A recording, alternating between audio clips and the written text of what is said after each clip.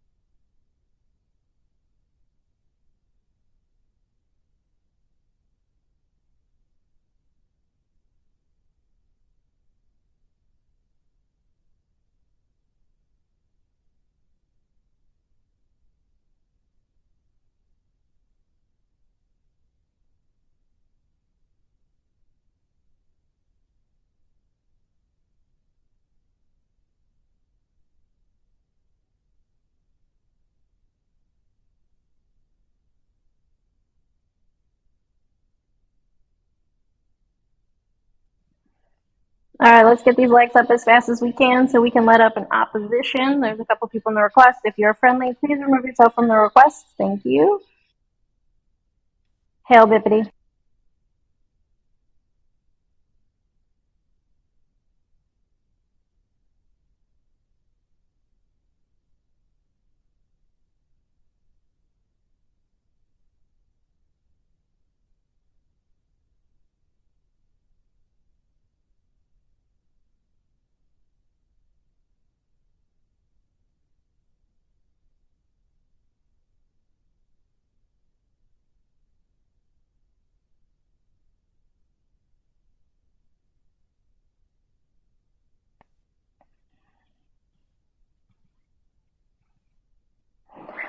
All right, y'all, let's tap the screen, share the live, send your heart me this morning. Takes 1 coin, shows support to the live stream, pushes it out to the FYP, helps us get some opposition.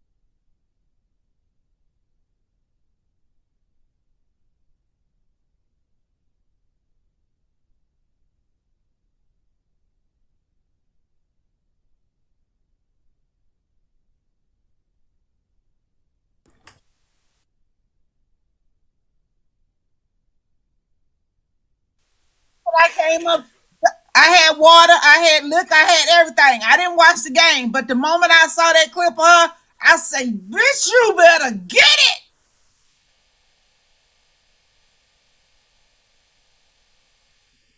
Baby, listen, because I understand and remember. And what better place to do it, baby, than at the damn Super Bowl? Bitch, you better move it. You better move it. Hey, listen. The Super Bowl used to be like on or around my birthday. Me too. Every year. Me too. And now they moved it to like the following weekend afterwards, and I was like, man, that sucks, because those two things used to go hand in hand. But oh well, it is what it is. Well, on a happy note, they didn't make Let Us sing the Black National Anthem outside like they did last year, because ain't no way they was finna put a hometown native outside to sing the Black National Anthem. Ain't no way, boy. Ain't no way. He activated the bootcut gene generation. It's crazy. I don't know if it was the best halftime of all time, but it was good. Oh, it was good for me. You want to know why? Because all the white people pissed because they don't understand the message that Kendrick was giving out, and they was mad. One of them even said I went through their content, and Beyonce is not a country singer, but would have rather had Beyonce perform than Kendrick. I was like, Beyonce's not a country singer. Yeah. Okay. I went through her content, and she said Beyonce is not a country singer, but she would have rather had Beyonce perform than Kendrick Lamar. Make that make sense, shouty. Beyonce's not a country singer. Right. Oh, I made a stick about that. I got a picture of Olivia Newton-John, Anne Murray, and Shania Twain. I'm like, you trying to tell me these foreigners are more country than this native-born Texan? I think not. Right. Not only that. Like, who created country music? Oh, the Appalachians. If you don't stop it. That's what that white lady say. She said the Appalachians, country music was created out of the Appalachian people and the Scottish and the Irish people. That's what that girl said with her whole chest. Well, I did, the Scotch Irish got the use of, what they called the banjo from I know black where people. It came from. But that's also where the word cracker came from too, though. Same people. Same people. She said that with her whole chest. And if y'all could kindly keep, let me see, I wrote her name down so I don't see her behind no more. Where's she at? Because, I got Post-it notes for days. If y'all could kindly keep... What? God damn it, I threw her Post-it note. But y'all will know it when y'all see her. Sassy little Bob or something. I can't... I can. Hey, guys. I swear to God, I'm going to put what a liberal is on the background. I feel like I have to at this point. Because these dummies think that, like this person, I block dumb libs. I don't know how you block yourself, but idiot, you're a liberal. You're a liberal, dummy. Stupid. Look, once they run into the wall, once they bounce back and don't realize what we're saying is factual, that's a them problem. Yeah.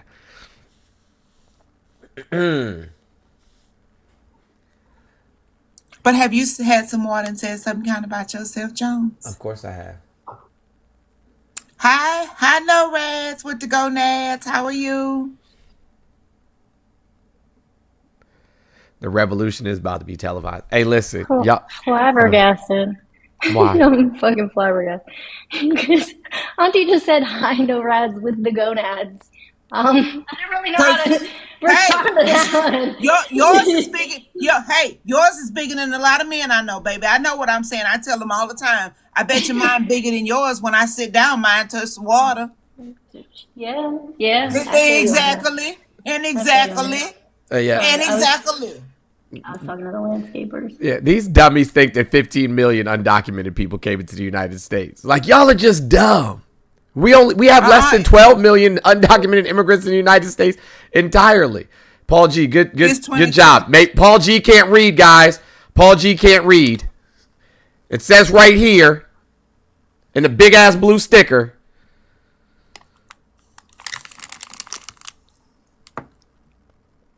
Nope, sure don't. Elon Musk is from your country is stupid.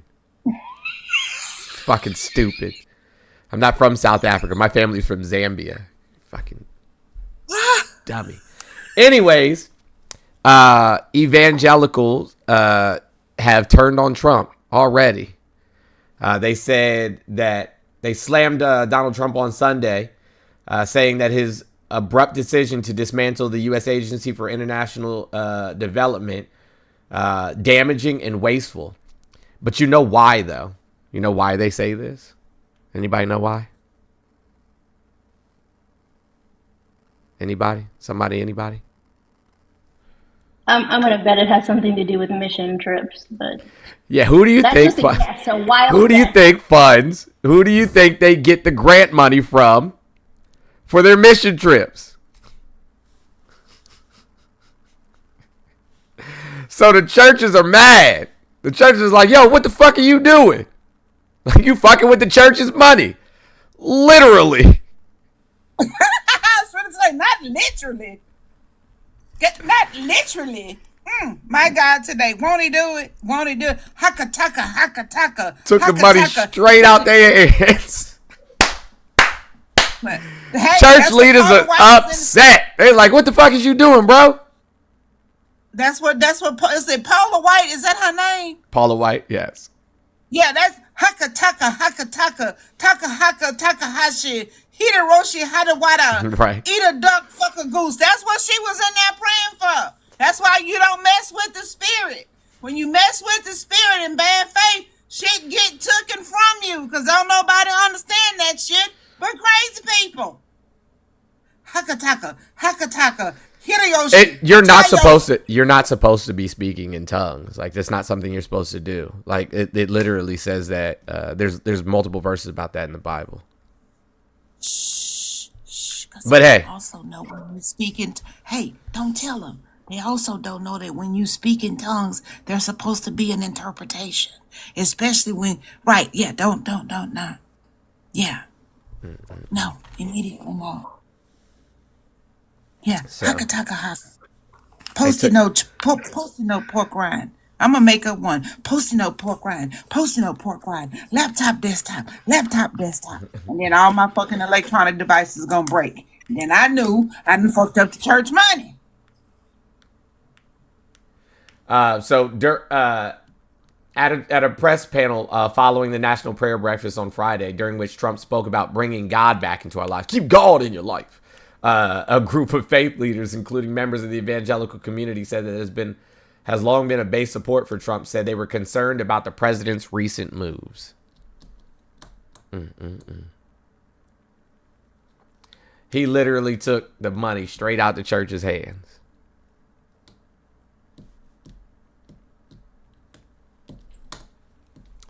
Y'all gonna learn. You know, Jones, sometimes you just gotta let folk figure out that fat meat is really greasy.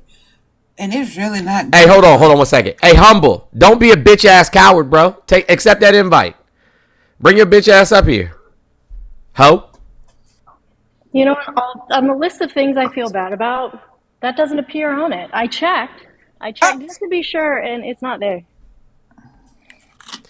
Y'all some fucking cowards, boy. I swear to God. Y'all got to be the biggest fucking cowards on the planet. Talk all that crazy shit in online and whatnot. Won't come up here and say it with your whole chest. Wouldn't say it to my face. Oh shit, I'm on the wrong account. This Y'all one ain't some whole modded. I'll be right cowards, back. Whole I'll be cowards. right back. This one ain't the modded account. I'll be right back. All right, cool. Naya, what's going on? How are you? Good morning. Naya, you there? I don't paint my own nails, Jerv. It's too difficult to do. No Rads does it for me. Yeah, No Rads does it for me. Another hoe. I guess Naya's not there. I'm going to send them an invite. All right, cool. Matt, what's up?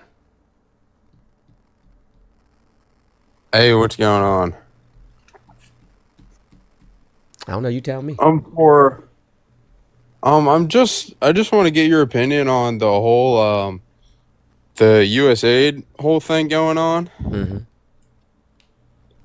Are you comfortable with the American government spending $200 million on Iraq Sesame Street? Yeah, absolutely. Why? Yeah, because we started wars in that region. First of all, we didn't start Sesame Street. The Sesame Street started in, and it wasn't even Iraq, but it started in 2017. No, it was Iraq. Started in 2017. So we didn't So start you're it. fine with just giving away $200 million? Absolutely. Absolutely. When we destroy a region, you know what I'm saying, and cause wars in Syria and Yemen, and then those people have to run, those children have to run out of those areas and find, homes and solace in another country. And then we help to fund, education and information for them to make them feel comfortable and safe in the place that we force them to. Yeah, I feel comfortable with that. It doesn't even matter because half of it just went into terrorist hands anyways. How do you know that? Do you have proof of that? Do you have proof of that? Do you have proof of that? Oh, yeah. That's why they want to shut Elon down, you retard. No, you don't. Oh, my God. Bro, don't Oh use my slurs. God. No, we got to kick you because you use the slur. You're fucking... We got to kick you because you use the slur. That's what I'm saying. Y'all can't even engage in, you know what I'm saying, like actual conversation. Y'all are that's what I'm saying. Just like a gang of cowards running around behind other cowards. Just a gang of cowards running around behind other cowards. He wanted to get kicked because as soon as I asked him for proof of it, it was nothing. Hey, no raids. No raids. She probably talking to me. No, I'm here. I'm here. I was just getting a ladder. What's up? Hey, no raids. Yes, Be proud of it. Be proud of it. Oh, okay, I didn't know that. I didn't know that, Misha. You can re-request. My apologies. I didn't know. Yes. Ours are bigger than theirs because we can stand on business. Be proud of them, go Nan, sister. And be proud of them. I don't know. Misha! Do you like my background live from South Africa? Yeah, I love it all. Hey, I could have warned you about Matt. He's come on my things a lot. well, I didn't know that he was going to drop a slur right off the bat, but I blocked him though because I've usually that comes near the end. Usually that comes in, like when they're losing, they finally show their true colors. But yeah. Oh, he was. Hey, Misha's on 2 weeks. Jones simply asked him for a source about what he said, and then bazinga. But hey, Michi, I'm applying for the Paula Jones Church of Lord and Trump, and I just want to pray for you right quick, if you don't mind. No, please do. Please do. Yes, don't. ma'am. Please don't. Laptop, desktop, laptop, desktop, desktop, laptop, desktop, desktop, laptop, desktop, desktop. Wireless mouse.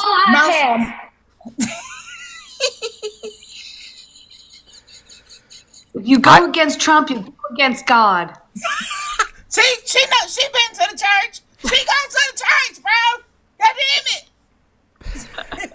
So I just want to point out really quickly, for those of you who didn't watch me yesterday, I'm just gonna bring it up now. Here goes probably another lovely human being. Raymond, good morning. How are you? Yo, how are you doing, sir? I'm doing okay. Can you hold on for just a second, though, if you don't mind?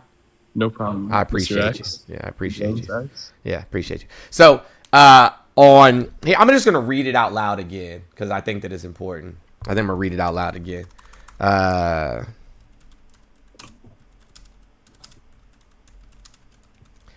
why I have the live from South Africa up on the background because I just thought, you know what I'm saying, it was important for us to all see.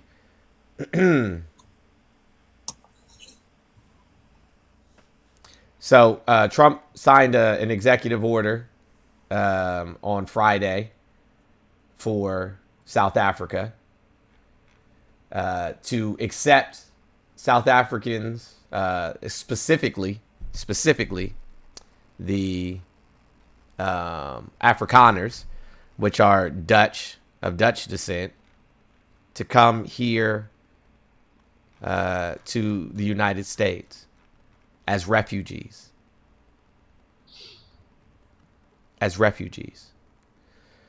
offering them resettlement here in the United States. But I want to read the executive order in its entirety. So just give me 1 second so I can pull it up. I thought we were full.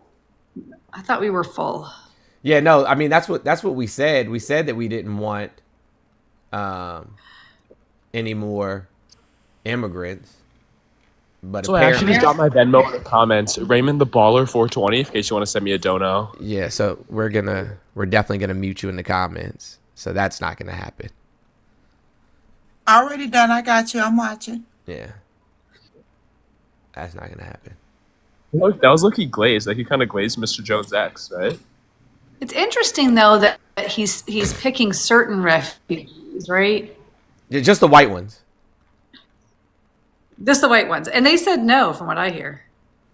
Oh, did they now? They said, nah. They did. We don't want to go to a fascist country with an authoritarian dictator. We're good. I thought they some Afrikaners cheers Trump amplifies claims of persecution. That was according to the New York Times magazine. Also, I just want to point out really quickly that Mr. Trump on Friday put the weight of the American influence behind a hotly disputed claim that Afrikaners were the victims of unjust racial discrimination, issuing an executive order to allow them to migrate to the United States as refugees and halting aid to South Africa. Trump's the king, though, right? Yeah, they have made claims of mass unalivings of their people and widespread land grabs by black-led government, and they insist is seeking retribution for the sins of Afrikaner-led apartheid government. Their stories have been false or greatly exaggerated, but that hasn't stopped them from being widely amplified and repeated online. Bro, the fact is these things aren't actually happening. But I'm going to read Trump's executive order really quickly.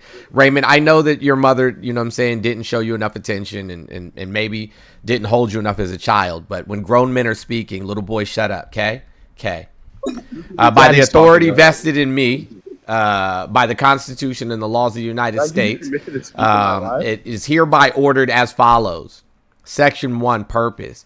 In shocking disregard of its citizens' rights, the Republic of South Africa recently enacted Expropriation Act 13 of 2024 to enable the government of South Africa to seize ethnic minorities, Afrikaners, agricultural property without compensation.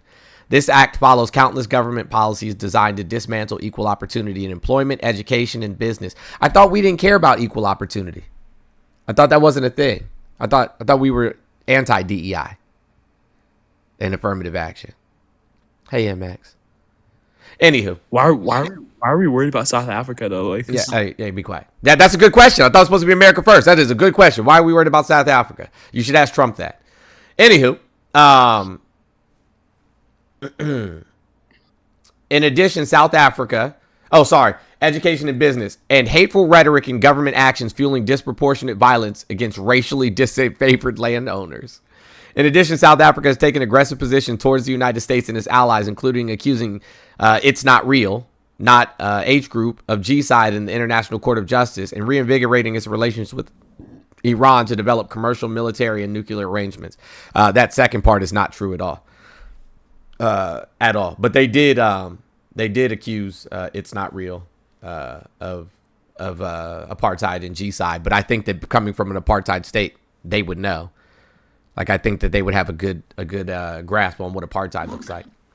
Anyways, the United States cannot support the government of South Africa's commission of rights violations in its country or its undermining United States foreign policy, which poses national security threats to our nation, our allies, our African partners, and our interests.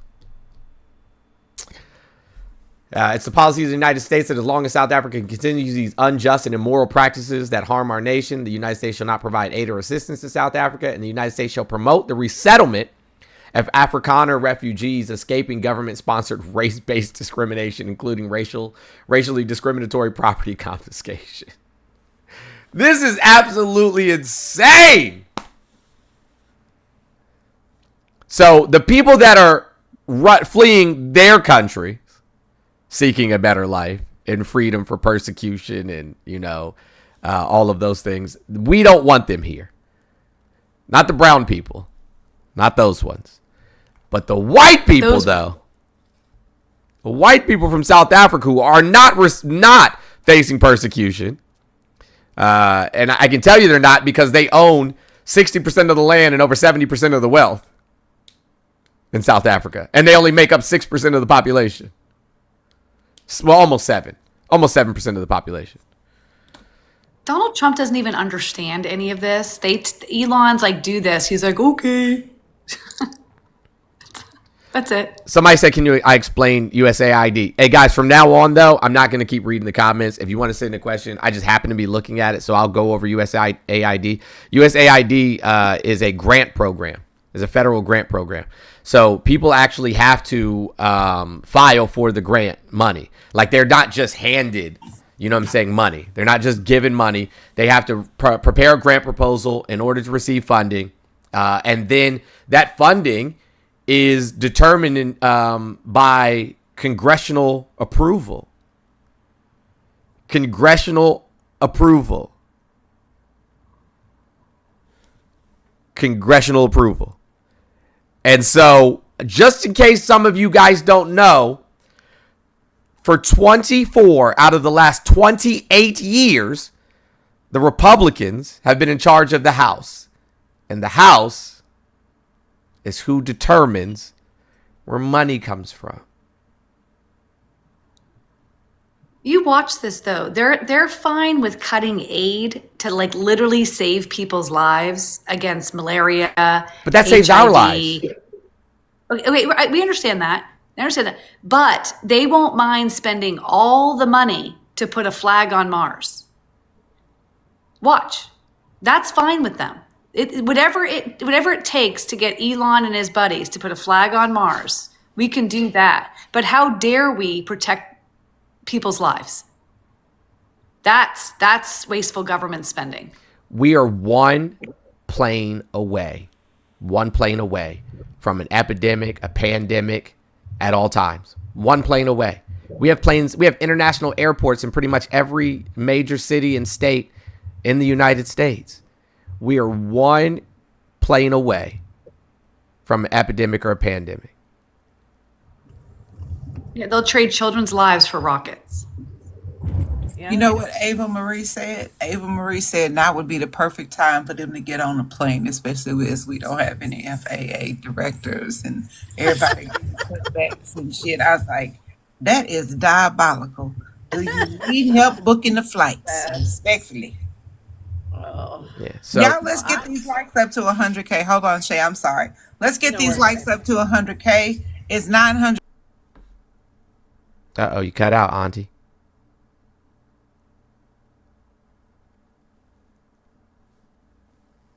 To 100K. It's 940 plus people in here. We have a daily gifting goal of 500. Donate if you can. Every gift is appreciated.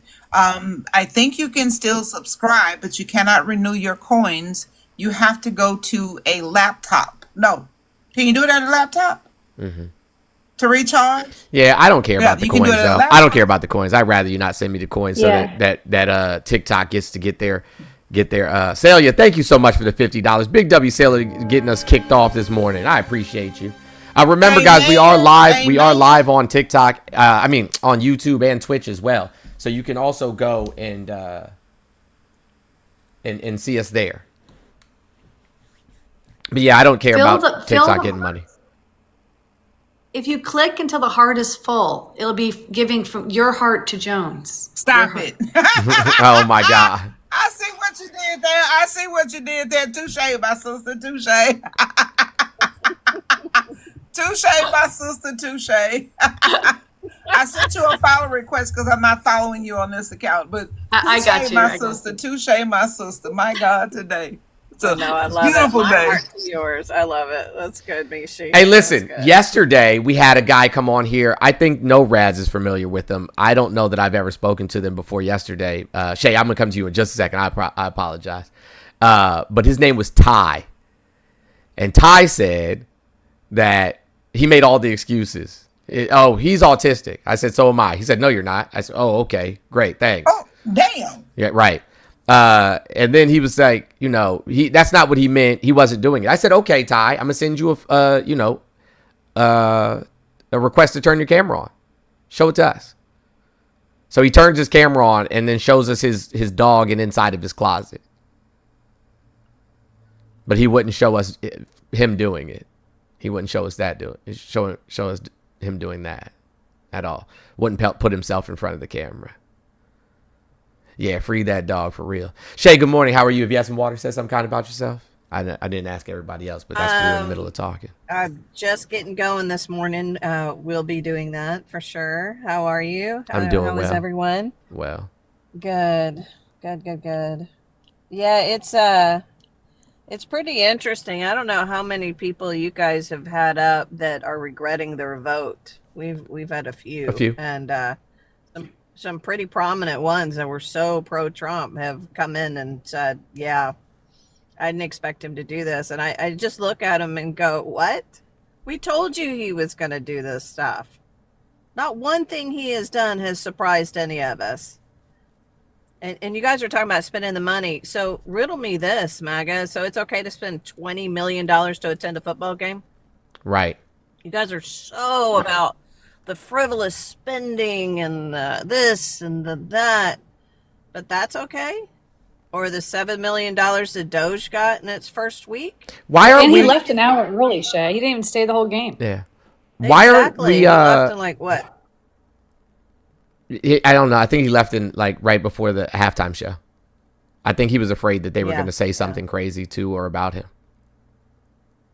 $20 million. That's how much it cost for him to go to the Super Bowl. Yeah, but he wasn't getting any camera time. Yeah, that's okay. That was the issue. He wasn't getting camera time, and he got booed when he first came in. So, yeah. No, it was Taylor Swift. Have you seen his True Socials? He's like, America is back. They booed Taylor and cheered me. I think he did like 2 or 3 posts about how he got a great reception. Yeah, that's not what happened at all. Is it true he's not inviting the Philadelphia Eagles to the White House because they turned down his invitation in 2018? I don't think so. He won't invite them. He won't get a rejection twice. Yeah. I mean the same thing with the Warriors. They turned him down. Like most of the teams was like, nope. Yeah, it was from 2018. Mm-hmm. Yeah, but I think he already preemptively said, I'm not inviting them this year. Not even trying to reach out. Not even trying. Nope. Petty. I don't know why people follow me just to be angry with me. Like, don't follow me then. Don't follow me. Just go do something else with your time in the morning. Like, you're here every morning just to complain. Like, you don't have nothing better to do on a Monday morning? Nothing? Jones, don't you know that's where they get their energy? Like, MAGA is more angry now after he won because now where do they put it all? So they have to come on here to try to still get that fix of hate. They need it. It's like a drug for them, you know? Right. Mm-hmm. Right. Hi, Mr. Jones. Hey, what's going on? Hi, Shay. Good morning, Meredith. Some Republican tweeted that Social Security is full of fraud, and Elon said he's going there next. They're going after Social Security next. Well, I mean, didn't we already know that they were going to go after Social Security? Like, we knew this before we've known this for quite some time. We've known that they were going to attack Social Security for quite some time. The Republican Party has been trying to defund Social Security for a grip. I think that's one of the other big reasons for them getting rid of so many undocumented immigrants, because undocumented immigrants fund billions of dollars into the Social Security administration, and if they get rid of the undocumented immigrants and that money isn't going into those coffers, then it will accelerate the Social Security administration having a deficit, having a major deficit. Yeah, I know. I was praying to God they wouldn't even try to touch it, but we're gonna need more than God at this point, friend. I know. Hey, Mad Hatter, you can come up here and ask questions if you want to ask questions, but you're going to get muted in the comments. But But like, maybe you should learn how our government works. I just want to let y'all know I gotta get ready for a dentist appointment. All right, thank you. Yo, why does nobody get the? Why does nobody? All right, have a good one, Meredith. We're gonna do all we can to save this nation. I promise you.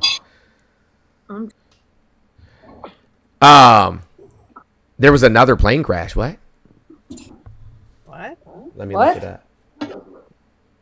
It's DEI, I'm telling you. There was no problem with DEI the whole time Biden was president, but as soon as Trump became president, like DEI took full force.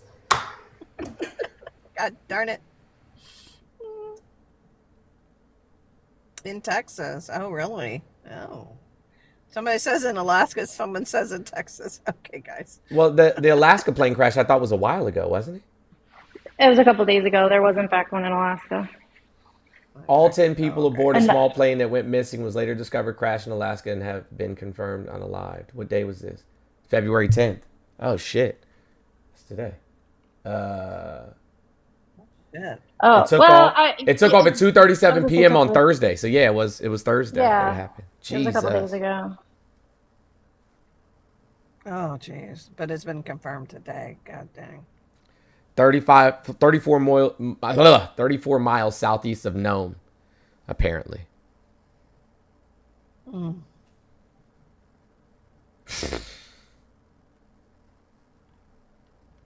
Insane. I'm supposed to go to Philadelphia in May. I'm like, I don't know if I'm going to get on a plane. XYZ, am I going to find a way to monetize what too? Like, if you need help with learning how to monetize things, I can teach you how to monetize anything if you'd really like. As long as there's stupid men in the world, you can monetize anything. Man, oh man. Hey, that's a fact. That's a fact. You really can. As long as men exist. Okay, I'm gonna mute you, bro. I gave you the opportunity to come up. I'm not in South Africa, you dummy. I don't know why you guys don't get the joke. But it's okay. Hello, Democrats. We're not I'm not a Democrat. Because they read live, not live. Oh, gotcha. Oh, now that makes sense. Now I get. Okay, all right. Now I get it. Hey, listen, bro. I'm gonna. Yeah. I'm gonna go ahead and drop you, bro, because you sound like you're not worth talking to. I don't even like your voice. Sounds like. I'm done, Mishi. That was funny as hell. I'm sorry. That makes sense. Now it makes sense. They think that I live in South Africa. I'm dying. Got it. Live from South Africa. Live from South Africa. Got it. That makes more sense.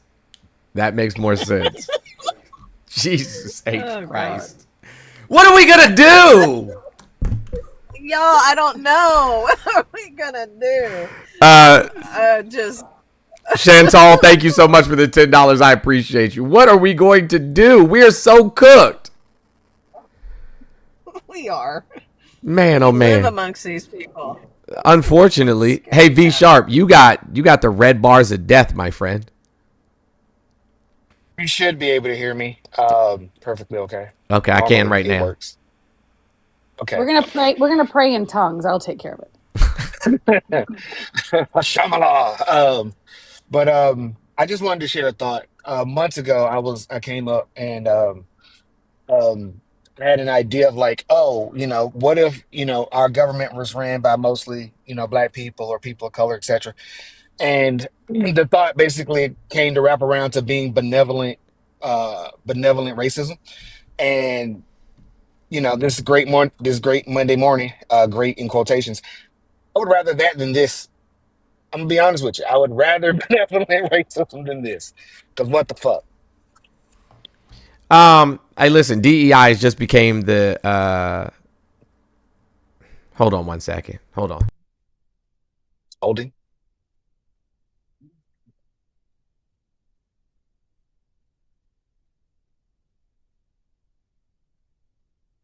And then there was me.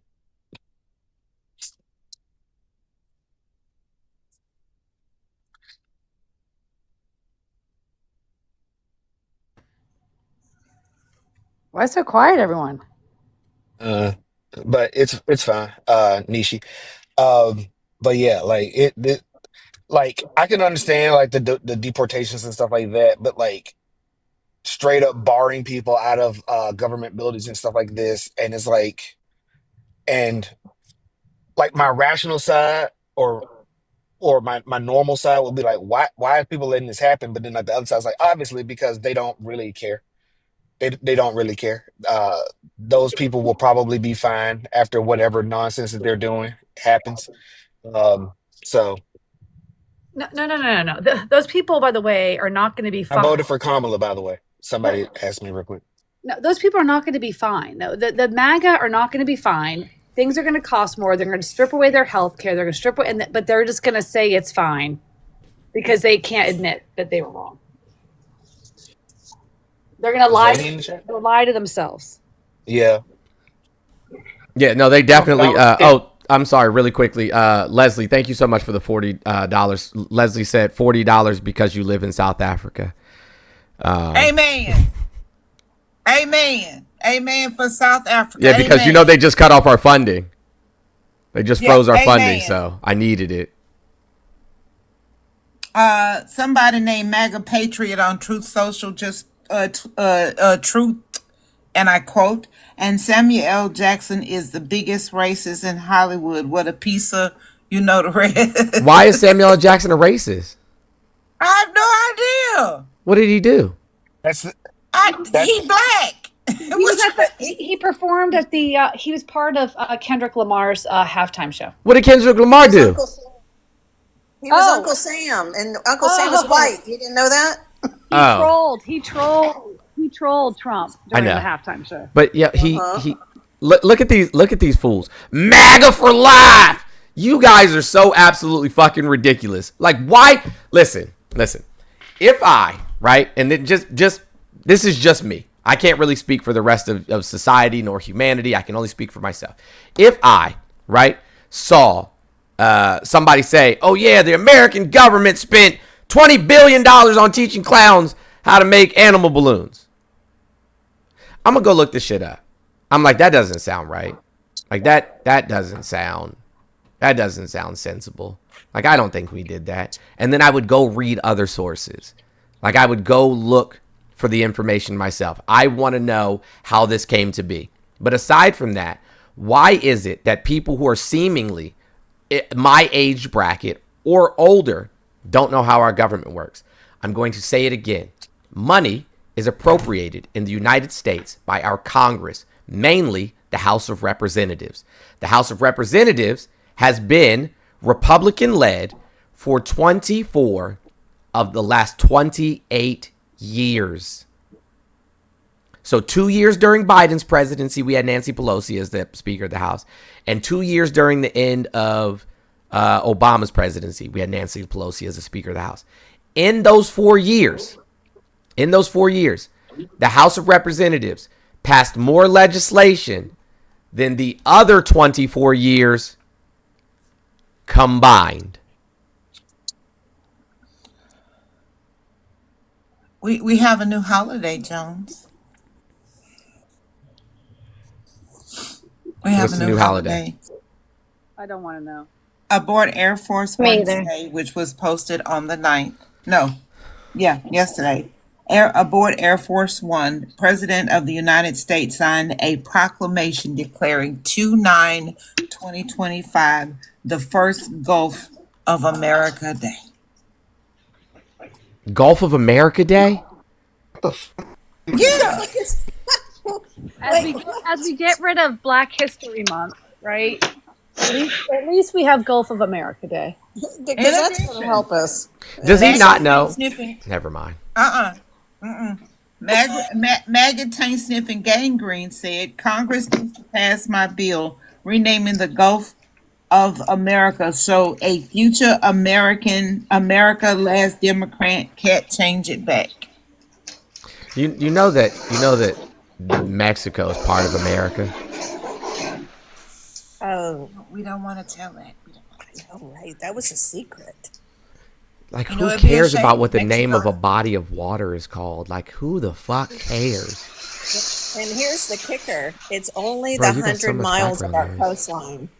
Yeah, right. It's only 100 miles of our coastline. It's not the entire body of water. That's what they don't know. So it's Gulf of America till you go out on your boat from Galveston, Texas, out 100 miles, and then, oops, it's the Gulf of Mexico again.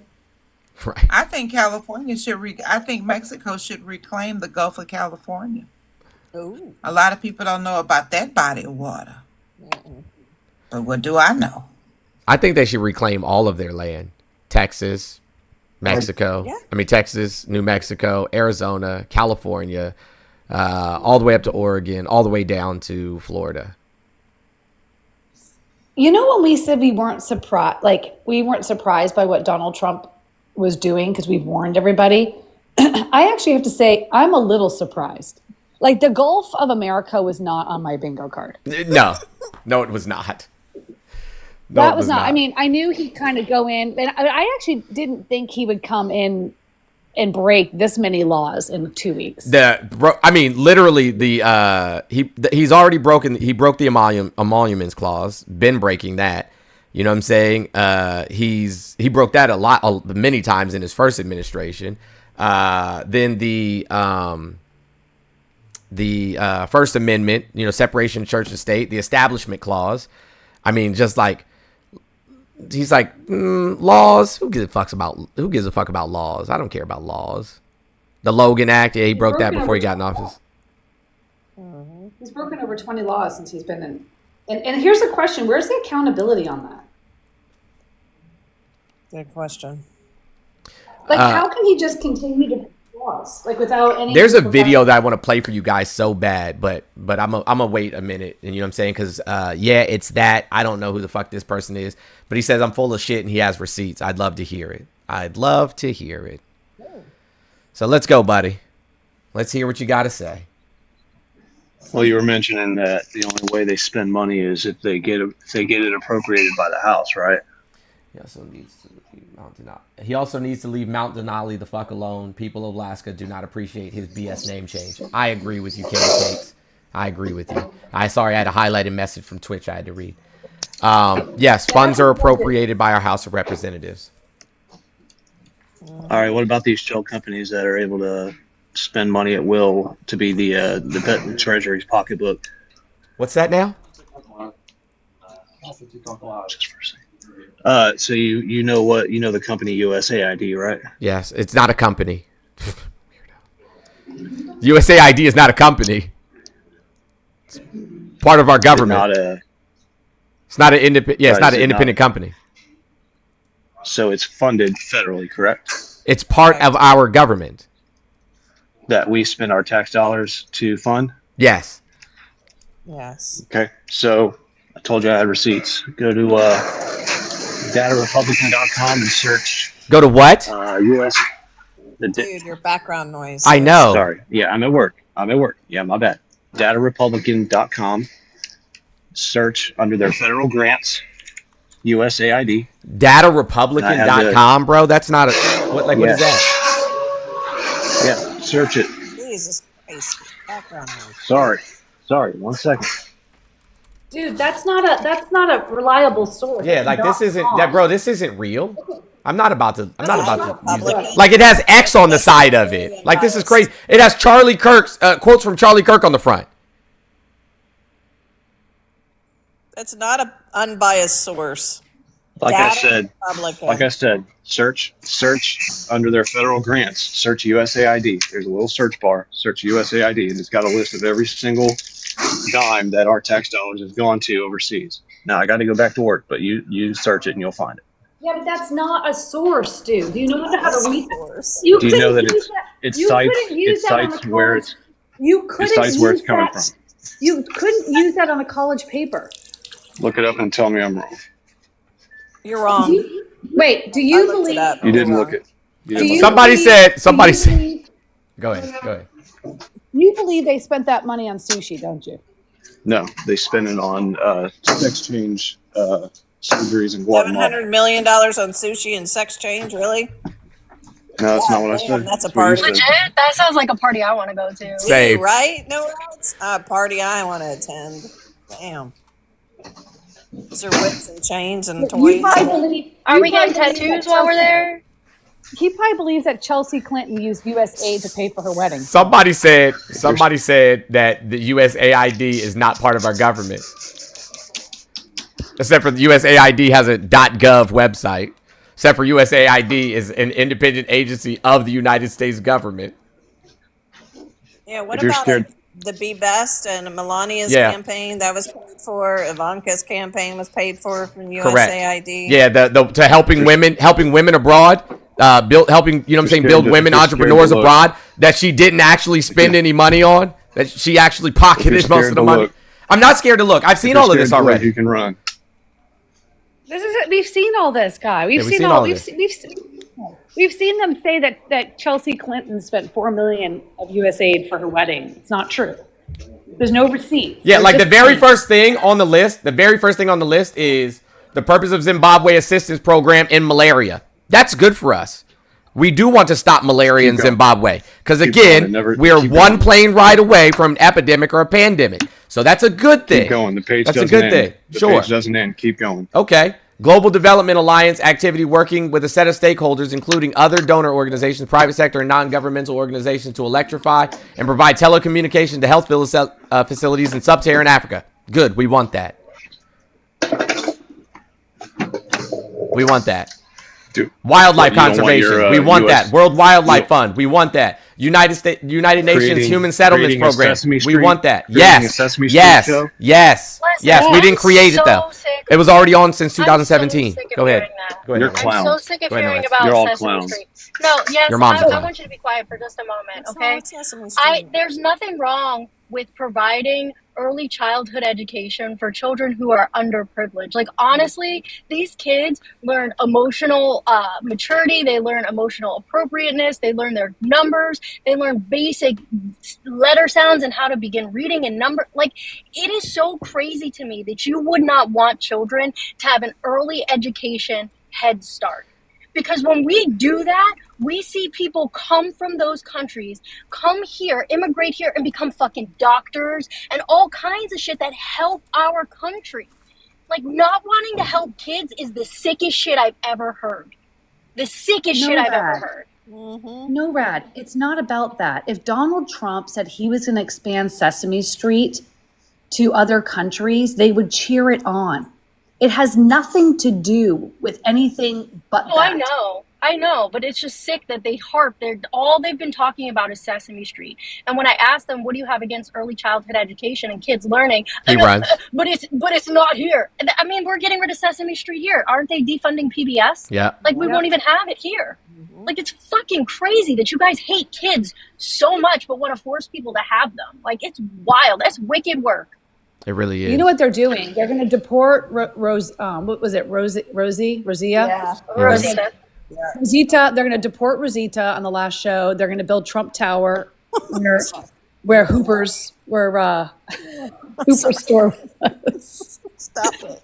They are. And Bert and Ernie are not about to live together anymore. The crazy thing is these people call themselves Christians and whatnot. They're like, oh yeah, you know what I'm saying? Like, I'm a Christian and you know, I believe in Jesus and so on and so forth. And we need to bring God back. And, you know, we need to bring Jesus back and so on and so forth. And that's all I hear. And then when I ask them about the verses in the Bible where Jesus specifically says how you're supposed to treat, the people amongst you, they're like, oh, nah, I'm not going to do that. I'm not going to do that. MAGA. Yeah. Please tell me the verses in the Bible where he says how you're supposed to treat people. Oh, sure. Is everybody ready to read along? Don't Google it. Don't Google it. Oh, I don't need to. Matthew 25 verses 31 through 46, but I'm going to put it on the screen so everybody can see it. I want to put it on the screen so everybody can see it. Matthew 25 verses 31 through 46. We're going to go there. So let me put it on. Prison and jail aren't the same, sir. What? Prison and jail aren't the same. Dark Knight don't count. You Googled it. Please be quiet. Please be quiet. He does this every day. You Googled it. I did not Google anything. I haven't even typed yet. You can hear my keyboard when I type. Come on, let's hear it, sir. You can hear me. Matthew what? I'm going to put it on the Matthew 25 verses 31 through 46. Mm-hmm. Keep going. Yeah, I'm going to go. I'm going to start it out before I even turn the screen around. Hold on one second. video. I You're not going to literally argue that. So you're talking about the sheeps and the goats. Oh right? yeah, the sheeps and the goats. Yeah. Okay, keep going. Keep going. Yeah, let's read the chapter. Let's read the chapter. Yeah, I can tell you the whole chapter. Oh, so you can. Okay, great. So let's do it. Yeah. Let's put it on the screen so everybody can see it. Oh shoot, Auntie, tell me what I got to do. I got to raise this up a little bit. There we go. There we are. Everybody read along with me now. This is the book of Matthew. Like I said, chapter 21, verses 31 through 46. Then we're going to go to Matthew 7 right after this, though. We're going to go to Matthew 7 right after this. Yeah, go ahead. Can everybody see this? All right. Can I take a moment to please point out the tuco way of arguing that somehow your argument is invalid because you don't know the verses? I do know the verses very well. Mr. I'm just Jones, arguing this isn't your this is a conversation. nonsense point he's trying to make anyway. Sidebar that, sir. I just want to hear Dark Knight argue that Jesus would not be. Jesus was what? Jesus was what? Go ahead. Let's hear. He wouldn't, because it says in the Bible he can be pruned away from would. Me. Hold on. He's also said, away from me, for I never knew you. Yep, you workers of iniquity. Yep, you workers of iniquity. He's talking about you. Right, exactly. Yes, he's talking about you. With faith, hold on. He's talking about you. Dead, ma'am. He's talking about you. It talking about me. Yeah, he's talking about you. I never said that we shouldn't give to the poor. Oh, here. Well, let's read what this says. Let's read what this says. How are you talking about me? Let's read what it says. I'm answering her question. When the Son of Man, hey, please don't speak while the scripture is being spoken. Please don't speak while the scripture is being spoken. I don't like that. I don't like that at all. That's blasphemy. When the Son of Man comes in his glory and all the angels with him, he will sit on his glorious throne. All the nations will be gathered before him, and he will separate the people one from another as a shepherd separates the sheep from the goats. He will put the sheep on his right and the goat on his left. Then the king will say to those on his right, Come you who are blessed by my Father, take your inheritance, the kingdom prepared for you since the creation of the world. For I was hungry, and you gave me something to eat. I was thirsty, and you gave me something to drink. I needed clothes, and you as a stranger, a sojourner is what it actually says, and you invited me in. I needed clothes, and you clothed me. I was sick, and you looked after me. I was in prison, and you came to visit me. The righteous will answer him, Lord, when did we see you hungry and feed you, or thirsty and give you something to drink? When did we see you a stranger and invite you in, or needing clothes and clothe you? When did we see you sick or in prison and go to visit you? And the king will reply, Truly, I tell you, whatever you did for one of the least of these brothers and sisters of mine, you did for me. Then he will say to those on his left, Depart from me, you who are cursed, into eternal fire prepared for the devil and his angels. For I was hungry, and you gave me nothing to eat. I was thirsty, and you gave me nothing to drink. I was a stranger, and you did not invite me in. I needed clothes, and you did not clothe me. I was sick and in prison, and you did not look after me. They will also answer, Lord, when did we see you hungry or thirsty or a stranger or needing clothes or sick or in prison and did not help you? And he will reply, Truly, I tell you, whatever you did not do for one of the least of these, you did not do for me. And they will go away to eternal punishment, but the righteous to eternal life. Amen. So now I have a question for you. Sure. Who are the sheep? Who are the sheep and who are the goats? So the sheep, right, are the people who follow God's Jesus's bidding, Jesus' will. Are the Christian people, right? Are the Christian people, and the goats are who?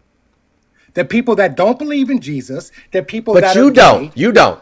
But you don't. I do. No, I do believe in Jesus. Who'd you vote for? Why don't I? Who'd you vote for? I don't vote. Oh. Get the fuck out of here. I don't believe in government at all. Why would I vote for people to take my money and give it to whoever they want? Why would I support that party? Why do we entertain these things? Why? Explain to me why I would support a party like that. Goats are gay people? Did you say the goats are gay people? No. The goats are anyone. You're going to tell me that Jesus supports gay people? Absolutely. Yes.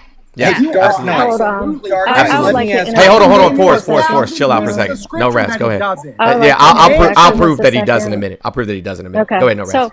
So you're saying that you don't vote, but guess what, friend? They're going to take your money anyway. A man should never lay with a man. Shut up, I'm speaking. Jesus never said that. Shut up, I'm speaking. Absolutely. So here's... Jesus never said that. And if you interrupt again, I'm just going to kick you. But then I'll prove that he never said that. You can kick me all you want. All right, bye. Okay, then I'll prove he didn't say that. But go ahead. Okay. All right.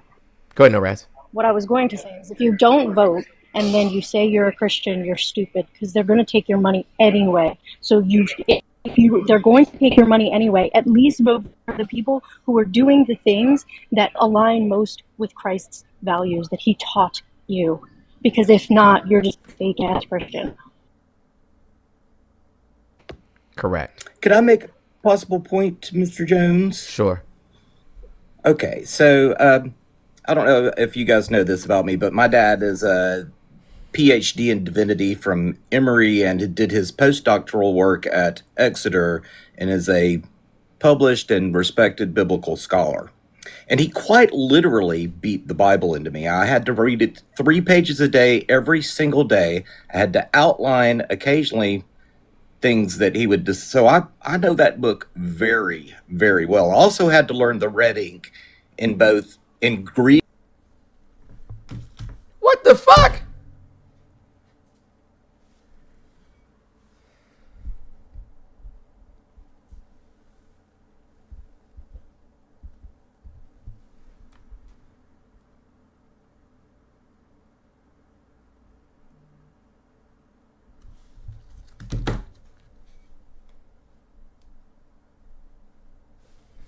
Hey guys, I got bananaed on I got bananaed on TikTok. I'm not sure why. I have no idea why.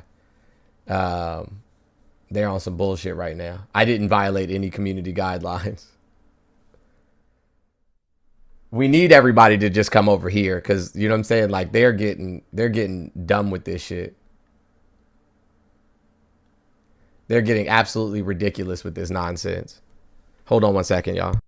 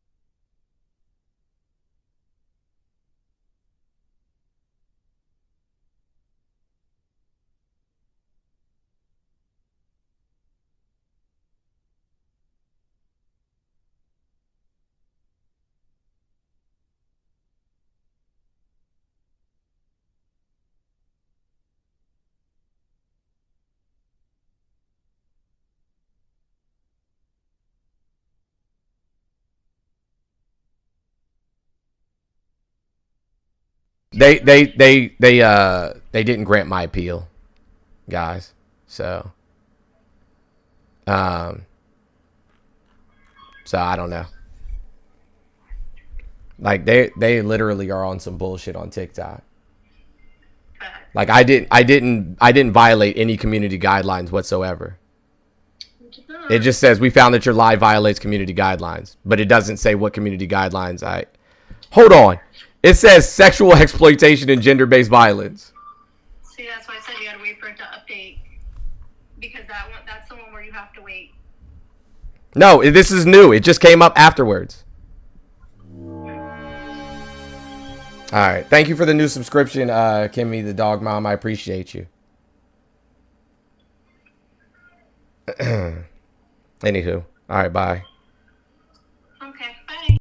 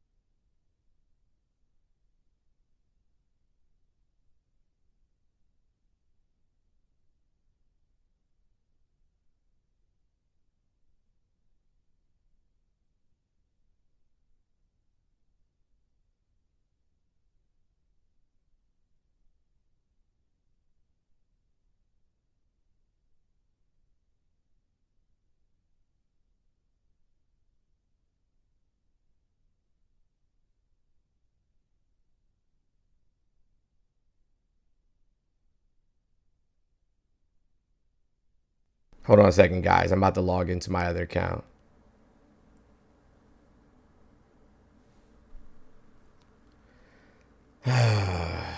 This is so ignorant.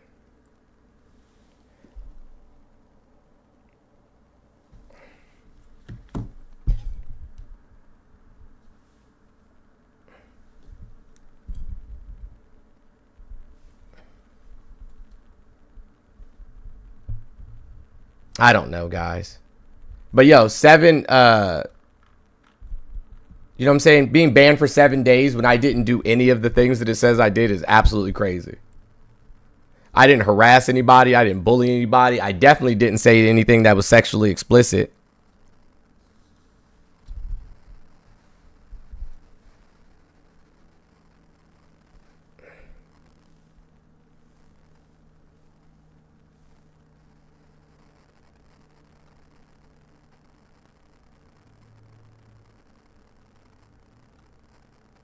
Yo, the hate is real, though. The hate is really real.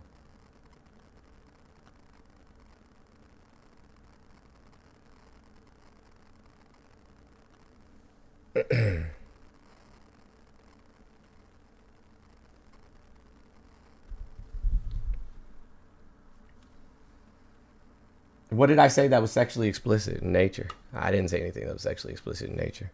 No way, no how.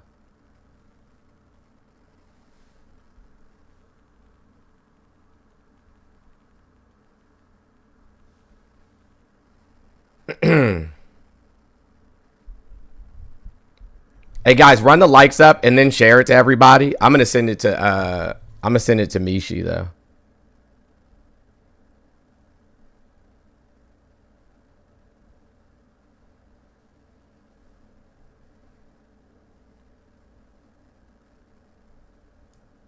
That's a minimum.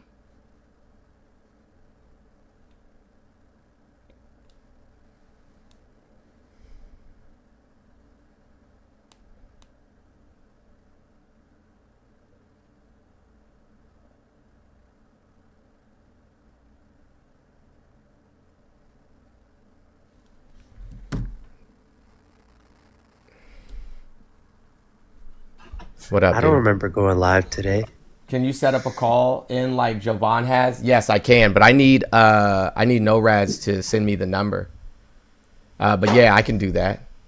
I can do that. Give me a second and I'll set it up. Wait, did you say what's up? Yeah, say hey, how are you? What's up? Oppression is up, brother. Oppression is up, brother. The struggle is up, brother. My name is Dewey Ababadoo. Mama say Mama Sama Makusan Jenkins.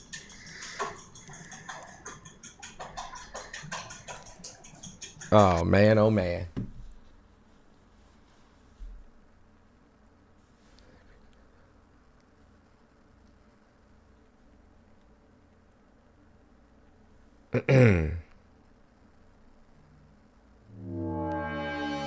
Hey guys, send this to everybody. Thank you, Fort Kickass. I appreciate you.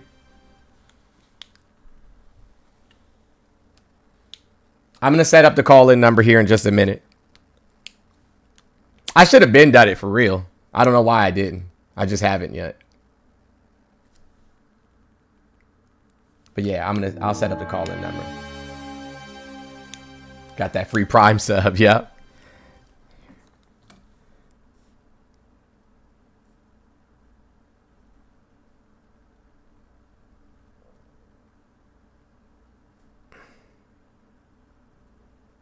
Okay, hold on, guys. Give me just a moment. I'm gonna set up the call-in number so people can call in from YouTube and whatnot, YouTube and Twitch, and then we'll keep going.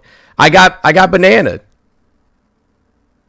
I got bananaed for sexual exploitation. Apparently, no, all my accounts aren't gone. Oh, I got you, Marmar. I got you. Okay. Add moderator. All right, you're good.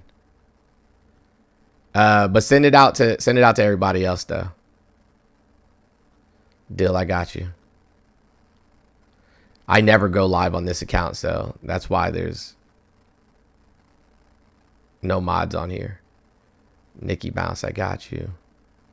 Add moderator.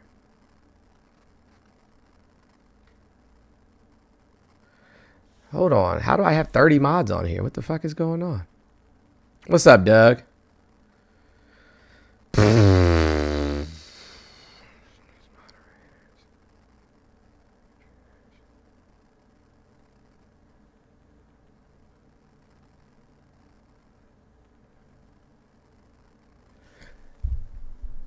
I don't even know who some of these people are.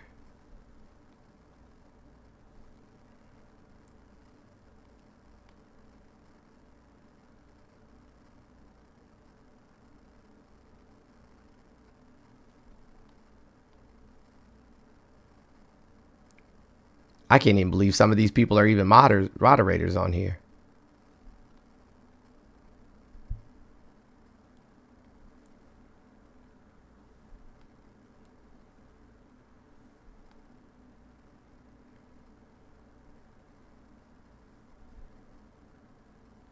Who made these people moderators in the first place?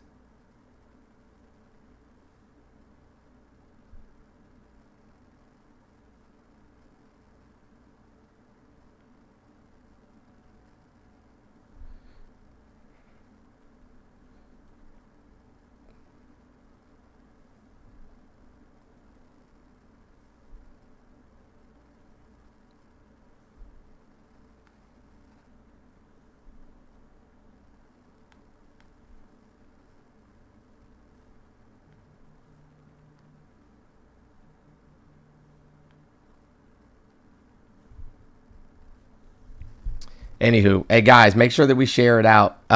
Somebody put it in the Discord. Okay, now I gotta put the phone number on YouTube. Oh, I gotta figure out how you guys will be able to hear the people on YouTube. Oh, because I'm not in studio. I should have just went in studio anyway. I'll get it though. I'll get it so you guys will be able to hear them.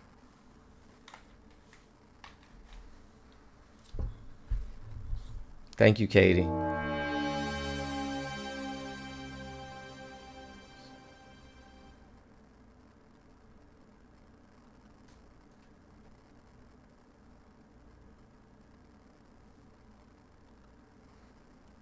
I swear TikTok hates the shit out of me. I'm so confused. Who are mods on here? A whole bunch of randos. People I haven't talked to in forever. I've never even been live on this account. So it wasn't me.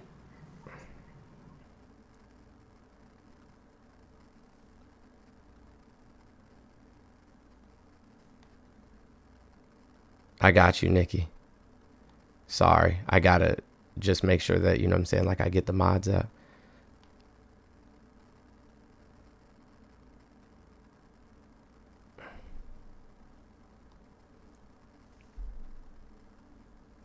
You're not a moderator on here either.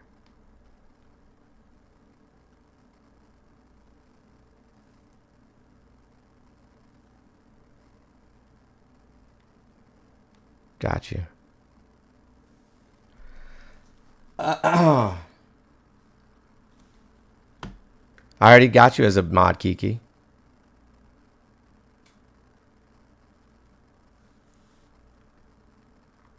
All right.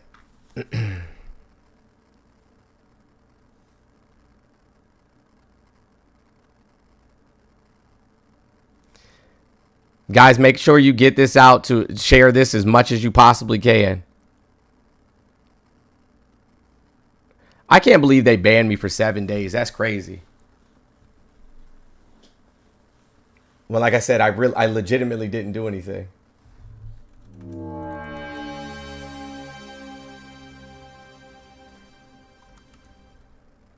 Thank you, Gary Snooks. Appreciate you.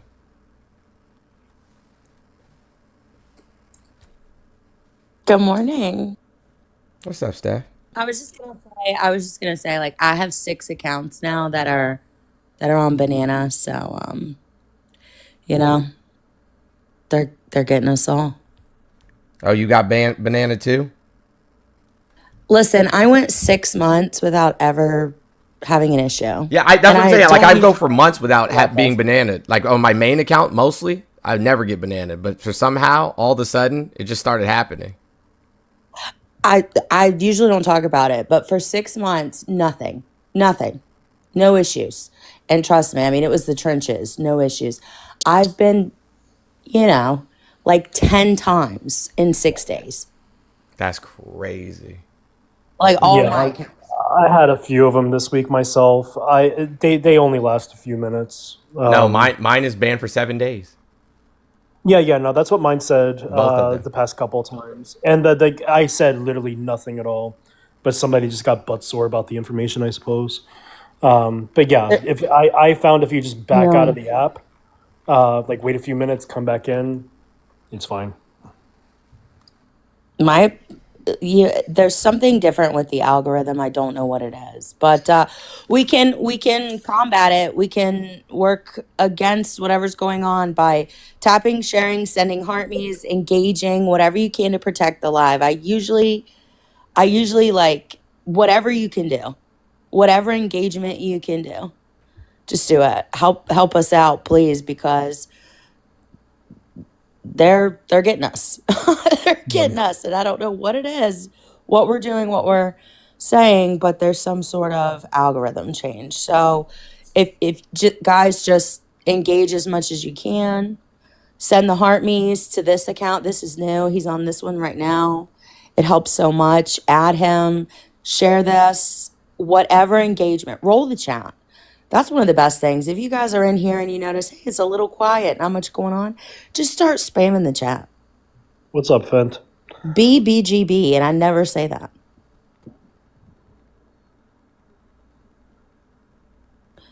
This is ridiculous. Baby Villain, did you watch the Super Bowl? I'm avoiding any Super Bowl conversations because if I don't, I'll get kicked off the panel. Yeah, we're not talking about that today. Copy. Okay, we'll Is it a Chiefs fan or something? Nope. We got to table it. Any Super Bowl hey guys, no conversation about the Super Bowl. We're gonna table that. We'll get to the next conversation, and then we'll get to the news. Are you getting snow? Who? I live in Florida. Those two tomorrow, actually. Yeah, because I'm getting like a foot, so I was wondering if you were getting any. But time to move. That's all that means. I hope not. I'm ready for spring. Honestly, it was 85 degrees yesterday. I was gonna say it was 90 degrees the other day on Saturday. Stop. 90 degrees. What is wrong with y'all? Well, Texas is all over the place. It's what is wrong with y'all? Yeah, it was at least 85 yesterday. At least minimum. You're getting. I'm canceling y'all for real. Why? Because we're supposed to get a foot of snow. Then move. That's Stephanie. I know. Then move. That's what you should do. I know. Do we have any news this morning? I was going over the news, but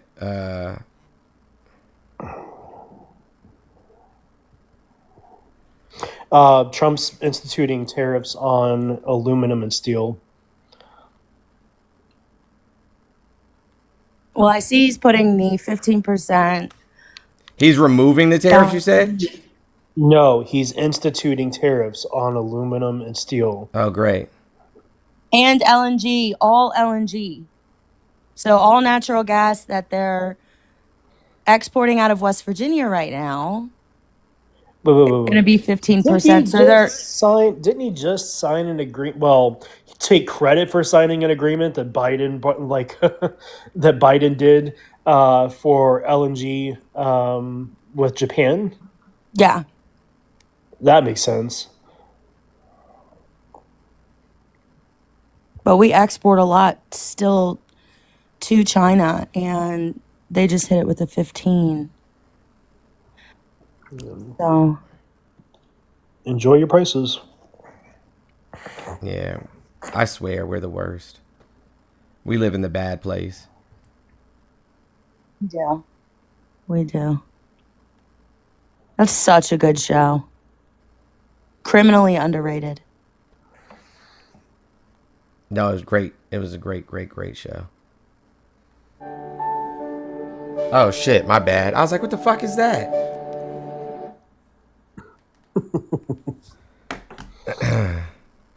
Chat, do you guys have any news? I'm plugging the other phone and I'll look really quick. I'm just up here to try to help him get some traction, see if I can help it anyway. I usually can't, but I'll try. So I'm curious about the aluminum and steel because we import quite a bit of aluminum and steel from Canada, which we just paused the tariffs on for 30 days. But in fantastic Trump fashion, it wouldn't surprise me if he did just that because he can't remember what he did 2 days ago. All right, I know what I know we're not supposed to talk about the SB, but did you see they said that Canada, did you see that commercial they played? What commercial? Oh yeah, about Ontario? Yeah. Yeah, I saw that one. I missed that one. I was doing a homework during the Super Bowl. I had it on, but I was kind of just barely listening. I know, no SBs, but yeah, I mean and then Trudeau was caught on that hot mic, and then that still was ongoing yesterday about how, what is he doing? Who? Does anyone know? Trump? He doesn't even know what the fuck he's doing. No. I have a theory, and tell me what you think. I think I could be wrong, but I'm kind of throwing it out there. Him and JD Vance are doing nothing together. And I think there's 2 reasons for that. But I feel like they're just not together. Anyone else feel that way? Yeah, I mean, I've watched him. That's typically not the case for any president, VP. So the same nonsense, the MAGA. Just hear me out. Oh, where's Kamala? Where's Kamala? Hear me where's out, Kamala? though. Nah, this is different. We this saw. Is different. Yeah, we saw Hear her me actually out. go out and do work. Hear me out. I think I know why. I think it's 2 things. Because with all these EOs, with all this madness, I mean, his VP should be right behind him. This is their administration. This is their executive orders. Vance should be right there. They should be hand in hand. They should be together at all times. Well, for obvious reasons, they're not together because of safety, right? So like the infamous airplane photo with the McDonald's, JD Vance was not on there. And he obviously can't be because you can't have all 3 of them in the room at the same time. So you can't have the president, Vance, and Mike Johnson all on the same airplane. That's not going to work. So that makes sense as to why you don't see them in that context. But I think the most important context and what makes this different is I really think Donald Trump, in his heart of hearts, 100% believes and knows he will be impeached. He will be impeached. And it might go as far as like a Nixon impeachment. So it's my theory. Now, y'all let me know what you think. If you think I'm wrong, let's talk about it. Vance is not with him to try to create a degree of separation so that they don't remove both. They don't impeach both. They only impeach one. That's my theory. Possibly. So I don't know if you caught JD Vance's tweet yesterday challenging the separations of powers and how a judge should not have say of what the executive branch does or does not do, saying that a judge shouldn't have the ability to tell a general how to do military operations. But in fact, that's exactly what they do. They Leslie, if they both get impeached, the third in line for secession is Speaker of the House. So it would be Mike Johnson. So if Donald Trump was impeached and JD Vance was impeached, let's say, for example, they were impeached together. Then it would go to the third in line, which would be Mike Johnson. Well, that would have to be 2 impeachments going on at the same time because right. But that's what I'm saying is like the optics of this with Vance being really nowhere to be found. Nowhere to be found, not involved. Now, am I wrong? Sure. Am I wrong? Probably so. I always am.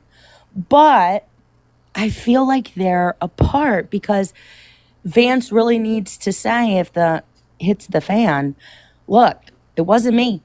It was not me. It was him. I didn't do it. Don't look at me.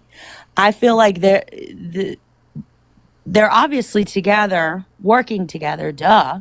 I don't think he Mike Penced him, but I feel like he's trying really hard to distance himself so that if the impeachment article does come down, it's on Donald only. And Vance can be like, look, it wasn't me. To try to protect any scenario of it going haywire and then them starting to look at somebody else, which would be Mike Johnson. Because if they take the both of them out, Mike Johnson's up. Listen, I think this 4 years is not going to be, I think it's going to be unprecedented. Heritage wants, yeah, man, listen. We've seen Elon. Elon's everywhere.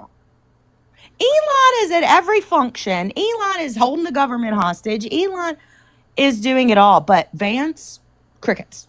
Nowhere to be found. Well, I would venture to say that it's not so much that as how many times do you see the first lady, the other first lady, like alongside Donald Trump? Not very often, right? They have a kind of an estranged marriage relationship, I've seen her. I think that's pretty applicable to the other first lady, JD Vance. The other first lady, JD Vance, is crazy. Listen, last thing I'll say. Democrats are sitting on what I call pocket articles. They've got them. They've got them. Oh, articles of impeachment? Absolutely they are. Yes. And whatever it is, it's not good. And they're keeping it to the vest. Oh, they're keeping these impeachment articles are softball pitches. Kyle, just hear me out. I'm sorry. You're just like, nope, not it. Nope, can't be it. Hear me out, Kyle. Hear me out. Oh, okay. Just hear me out. Lord help us. Pocket articles, Democrats have it. They've got it. It's to the vest. You're not going to see it. You're not going to know it. You're not going to know what's going on until they introduce it. Now, the articles by Green, that was like a spur of the moment one. He was like, I heard what you said. Our president can't say that. So I'm going to introduce articles of impeachment. But what Democrats are sitting on has not been seen, has not been heard. They're waiting for the vote. So 24 hours a day, 7 days a week for the next few weeks, phones in Washington are ringing. Older members of Congress, their phone is ringing. New members of Congress, their phone is ringing. Hey, come and work for my firm. I'd love to have you work at I know you're in Congress. You've been here for 2 years. You'll never be the president. You'll never be the Speaker of the House. You'll never head a committee. You'll never really do anything. So if you just come and work for us, and take the resign, then all of a sudden, you will have a name and everyone will know who you are. So those types of conversations are happening every second of every day in Washington. We only need two people to walk. 2 people to walk, and then we have the House and the filibuster. We just need 2 people. And whatever article they've got that they're sitting on, we're not going to see it until it lands. But I get 100. They had the articles written up July of last year. They've got it. They know. It's just, what is it?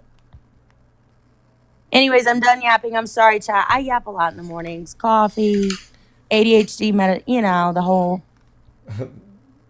Coffee and ADHD medicine would send me straight to the hospital.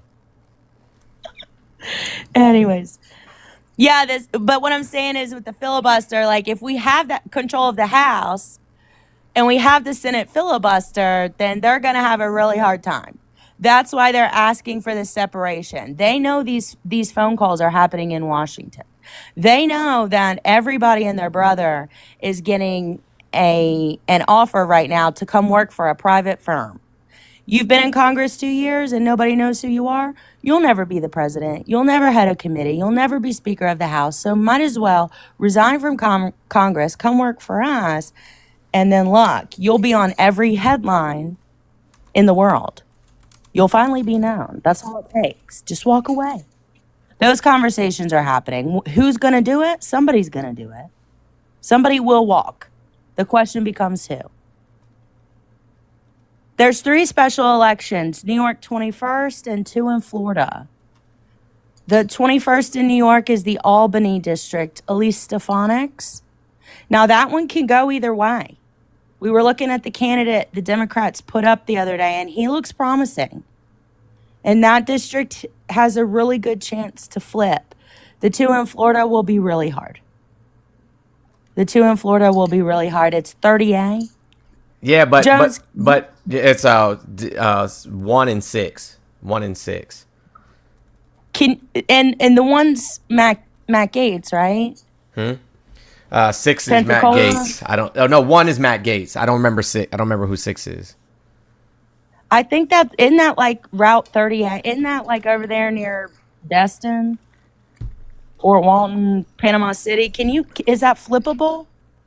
It'd be very, very hard for those red districts to be flipped. I thought one of them was an Orlando area one at first, but no rads had corrected me yesterday or the day before, not yesterday, but Friday. But they're both pretty red. But I don't know, man. It really depends on how people feel, because I mean his approval rating across the country is not very good right now. And he's already lost seats in places that, like in Indiana, places that he handedly won. He already lost, you know what I'm saying? He just flipped that last one in the special, and that one was was plus 22 when he won it. Yeah. So that New York seat has a really it was good Iowa. chance. That's what it was. Iowa. If we can get that New York seat, 21st, Capital Region, Albany, Elise Stefanik's, if we can get that one, it looks like Democrats have a really good chance. So I'm going to tell you right now, they are flooding that district. If you live in New York, let's start knocking on doors. Let's start making phone calls, because Democrats have to get that seat. Like, it's crucial. It's absolutely crucial. And then we just have to, hope somebody walks. Somebody realizes they'll never be the president. They'll never be the head of a committee. They'll never be Speaker of the House. So they might as well save their country by walking away. If they can get somebody to do that, we can flip the House and filibuster the Senate. They'll never get anything to his desk. And he knows that. And that's why J.D. Vance yesterday was like, look, we gotta give us a little bit more power, because, we need more power. And they need more power because we're about to flip the House and filibuster the Senate.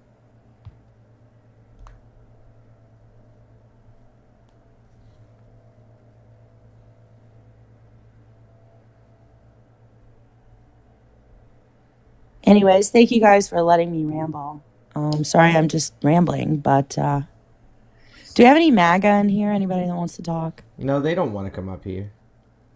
They just ramble on in the comment section. See, like this dude Wade Smith, like MAGA will win the war. Like, what war? What war? Gravy? You know what I'm saying? Gravy seals. What war are y'all gonna fucking fight? Y'all can't fight no war. Half of y'all can't even run up the stairs. Like, what are you talking about? Yeah.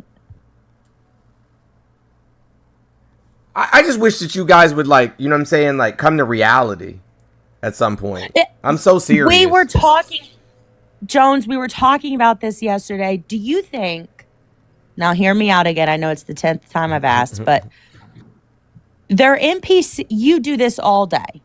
You do this all day. You talk to people all day on TikTok. You've talked to thousands and thousands and thousands of people. At this point, wouldn't you say they're just NPCs? They're not living in reality. They're detached from reality. I don't know what's going on. I can't. I have no idea. I wish I could tell you.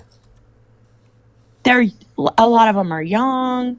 I don't know. Is it the manosphere? Is it just the state of the world? And I haven't picked up on it yet. But they're incels. They're NPCs. They're offline. They're just. At this point, I think they're AI. I don't know what they are. I really don't.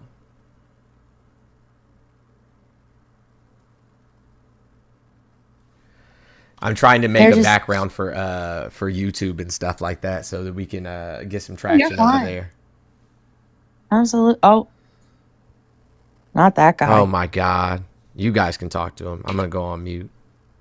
Mr. Loaf. Good morning, Mr. Loaf. You talking to me? Yes. Mr. Love? Loaf, like a bread loaf, like a loaf of bread. Oh, bread loaf. That's a new one. I'll take that one. All right. I call you that every day. I never heard it from you. I'm not gonna lie. I called you that yesterday at MAGA daycare. There was a lot going on that one. There's a lot of people talking, but what's up? What's the point of contention this week? What are you mad about this week? You tell us. Hey, America first, right, Brett? Hold on one second. America first, right? No, not the Afrikaners thing. I disagree with it. Now you okay? Now we disagree. Okay, all right. Okay. Listen, man. All right. It's new. I gotta look into it. The sanctions are separate from the land reallocation. I mean, from the asylum granted. The sanctions are for South Africa's alliances with BRICS nation. Those were coming anyway. But the asylum rule, I gotta look into it. I fully don't understand it, and as what I understand of it right now, I don't agree with it. Are we giving the Palestinian people asylum? Yes or no? Excuse me. Palestine and Israel is not a Trump issue. It's an American stance. It's hypocritical to highlight Trump on Israel. South Africa. We know that Biden said no. Biden never suggested that we remove the Palestinian people from Gaza and turn it into a Middle East Riviera, bro. Like, stop lying. Like, if you're gonna come up here, at least be genuine and honest with your conversation, bro. No, Jones, I get what you're saying. Listen to what I'm saying. I think there's an evolving plan that has got, for some reason, this is conspiracy. I don't understand America's relationship with Israel. I looked so hard through the information. I don't understand it. Trust me, I could talk to you about Israel and Palestine like I was standing in Israel, but it's nonsensical to me. I don't understand America's relationship with Israel.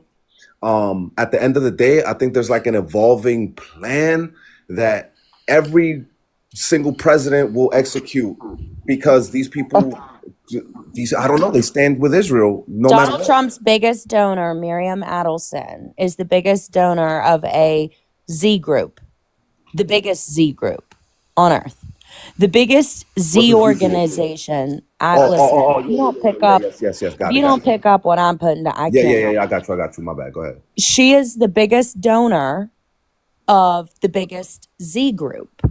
So her husband, Sheldon Adelson, who owns Sands Casino, shocking he wants it a Riviera now, Sands Casino. She's the biggest funder of the Z people.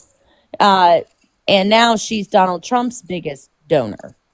So if you can't put two and two together. No, I put two and two together. I just feel like the other two is America and not just single Trump. It's just America's stance on Israel. Sure. Yeah, It's I been don't that way for a understand really it. long time. Obama signed the 2016 memorandum promising this nation 1.5 billion and an extra 500 million in military aid. That's going to expire in 2026. I promise you, Trump is going to extend that. It's not like he's going to be like, well, Obama did that, so I'm not going to. No, he's for sure. It doesn't matter if Obama did it. Don't matter if Biden did it. Don't matter if Hillary did Didn't it. extend the aid to the children in clinical trials from USAID, from USAID. I promise you, Children Israel's going who to were get whatever they receiving want. life-saving drugs for malaria. Children who are Israel's on going to get clinical whatever they want. trials receiving an IUD birth control that simultaneously prevents HIV infection. Wait, what are you talking about right now?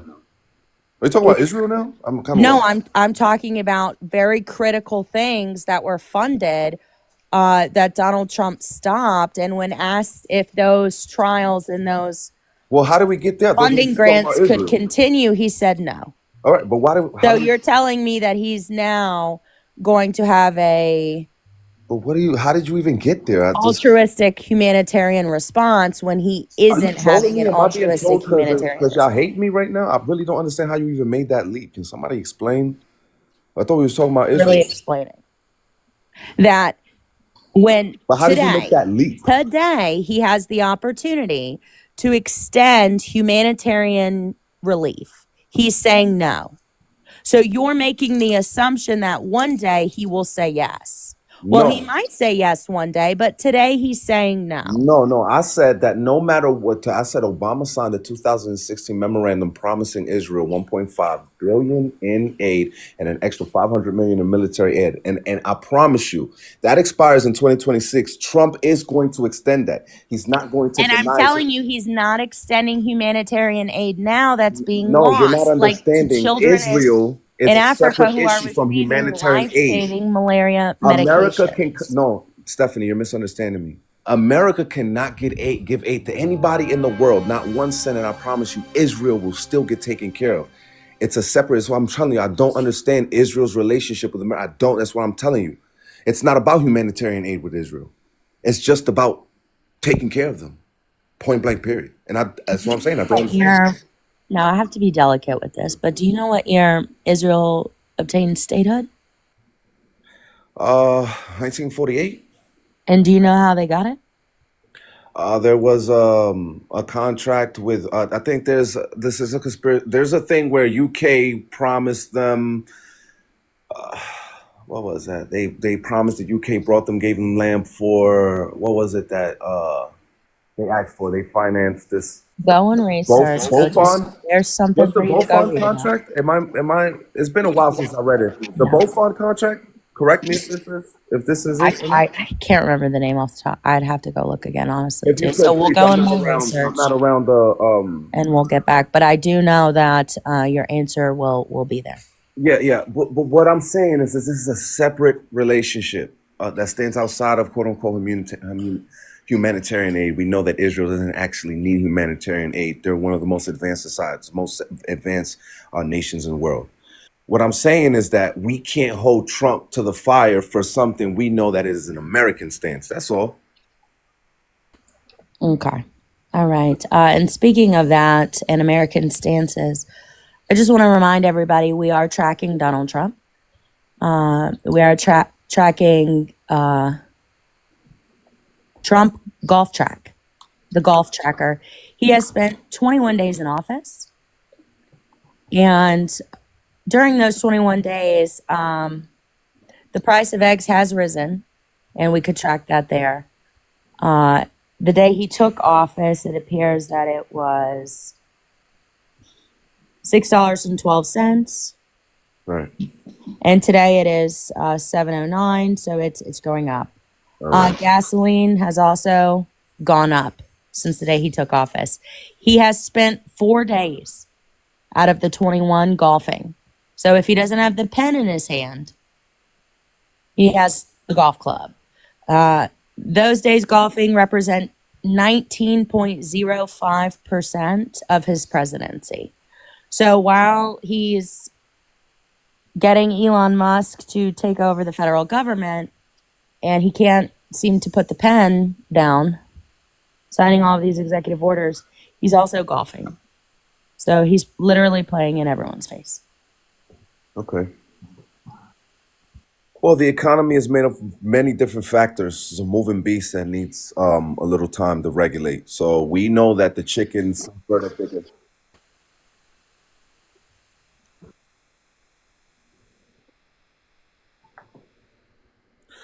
All right, it was on an upswing. Sir, listen to me. The eggs are a separate issue because the chickens went through. She tracked it. She said the eggs went up. Are you really? Yeah. Is that really? That's what you just said. I'm going point by point. You went to the gasoline. What are you talking about? Yeah, we're beyond that.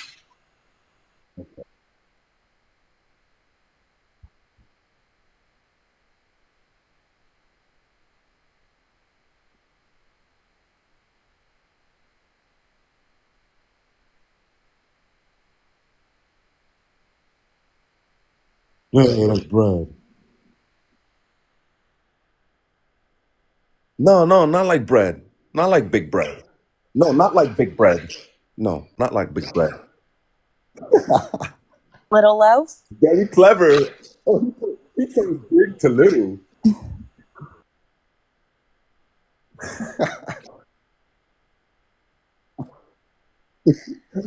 Stale. And it's stale. Goofy boy, bro. You a goofy boy. And it still has to be. And it's stale. Right. Anyway, so we'll see when these policies are implemented, when we start the drilling, when the tariffs are in place. Canada begged for another chance. What are you talking about? Right.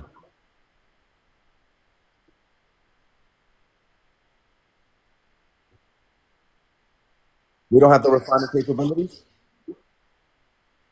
Hold on. What do you think? Okay. Sorry, guys. I didn't know I was muted. No. We are already at max capacity in terms of drilling and refining. Nothing that you do, not drill, baby, drill, is not going to, by any stretch of the imagination, lower gas prices. They've said it multiple times, but y'all just don't listen. You're like, what would the CEOs of the oil companies know? What would they know? All right. So what I do know. Hey, guys, hold on one second. There's 650 people in here. There's only $400 left in our daily goal. Skippy sent $5, so there's $395. If just 395 people send $1, Cash App, PayPal, Venmo are all in the link tree. We would easily meet our goal. If you don't see people in here that you normally see, please go ahead and send them a quick link to the live.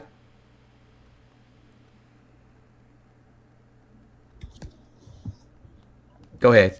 Say whatever ridiculousness you were going to say. All right. What we know is that we've been producing the most under Biden, right? And producing is different than drilling. Producing is pumping already drilled wells. We have we had more new land leases under Biden. We were drilling more. We had more new land leases. New land leases doesn't mean that they actually start drilling right away. We hold. How long does a land lease last? No, you cannot. Excuse me. Yes, you can. No, you can't. Hey, Kiki, how long does a land lease last?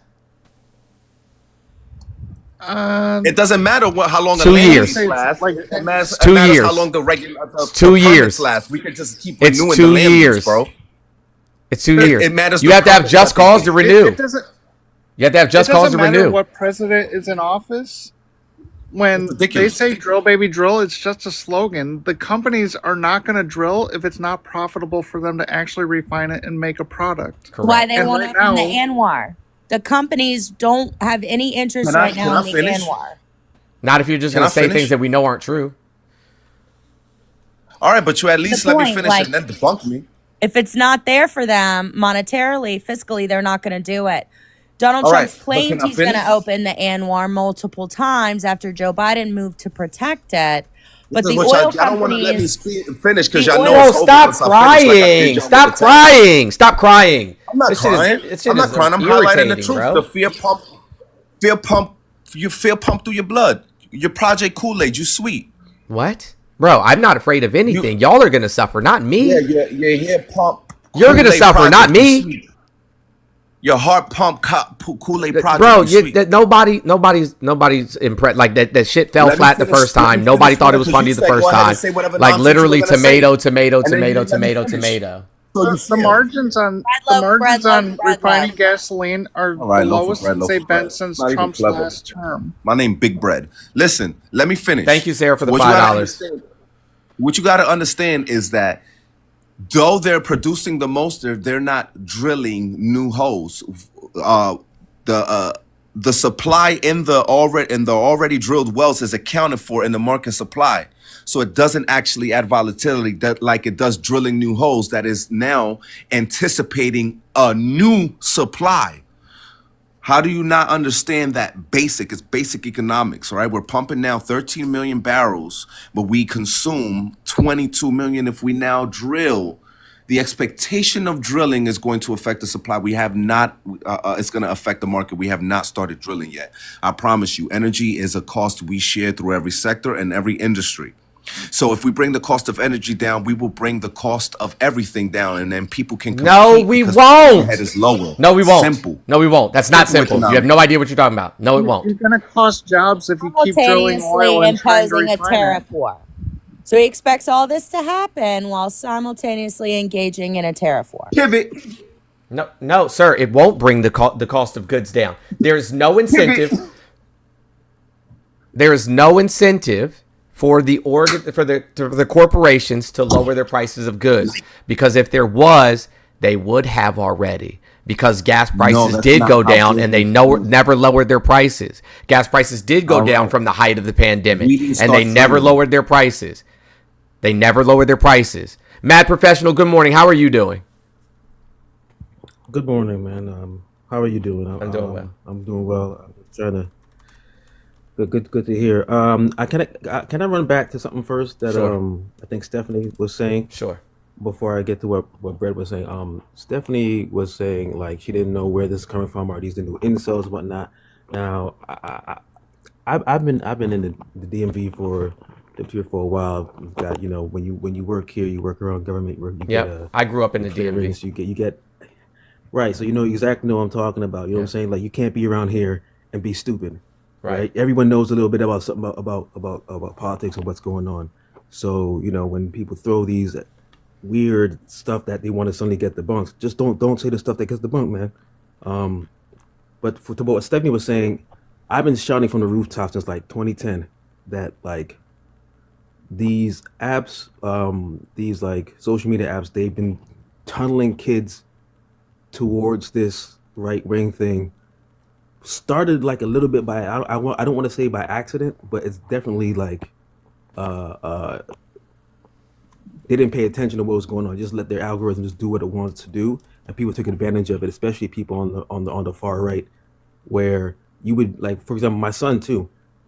He's grown now, but when he was like 12, 13, you'd watch a video about Minecraft, and 2 suggestions later, you're on Andrew Tate. Yeah, it's everywhere. The manosphere cannot escape it. Right. It's everywhere. It's in Fortnite. It's on TV. It's on YouTube. It's on Roblox. It's on Roblox. It's on video. Do you remember that episode of the Kardashians when she walks up and she was like, "Saint found this on his Roblox"? Right. Like, I mean, it's just the manosphere is everywhere. But and we can't escape it.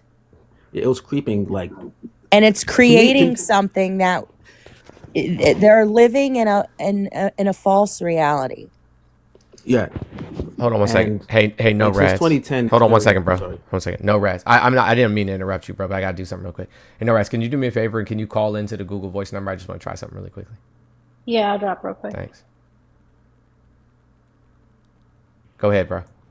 So thank you, man. So I've been like shouting this from the rooftops of like 2010. There was something going on. There's Cambridge Analytica, where people came in and started gathering all the Facebook data about who was talking about who. I have a theory. Do you want to hear it? Yeah. So history doesn't repeat itself, but it rhymes. right?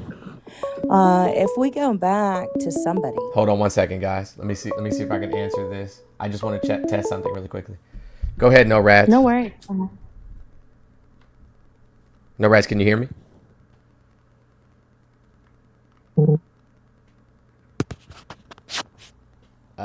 Oh shoot, hold on. Smack y'all up on oil. Y'all never address me. I'm y'all father. Are you okay, I'll bro? get you in a second, bro. Yo, settle down, sourdough. Brenda, hold on. Can you guys still hear me on YouTube and Twitch? Can you guys still hear me on YouTube and Twitch? We're everywhere. Okay, got Hi, it. Mom. Hold on. So Hi, let me just see something really quickly. I'm gonna try again. We're trying No Rads. Okay. No Rads, are you there? All right, hold on a second. I'm trying to go ahead. Y'all can keep going. I'm gonna mute myself on TikTok while I'm working on this. Go ahead. Oh, sure, no problem. Thank you. The last thing I'll say, Mad Professional, if we go back in history, right? It started with fake news. It started with Lugenpresse. It started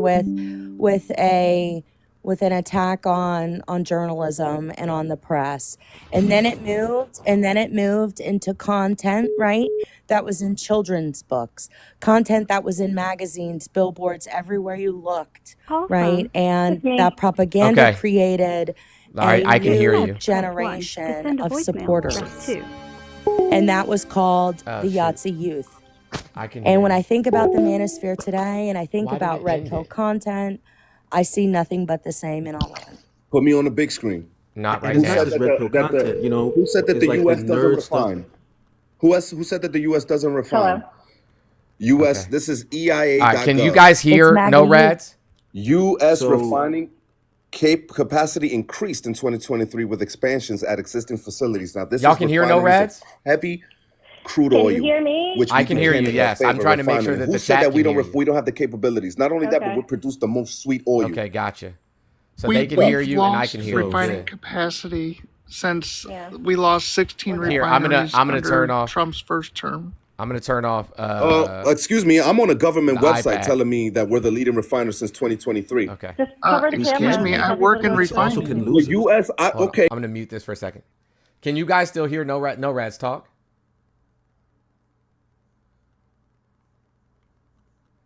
Right.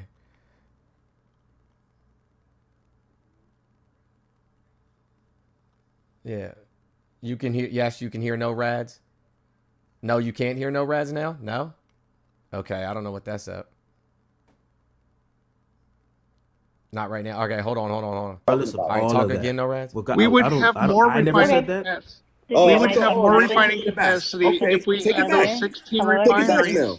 Take it back. Hey, sourdough. I never Yelling said doesn't that. make you You're right. responding to somebody. All right. Your boy. I don't know where the audio. That's is not my coming boy. from I don't on know. the I don't other know side, who my boy 'cause I is. literally But what I'm turned saying off. to you is, sir, Jones, is that whatever he said, whatever. I turned off the iPad. That's fine. Okay, What I'm saying to you is, okay. I don't know why they can still hear the iPad. I thought so. though. And I'm on EIA.gov right now to show that. Barbershop. Stop it. Hold on, and I'm This on don't work here. EIA.gov that we produce. You can be. That's fine. I'm not disagreeing about All right. oil No Rads, production. you can hang up. But some people have more insight and know more than you about this. All right, so then bring them up. Because Where they there's at? things that you don't know. It ain't Shaw. There's things that you don't know. First of all, you don't know what I know. I just mentioned that. It ain't Shaw. Bring them. What clearances you have? I don't care. It ain't Shaw. Where they at? Who know the? Oh. Hey, listen, man. I can't do the over talking. I really can't. That shit is annoying as fuck. Like, I want people on here that know how to act like an adult. Like, you know what I'm saying? Not fucking, you know what I'm saying, street trash. Act like your mother raised you. Right. Yeah. Right. Like, you know what I'm saying? Like, I don't need trailer park trash, you know what I'm saying, and street trash on my platform. I really don't. But with that being said, just because our refining capacity increased in 2023, that doesn't mean there wasn't a decrease from the previous administration. Like, the previous administration lost us 16 refineries. You can't tell me that losing 16 refineries doesn't cause a decrease in production. It absolutely does. Now, we saw an increase in 2023, but not an increase. It's an increase over the previous year, or an increase over the previous year to that, not an increase in totality. Hey, real quick. So stupid. the people that were saying they couldn't hear me, they were just having a hard time because Bretta wouldn't shut the fuck up. Like a couple people text me and said that they couldn't hear me because Bretta wouldn't be quiet. Brett, if you can, have a conversation like a normal adult, like, just like you merge on the highway, you go, I go kind of thing, then we can let you back up. But if you can't do that, then just don't come up here. That it's not hard, friend. You know this. This is not your first day on live. You know that people don't like over talking. But since I'm unmuted, everybody tap the screen share the live. We're not at 100K likes. I know that we switched accounts because TikTok, we doing the TikTok shit. But push this out. We were just testing the phone line so that we can officially move the hell away from TikTok. We have some fun, exciting things coming on. We're expanding the TUFF team. There's a lot of stuff happening. So you need to make sure that you're following both myself and Mr. Jones on YouTube and Twitch so that you can participate in these conversations, because TikTok is going to go away, guys. It's not staying. I hope you know that. Also, there's 400 left in today's daily goal.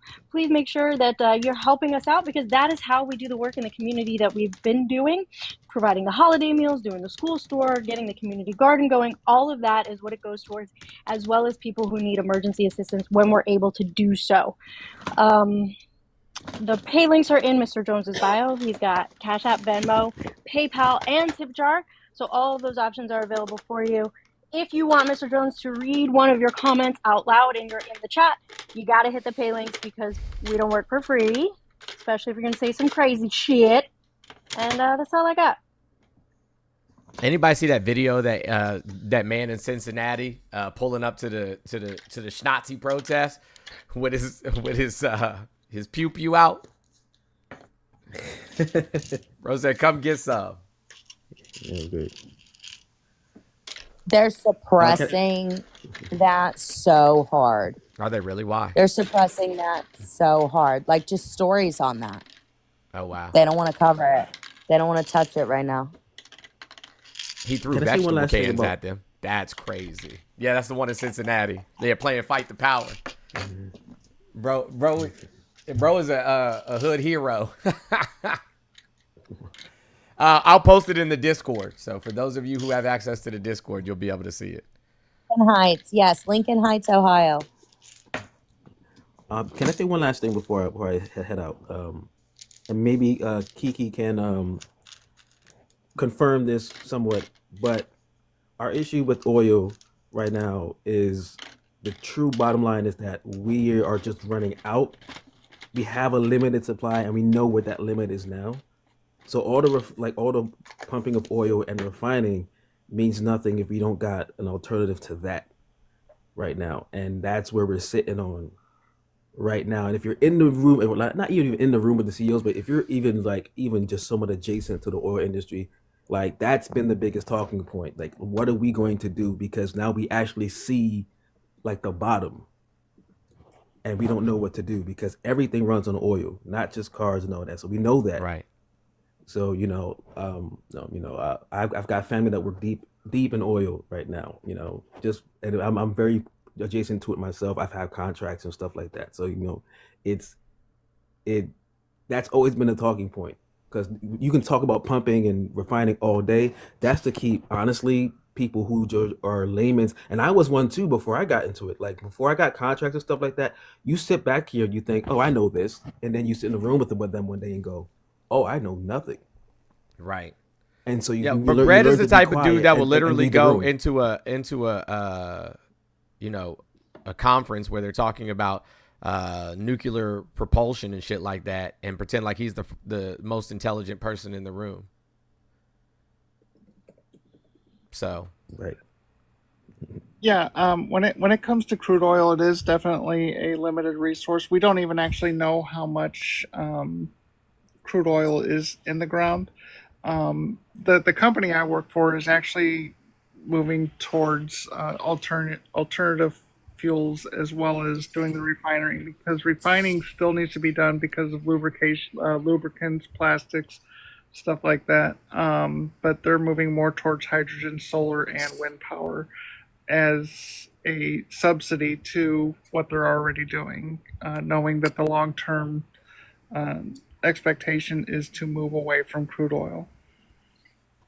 Right. And and when I say they were seeing the bottom, I didn't mean like we're just gonna run out and that's it. But I know that we can go but so far with the technology we have. So there's a bottom to that. So, but I appreciate that, Kiki. Like that's like all he had to do was sit and listen to somebody, and then be like, no, this is really happening. You're in the refinery. When I heard you say you're in the refinery, I'm gonna be like, can you confirm this or not? I'm not gonna just run off at the mouth, you know. I mean, louder doesn't make you right, but that's the route he chose to go. He doesn't know how to. Thank you. I appreciate you having me up. Carry himself like a respectable human being, unfortunately. So thank you. MW, what's going on?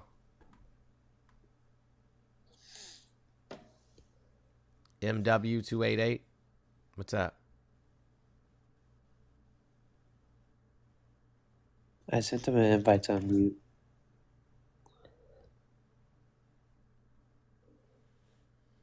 Pocket request. Nah, they were talking earlier. Oh, it was an accident. Okay, gotcha. They were talking in the chat earlier. Yeah, no, Brad does do that in every live. He acts like a Looney Tune in every live. No exaggeration. So anyways, back to what we were discussing earlier. Now that I got all of that stuff set up for the call-ins from YouTube. The only way that I can make sure that you guys hear what they say is to like take my headphones off when they call in, because I'm not on studio. Because TikTok be on some bullshit. Maybe I should do that. I should have studio access. So do you want me to do studio on your account?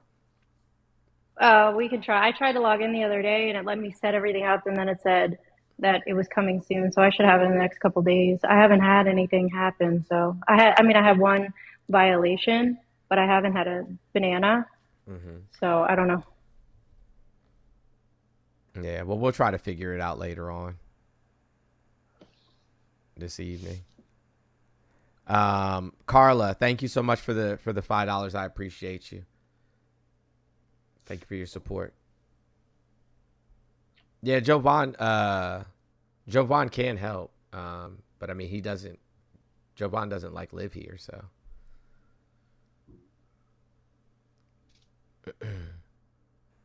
So we got to wait to set that up. It's just absurd that, you know what I'm saying, like my accounts keep getting banned for when I see people do exponentially worse shit on TikTok than I've ever done. Dude came in the other day and called me like a bunch of N-words and then started talking about my genitalia and whatnot, and I got banana.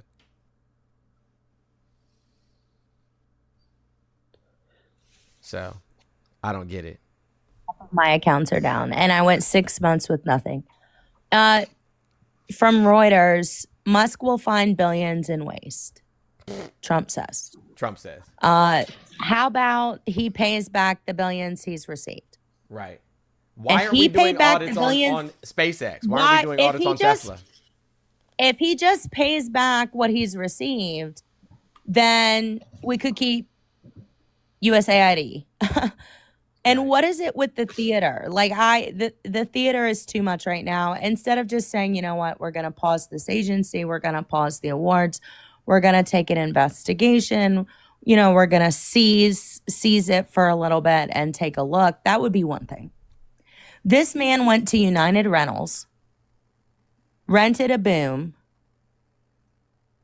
put grandpa in the bucket, lifted the bucket up, and started removing the letters from the outside of the building, and then put black electrical tape over the sign out front.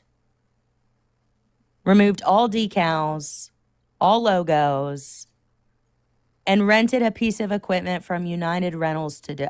I can't even.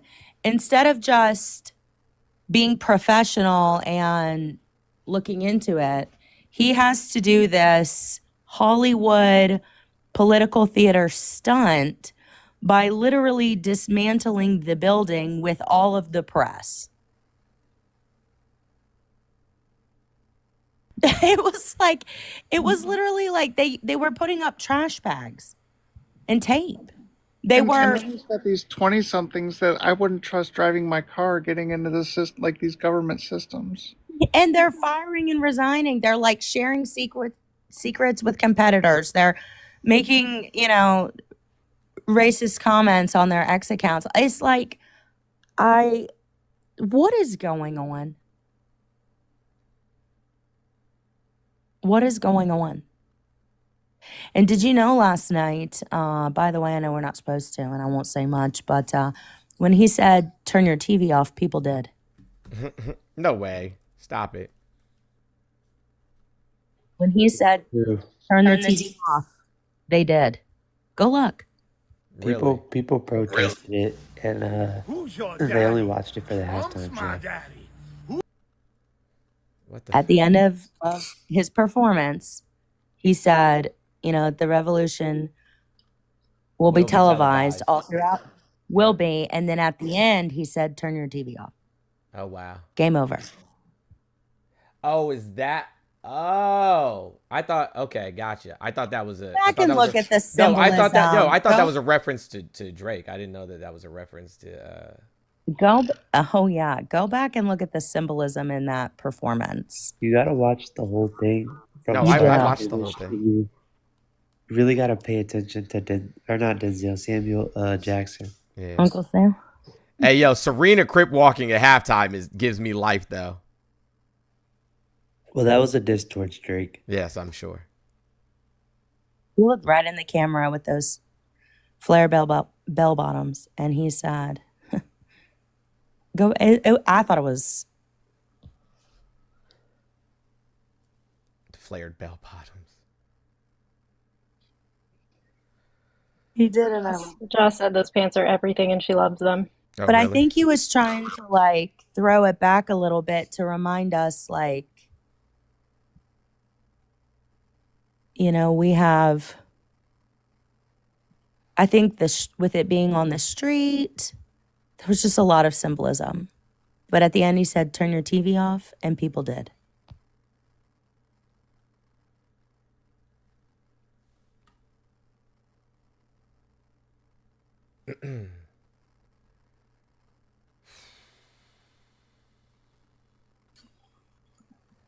Sorry, I'm just rambling. No, you're fine. I think that I'm gonna log off and here and go live from No Rad's main account because this shit is not it, and I definitely don't want to talk to Brad. Like that's not who I want to talk to. Time for MAGA daycare. Unsubscribe. Immediately.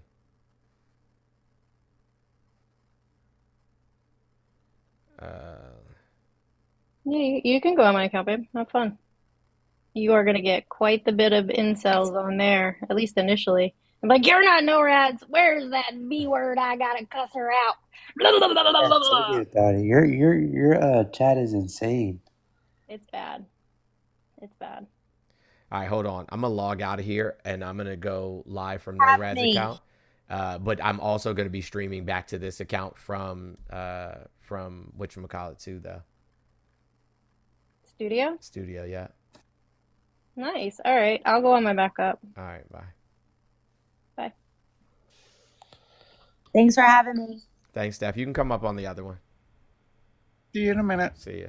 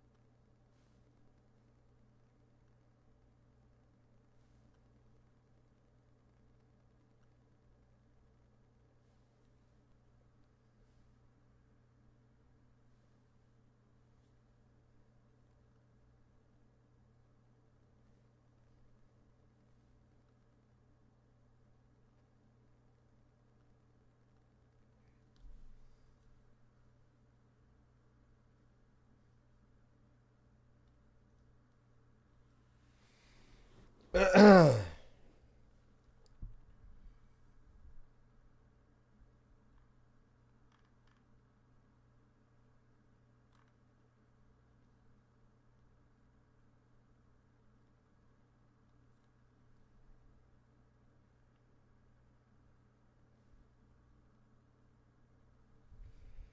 right. So we back.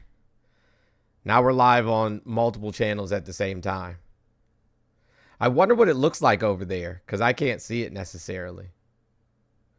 Let me see what it looks like over there on. Oh, okay. Gotcha. I see what it looks like now. Dope. No guests can come up, but they can definitely see me. So that's good.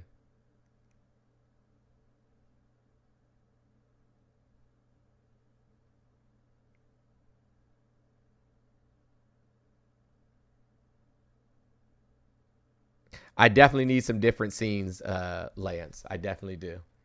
But you know what I'm saying? Like, I just want to see what it looks like. Yeah, I saw it, Leslie. Thank you for sending me the screenshot. I see what it looks like. Yeah, I'm definitely going to have to, you know what I'm saying, change some of the scenes. But it's not terrible. It's not the worst.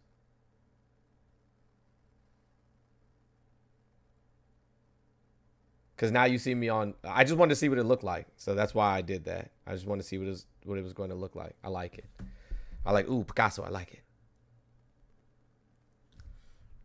it. Let's tap that screen. Let's get to 50K likes as quickly as we can. Did y'all see the guy running on the field at halftime with the Palestinian flag? Yes, Katie Cakes. I did see that. I did see that. I sure did.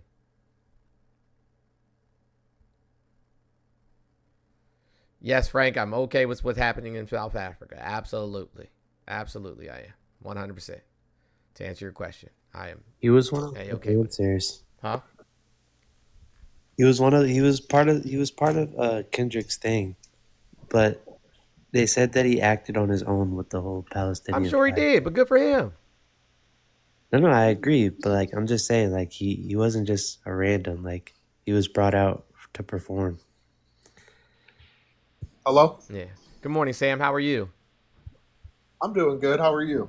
Doing A-okay. What would you like to talk about? Hold on one second. I got to read this super chat. Jones, if you don't have one, I have an Elgato Stream Deck I never use. I could donate it to the stream if you have. P.O. Box. I have a Stream Deck too. I have one. See here, I'll play it for you. OJ, like, I'm not black, I'm OJ. I just got a message for Joe Biden. Okay. We don't care about Joe Biden. Can you read, bro? Can you read? Can you read? What does it say? What does it say? Oh, no. What does it say?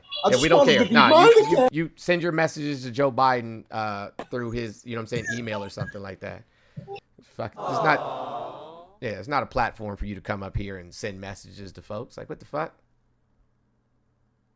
MAGA daycare. Right. Like, y'all be on some weird shit, man. What about Biden? No. What about Biden? Yeah, you're out of here, buddy. Thank you for calling MAGA daycare. Your call is very important to us. Right. Like, nobody cares about Biden, bro. Send him an email. Joe Obama? Reach out to his publicist or something. They're only a couple days away. They can send him a Valentine's Day gift. They love him so much.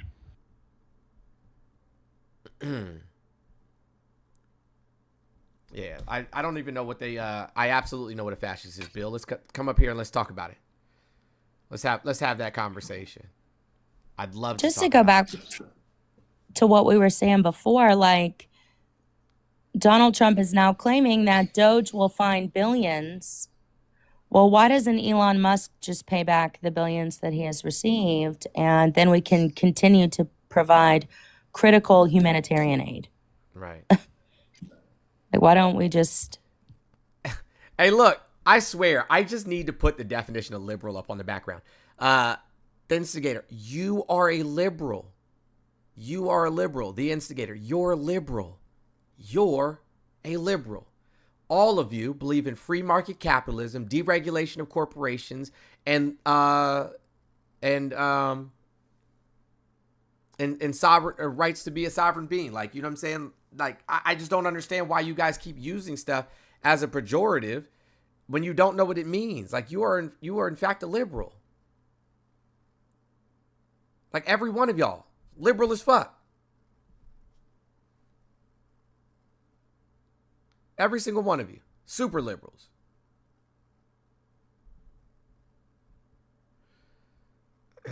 I bet bro actually looks like this in real life too, because all of them look the same. Literally. It's time for MAGA daycare. All right. Listen, I'm not trying to babysit nobody's grown ass Dusty child. ass kid. Giant toddlers. Stop it. Bro sent a request and then immediately dropped down. For those of you who are watching, you know what I'm saying, on the Baby Malcolm account, I do appreciate you. I can see your comments. I just have them up on a different screen. But I do see you. I appreciate you guys being there. Thank you so much. You guys are awesome. Just so y'all know, if you're looking for me, I'm still here. You can still come and cuss at me like you like to do. But if you get outside of community guidelines, the boot. See you later. Right. I'm not actually in South Africa, guys. It's a joke. It's a joke. Okay. I'm not actually in South Africa. Giovanni, good morning. How are you? Good. Glad to hear it. What would you like to speak on, sir? I just got in here with you being, everyone being a liberal, and what are you? If Not you're a not liberal. South African and you're not a liberal. Neither of those things, sir. I do not believe are in free you? market capitalism. I do not believe in free market What capitalism. are I do what not are believe you? in Do you have deregulation a of label? organizations. No, I'm not. So I don't believe in any of those things. So you're anti-Trump. Very obvious. Everybody Yeah, should be so am I. anti-fascist. So but I'm a little confused. You're in the USA, yes? Correct. In Florida. Okay, good. So you know what's going on, and I know what's going on, and something's got to be done.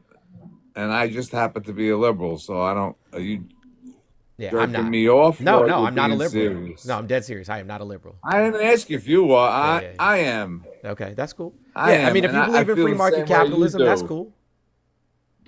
Well, capitalism, that's what troll. America is. It's a free market capitalist economy.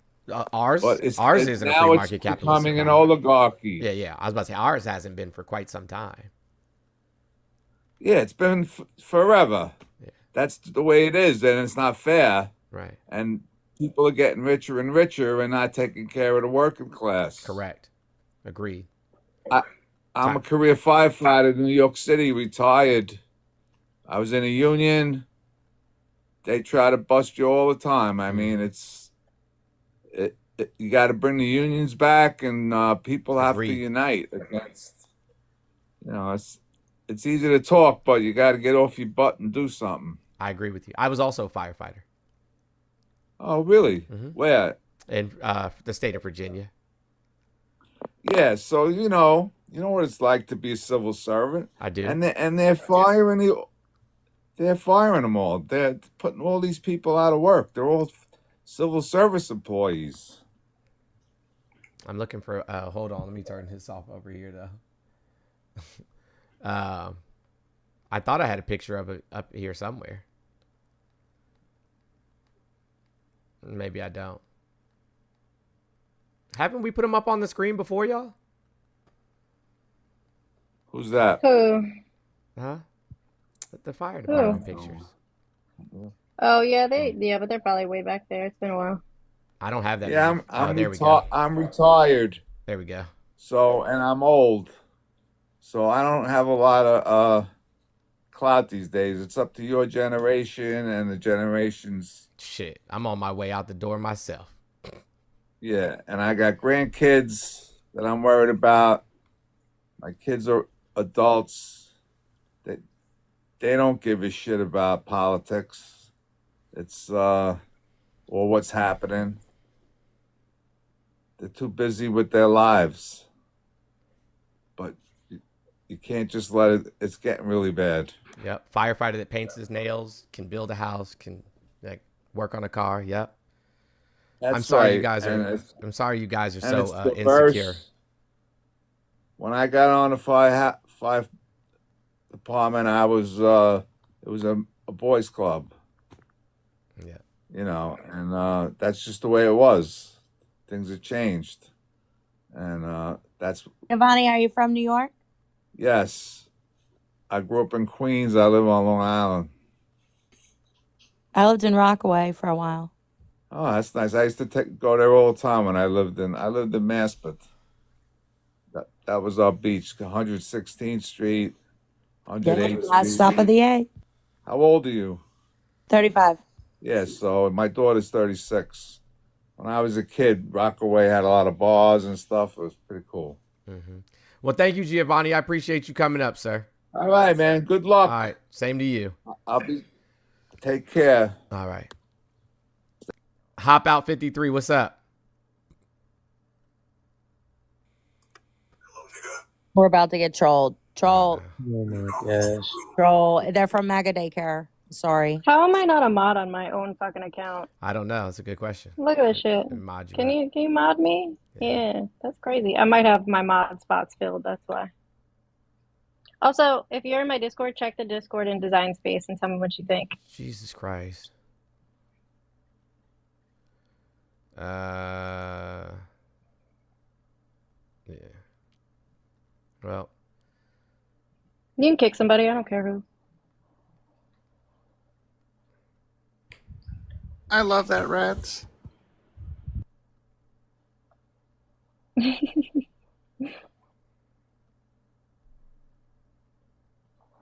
They'll text me, and the answer to that is yes. You like it, Kiki? All right, I'm gonna put it in the story.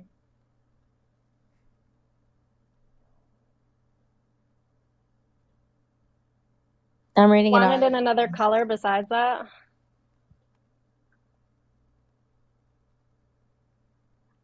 Sorry, Stephanie, go ahead. Oh, no, you're fine. You're fine. I'm sorry. I'm reading an article right now on how the United States military in the last 2 weeks has amped up flights around the border to surveil the cartel. Typically, they fly one mission a month, and they've done 18 missions in 2 weeks. Wow. Yeah, why does... All right, everybody. Why do people keep... I'm going to tell everybody to do the mod thinking I'm from fucking South Africa? This is so dumb. Yes, I do know what fascism is. It's palingenetic ultranationalism. If you would like to come up and talk about it, feel free to do so. Otherwise, you're just going to be quiet. Go ahead. What were you saying, though, Raz? Were you saying something? We're going to do the mod shit. Everybody, please make sure that you're tapping the screen, sharing live. You got up to 21K. That's pretty fucking awesome. Make sure you're sending the heart me's, doing all of the things, because we need to push this live out. Typically, I am not live on my account in the morning, so it is slow. Usually prime time on my account is after 1 o'clock.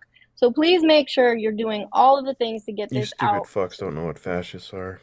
Oh, Tom, you poor little baby. Baby bitch. So rude. Shut up. Oh. Shut up, ho. Just like Tom, not to ever let a woman finish. Cow. Yep. Hold on. I got you. I got yes, you. No, I got you. No, I got absolutely. you. I got you. I got no, you. yeah, absolutely. Yeah, that's he fine. called me a hoe. He's not wrong. I am. That's a fact. It's absolutely fine. That's a fact. Hey, look at this, bro. This is something that you will never achieve in your entire life, Fred. This is something you'll never achieve in your entire life. You worthless, mediocre, white piece of shit. You will never, ever, ever, ever, ever. You know what I'm saying? Like, be able to achieve anything like this in your entire life. I don't understand that. Mediocre shitbag. Tom, the mute button's right next to the chat. You can press that. I know you have trouble finding the button. It's okay. Tom will never be back here again. It's okay. No big deal. We had to get out the juice box. You know. Yeah, but keeping it's a different story. You'll be dumped soon enough.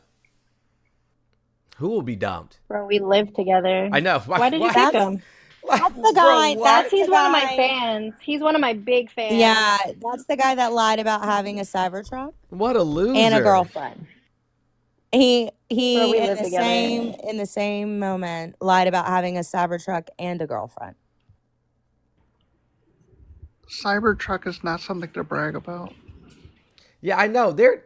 Y'all need to. I don't know what era y'all grew up in. You know what I'm saying? But like when I roast people, I literally make them call their mom. I would literally make them question, you know what I'm saying, their life choices. Literally. You guys, I don't even like. I don't know, man. I don't know. Cybertruck is a modern day Ford Pinto. Right. Want that recall Big wagon? It's facts. crazy.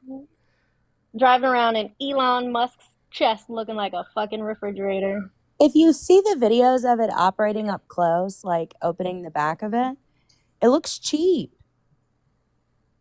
It doesn't look. I don't know. Nah, it looks cheap all the way around. How do y'all like to be in? Hey, listen, buddy. You don't just come up and just start talking. I don't know what the fuck you thought this was. Winning, what's going on? How are you? Winning, you're muted.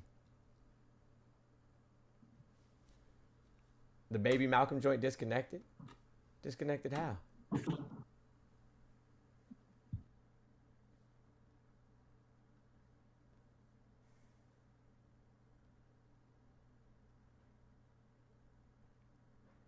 I don't know why that would happen. Let me see.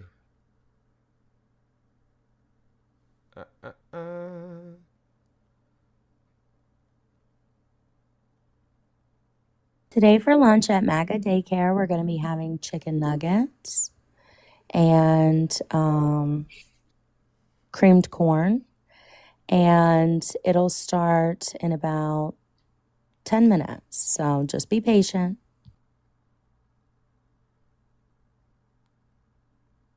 What the heck? What happened? It got bananaed. What? Why? For the same thing. Now you get my account taken down too.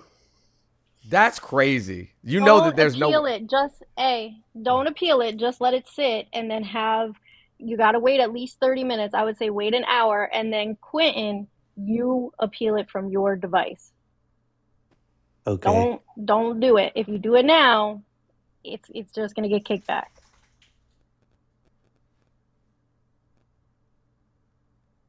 Hi, Zena. They're taking us down. They will be You done. You just got a violation though, Rats. I'm gonna restart. Kick me. I'm gonna restart. Kick me. I'm gonna restart.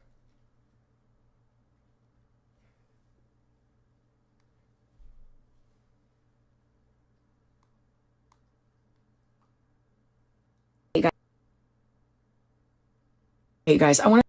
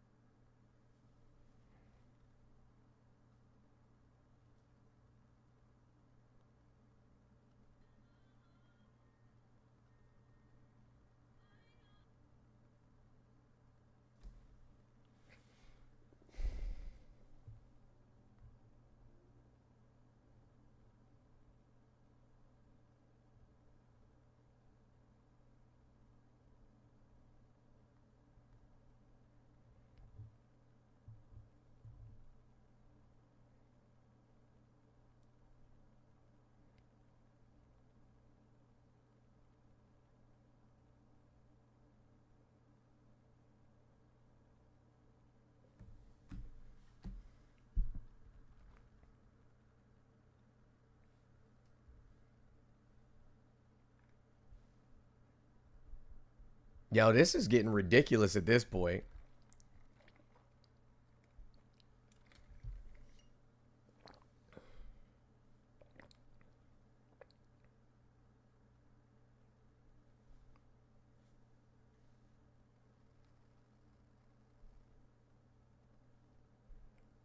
I don't think y'all realize how fast I actually am.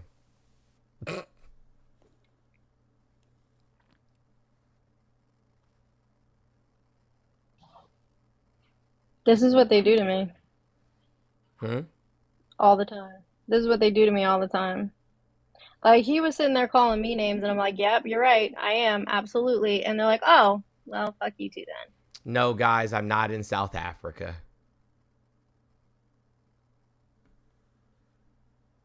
I'm not.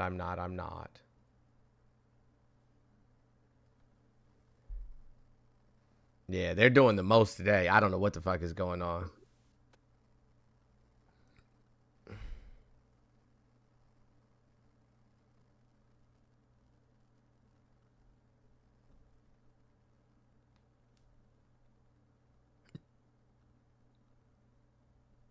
Trump is definitely a fascist. 100%. No ifs, ands, or buts about it.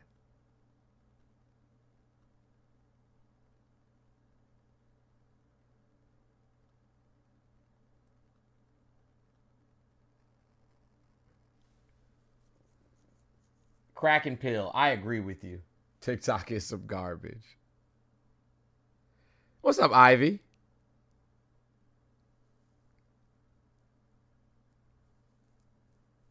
They're really doing the most today, though. Yeah, it was Tom. How do you know? It's been like this for days. It's been like this since he took office. What honestly. did you even say to him? Did you even say anything mean to him? No, I didn't. He was calling me an HOE, and I said, yep, you're right, I am. And then you said I was, and then we laughed, and then, he got to reporting. So I didn't bully or anything. He was the one who was saying that shit to me. I can't believe my backup account got banana. You know what I'm saying? Like, I wasn't even on there. We were on the studio, and I didn't say anything at all. Ivy, good morning. How are you, friend? Morning. How are you? I'm good. Did you drink your water? Of course I did. I got it right here. Been drinking it the whole time. Good job.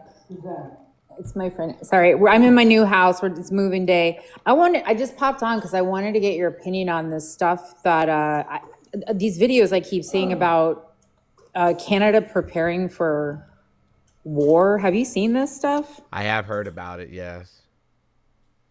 Do you think it's legit? I have no idea. Canada is not going to let the United States, nor is the rest of the world going to let the United States just invade or take over Canada. They're just not. No, I mean, it would go against NATO. NATO would actually come after us. Yeah, I mean, Canada has said that they are committed to NATO's collective defense and security, and whatever it is, it is. Yeah. He's insane. It seems like they're just responding to like some posturing, because did you guys hear that like hot mic thing that of Justin Trudeau? Like, he got caught on a hot mic kind of saying that, and I was like, yeah, that's the only reason I was like. Here's the thing though, right? Like, here's the thing. People believe that, America is literally like unstoppable somehow. And they're not. Like, we haven't won a war almost ever. Like, literally. It's true. Like, literally, we haven't won a war almost ever. Like, had it not been for the USSR, we would have lost World War II. Yeah. Like, we haven't won a war We're just like a wrecking ever. ball. Yeah, we're just like a wrecking ball. We come in and wreck things and then take people's resources. And that's what he wants. I mean, he's openly saying that about, Canada and Greenland because of their mineral deposits and such. I think that's the whole. Well, no, Greenland is a whole different thing. Greenland is because they have one of the largest NATO bases. Oh, the military base. The military base. That's right. When Shady and I were in DC for the election, we talked to a lot of journalists from all over the world, members of the press. They were from Poland, the Netherlands, Thailand. They're from everywhere. And they all said the same thing. They said, the world is watching. Like, that was the takeaway, is like, the world is watching, with the undertone of like, I don't know. We heard a lot, and I was just talking to a guy yesterday from the UK, and he reiterated like the same sentiment. The United States thinks the United States is the center of the universe. Mm-hmm. The United States is not the center of the universe. And for some reason, I don't know if it's just Western culture. I don't know what it is, but we just seem to believe that the earth revolves around us and that our position is on top. And that's going to be a problem because every single person on the outside sees it. We don't see it. We're just like, oh, well, we need to do what's best. America first, and yeah, but America first technically comes at the detriment of every other country on the planet. Yeah. There was a TED Talk about 10 years ago. Actually, there was a couple of them. I got to find it, where I don't know who it was that did it exactly, but they basically went over how skewed and this is again over a decade ago, how skewed our news is here and how much we cover the, just American issues in comparison to world issues, and how, you know what I mean? Basically, like that's all the spectacle, right? Yeah, like that's all American capitalism that keeps the machine going, right? We have to be it has to be carefully crafted, and it is. So we can't see what the rest of the world is doing. Then we'll get empathy. Right. Yeah. And empathy causes us not to consume. So it's, antithetical. It just, for anybody, can't be that way. Let me change the background because y'all, nobody got the joke. So we're just moving on. I'm not in South Africa. It was a joke because of the executive order that was signed on Friday. Chat, there's a spider on the wall. I mean, reality is skewed right now, and people will believe anything. Right. They are. Yeah. It's concerning. It's very concerning. I worked in market. I don't know if, Jones does this, but I worked in marketing and advertising for 11 years in New York City. I built some of the sets for some of the news networks, actually, because we specialized in LED signs. And it's just, watching this go on for, I guess, for over a decade, building this, like you said, it's like a machine, basically, by, I don't know. I don't even know anymore, because at this point in time, I feel like the Democrats are complacent in this. It's like, everybody's sitting around waiting for somebody else to do something about what's going on. Yeah. I'm like, where's the military? I know that they can't technically do anything, but I'm like, at this point in time, I'm like, when the checks and balances have been compromised and you're going against the Constitution, I'm just like, what else do we have other than military generals? I mean, that's why I think, the Night of Long Knives in Germany, right? That was one of the first things that Hitler did, and purged the military of the generals. And I know he's trying to do that right now, because even though it is not written that way in our Constitution and in our laws, we've lost all powers that would be in place to prosecute him for this coup that's going on. And it's a coup. I'm not, it's treason. In my mind, it's treason. And I'm just, at this point in time, I just look at it and I go, the only thing I can think is the military. But that would be catastrophic for this country. Well, do you know what causes a fascist regime to fall, right? I mean, other than the obvious thing, but we're not going to talk about that. What causes the regime to fall is when the military refuses. Yeah, right. Exactly. And that's it. Like literally, other than which we're not. That's what does it. Yeah, and I mean that's why I worried, when I don't remember what it was, that council that he put together to purge the military generals and put loyalists, and then I'm so sorry, what is his name? The general that he stripped the star from. Millie, yeah. I mean, that's been the most concerning thing in my eyes, because you're right. It comes down to the military, some way, somehow. And if They refuse to comply. They're given an order and they refuse. Yeah. And that order is a la Kent State. And they're like, no. That's what. And I just want to be, I agree with you, Stephanie. As somebody who has been a member of the military, that is absolutely something you can do. If you're saying that an order is unlawful, you can challenge that by not complying. So it is possible. Now, will you face UCMJ? Probably. Is it worth it? Yes. Yeah, I mean, at some It point, would take somebody's got to take a generals stand. refusing. Yeah. Not Now, we the people are somebody represented. actually really defending their country the most, is like sacrificing their career in order to stave off fascism. Yeah, I mean, it's going to come down to that.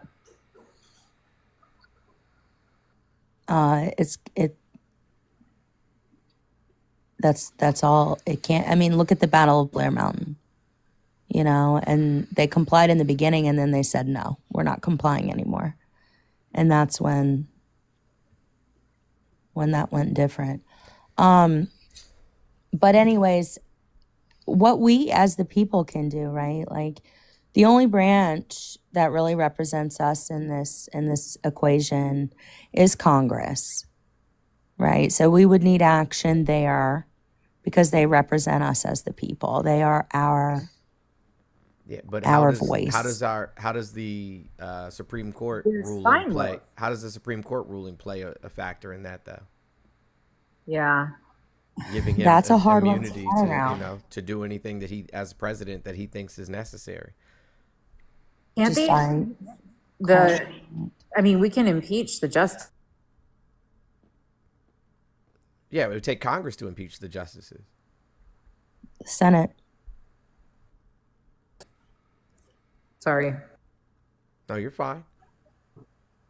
Sorry, I got a call. But yeah, I mean, the justices need to be, they're compromised and they need to be removed. Some of them need to be removed.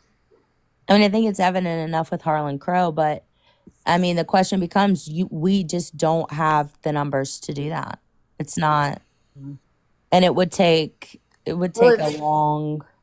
If Florida, those two special elections, is that going to, would that give us an even split, or would it put us over? What? But we would need a No, it wouldn't. So it would have to be districts 1 and 6, and the only way to take the lead is if New York's 21st district also flipped, and every single one of them is very red. I'm waiting to hear back from Gail Valamont, who is my mutual here on TikTok. She ran against Matt Gaetz and did lose. However, during that election, she got over 30% of the vote. So at least for District 1, there is a chance. But really, like, the ground game has to be impeccable. We all have to, start canvassing, get in the phone banking. If you're not in Florida, you can phone and text bank. Like, those are all things that you could do to help this situation. Even if it's not Florida, it's New York. You can do all three, District 1 and 2 in Florida and 21 in New York. 1 and 6. We could at least get, 1 and 6 in Florida and 21 in New York. So it's possible. Gates District probably won't turn blue, but there is a chance. Like I said, she got over 30% of the vote last time. Gate is from District 1, has lived there. She has an amazing story. I would love to have her on so that you guys can actually talk to her, ask her questions, and participate in a town hall style discussion, and just get the word out. Like I said, you don't have to live in Florida or New York to text and phone bank, and that's important. It helps a lot. Hey guys, I'm sorry. I gotta bounce. It's moving day for me. I just moved from Florida to Washington. By the House, right? But I Ooh, will yikes. phone banking from here. I got my He also needs office to leave getting Mount set up Denali today. the fuck So, alone. People of anyways, Alaska you do guys not are appreciate awesome. his Everybody drink their water. Stay safe. I Thank you, Ivy. gotta bounce. Good Take care, luck. Ivy. Thank you. Thank you, Ivy. We've Also, got to with get that being said, hold on just 1 second, Stephanie, and then it's all yours. If you are a Florida voter, please check your voter registration, and also know that every year, if you're a mail-in voter, you must re-register to mail-in vote. So please do that right now. Don't wait till tomorrow. Do it right now. You can do that at vote411.org. You can do that through your county's election site. Do all of that right meow. Apparently, she's gonna be on Steve's live tomorrow. Well, that's pretty shitty because I reached out to her and she didn't respond to me. Cool, gay. We need a rhino to walk. We need a rhino that'll never be president, never be head of a committee, never be anybody, don't know their name. And I mean, hey, look, if somebody gives them the right offer and says, come work for our firm, then, I mean, there's a lot of conflicts with what they know and things like that. But if the right person gets to them, they'll say, your name will be in every newspaper around the world. So now's the time. If they can find that one person, it could be a new Congress member, it could be an old Congress member, just that one person. Hey, Steph, look what I sent you on Instagram. Okay, the other phone, I just plugged it in. Is it a crisis? No. Oh, okay, good. Is it a crisis? Is crazy.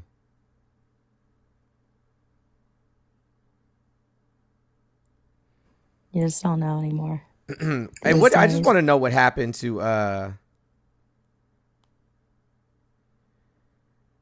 I want to know what happened to, what I'm saying, like not wanting to wear masks and stuff like that. Why are the, what I'm saying, the Schnazis, the new Schnazis masked up? I thought they were anti-mask.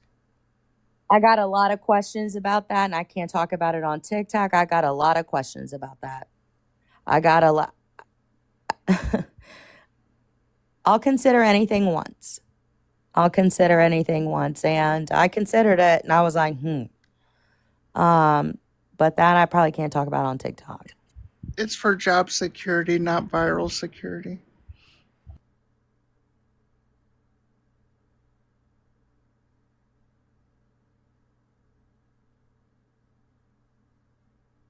But I'm going to say the citizens of Lincoln Heights made a well-regulated militia. They sure did.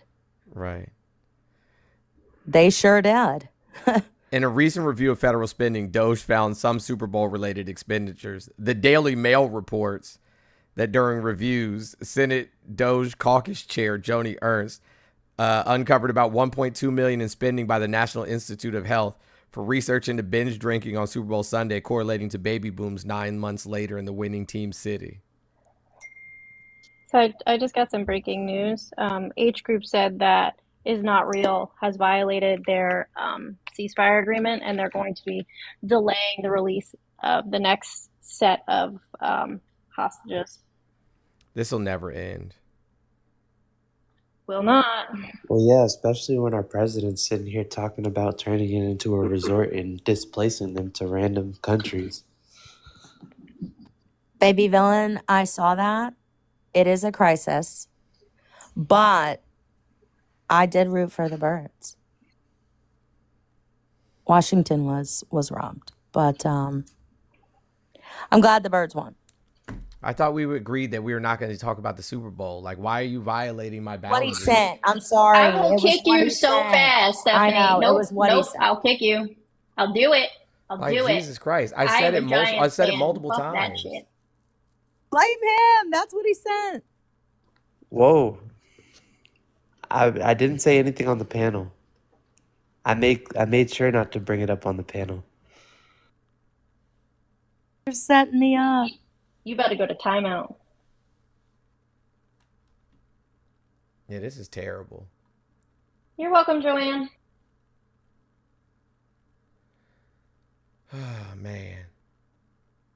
Steph, I'm not mad about it. I was just fucking with you. I am, though. Honestly. Because I've asked several times not to.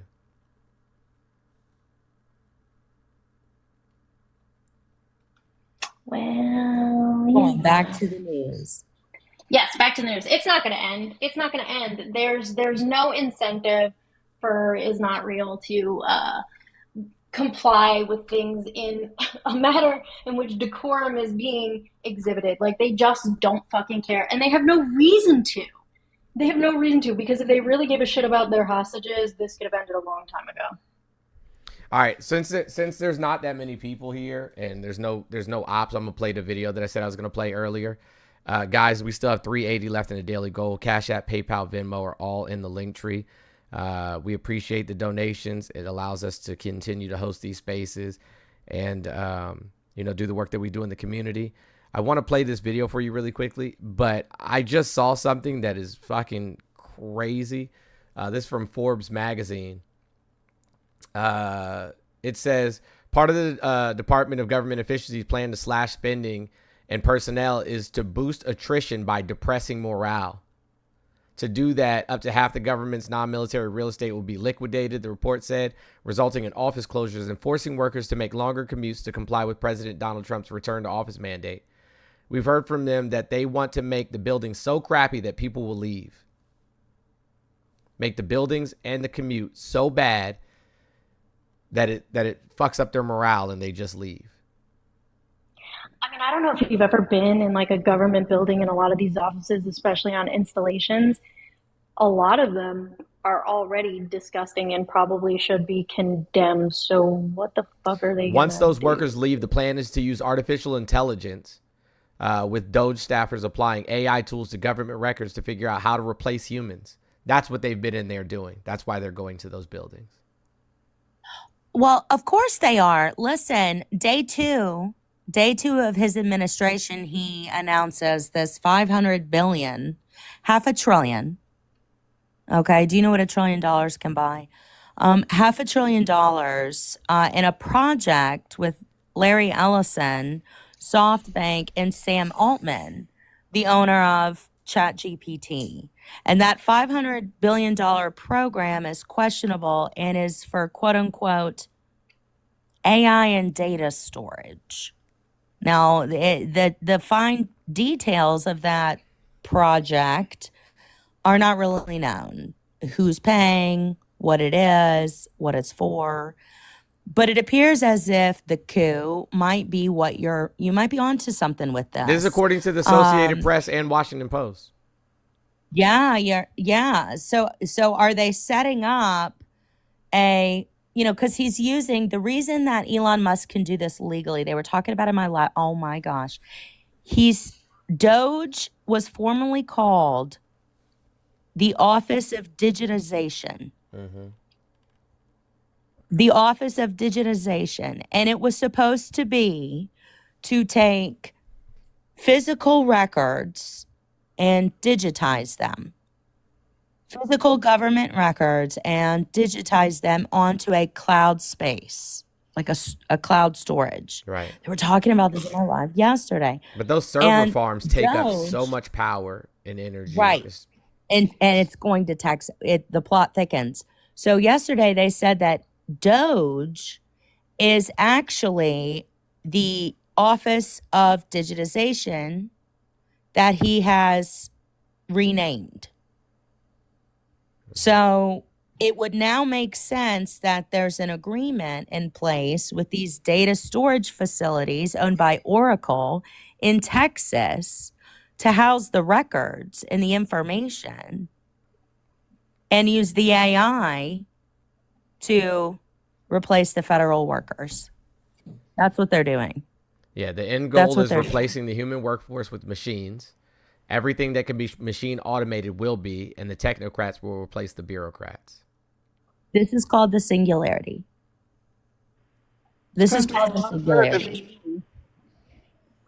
What's that, Mikiki? I said that's going to do a lot of good at the VA. Let me tell you, like getting medical care and all that. Like, how is that actually going to help veterans at all? It's not.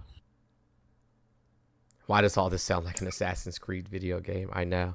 All right, I'm going to play the video. I'm going to be honest with you guys. It is long, but it's worth listening to. I think it's important to hear this information. So we're going to take a listen to it real quick. Let me turn the volume up. If you want to understand the first few weeks I'll be back in just a second. Go back and listen to what Steve Bannon told PBS's Frontline in 2019. The opposition party is the media. And the media can only, because they're dumb and they're lazy, they can only focus on one thing at a time. All we have to do is flood the zone. Every day we hit them with 3 things. They'll bite on one and we'll get all of our stuff done. Bang, bang, bang. These guys will never be able to recover. But we got to start with muzzle velocity. So it's got to start, it's got to hammer, it's got muzzle velocity. Muzzle velocity. Bannon's insight there is real. Focus is a fundamental substance of democracy. It is particularly the substance of opposition. People largely learn of what the government is doing through the media. So if you overwhelm the media... A record-setting number of executive orders. Everybody pardons. Violence, non-violence, including assaulting police officers. Birthright citizenship. We live in unprecedented times right now. If you keep it moving from one thing to the next... So far, so good. Is this legal? If you give it too many places it needs to look. You've never been deported before? All at once. All federal grants and loans will be halted. Look, there is a purge happening. Frankly, unprecedented in its nature. Guantanamo. DEI. The Gulf of America. No coherent opposition can really emerge. It is hard to even think coherently. Donald Trump's first 2 weeks in the White House have followed Bannon's strategy like a script.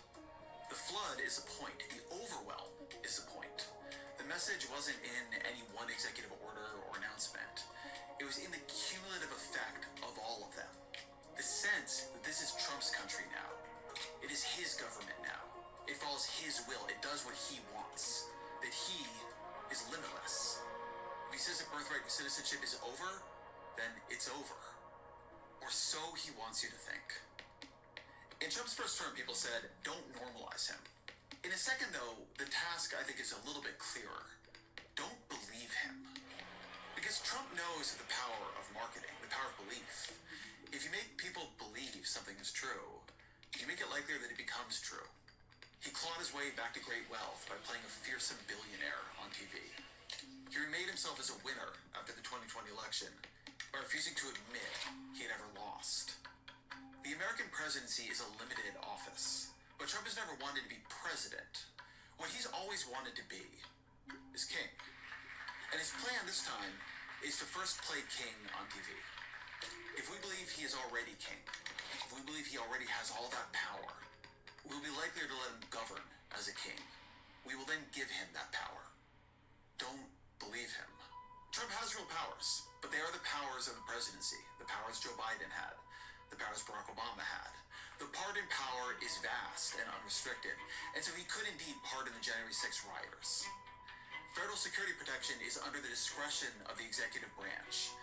And so yes, Trump could remove protection from Anthony Fauci and Mike Pompeo and John Bolton and Mark Milley and even Brian Hook, this largely unknown former State Department official who's under threat from Iran, who even donated time to Trump's transition team. I would be very happy to put President Trump's record in the Middle East against any other president. All of this, it was an act of astonishing cruelty and callousness. This from a man who nearly died by an assassin's bullet months ago. As much as anything ever has been, this, to me, this was an x-ray of the smallness of Trump's soul. But it was an act that was within his official power. But the president cannot rewrite the Constitution. Within days, his birthright citizenship order was frozen by a judge, by a Reagan appointee, who told Trump's lawyers, I have difficulty understanding how a member of the bar would state unequivocally that this is a constitutional order. It just boggles my mind. Then, a judge froze Trump's spending freeze. He froze it even before it went into full effect. And shortly thereafter, the Trump administration rescinded the entire order, in part to avoid a court case that it seemed pretty clear they would lose. What Bannon wanted, what the Trump administration wants,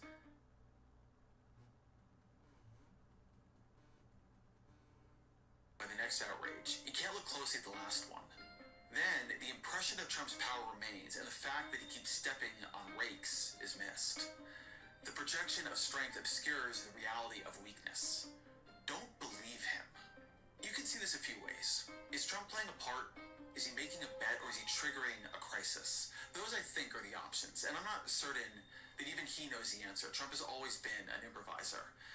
But if you take it as a bet, a calculation, then here is a bet he's making. Maybe this Supreme Court, stocked with his appointees, gives him powers no peacetime president has ever possessed. Perhaps all this becomes legal now that he has asserted its legality. It's not impossible to imagine that bet paying off for him. So what if the bet fails? What if Trump's arrogations of power are soundly rejected by the courts? Then it comes a question of constitutional crisis. Does he just ignore the court's ruling? To do that would be to attempt a kind of coup.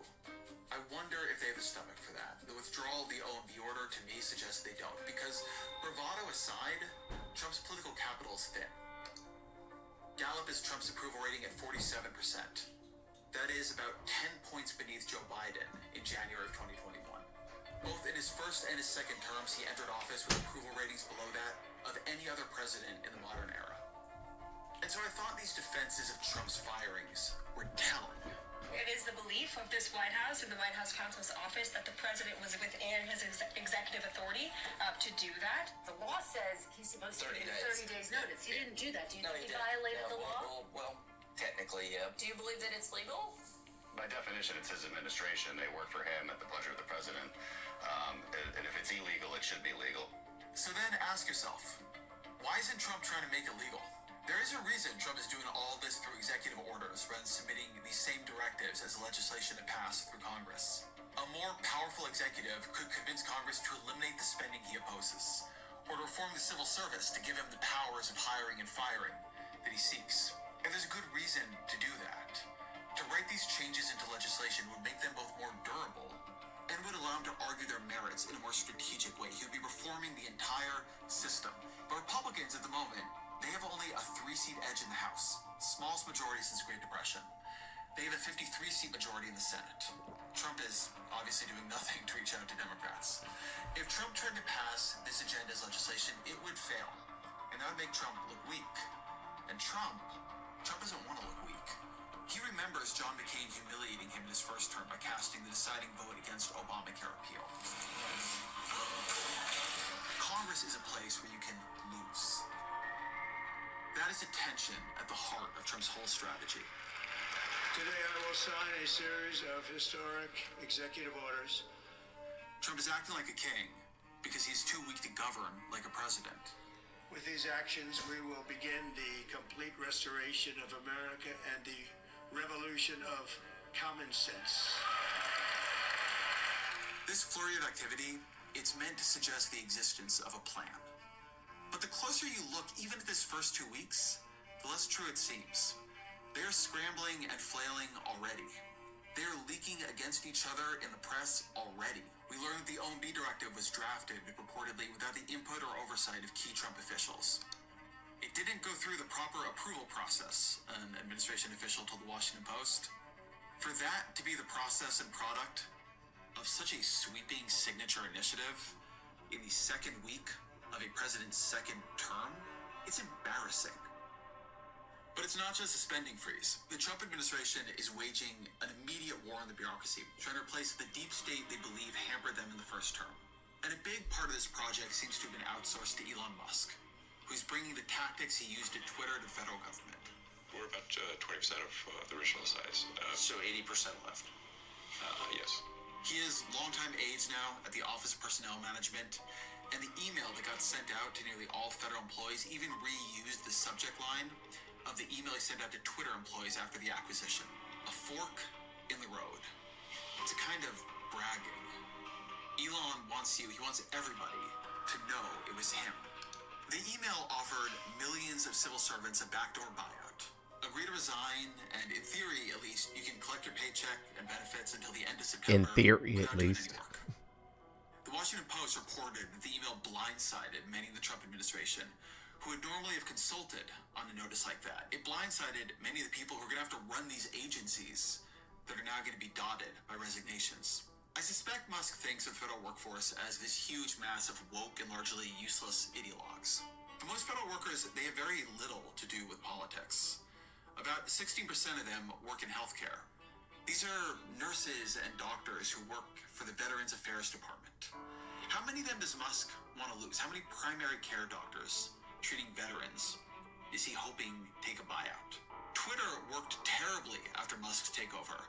It had these frequent outages and bugs, but its outages are not a national scandal. When VA healthcare degrades, it is a national scandal. Most of what we're talking about here is a group text service at scale. How many people are really needed for that, you know? What Trump wants you to see in all this activity is command. What is really in all this activity is chaos.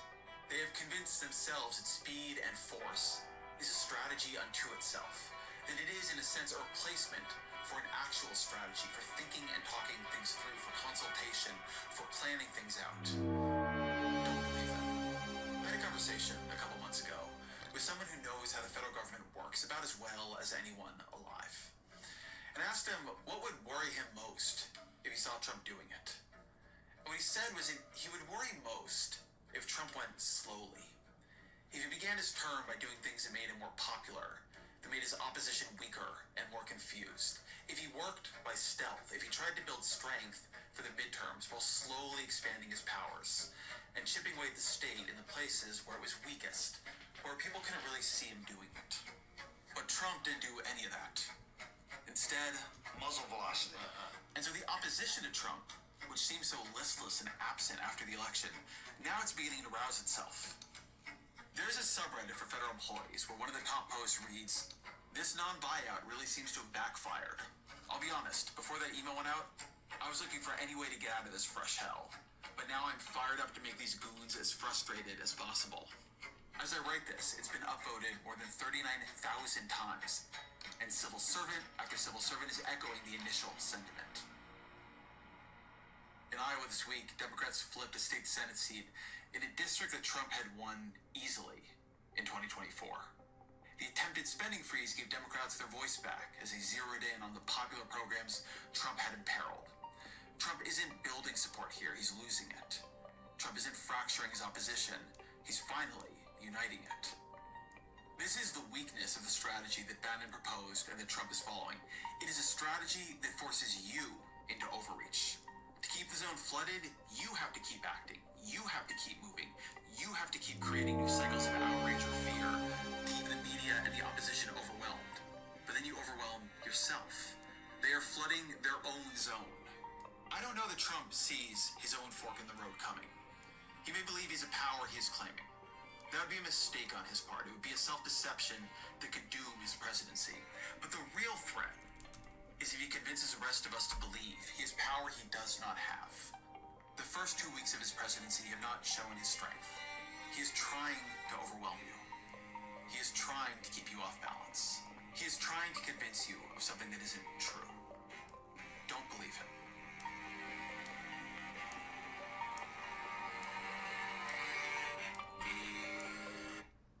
For those of you who are asking, that is Ezra Klein. Ezra Klein is the person's name who was speaking there. Great video. It really is. Thank you, Anthony, for the super chat. For those who are on YouTube and on Twitch who happen to be in opposition, go ahead and send a request in if you'd like to speak. You can call in at the number you see down there in the left-hand corner in the red.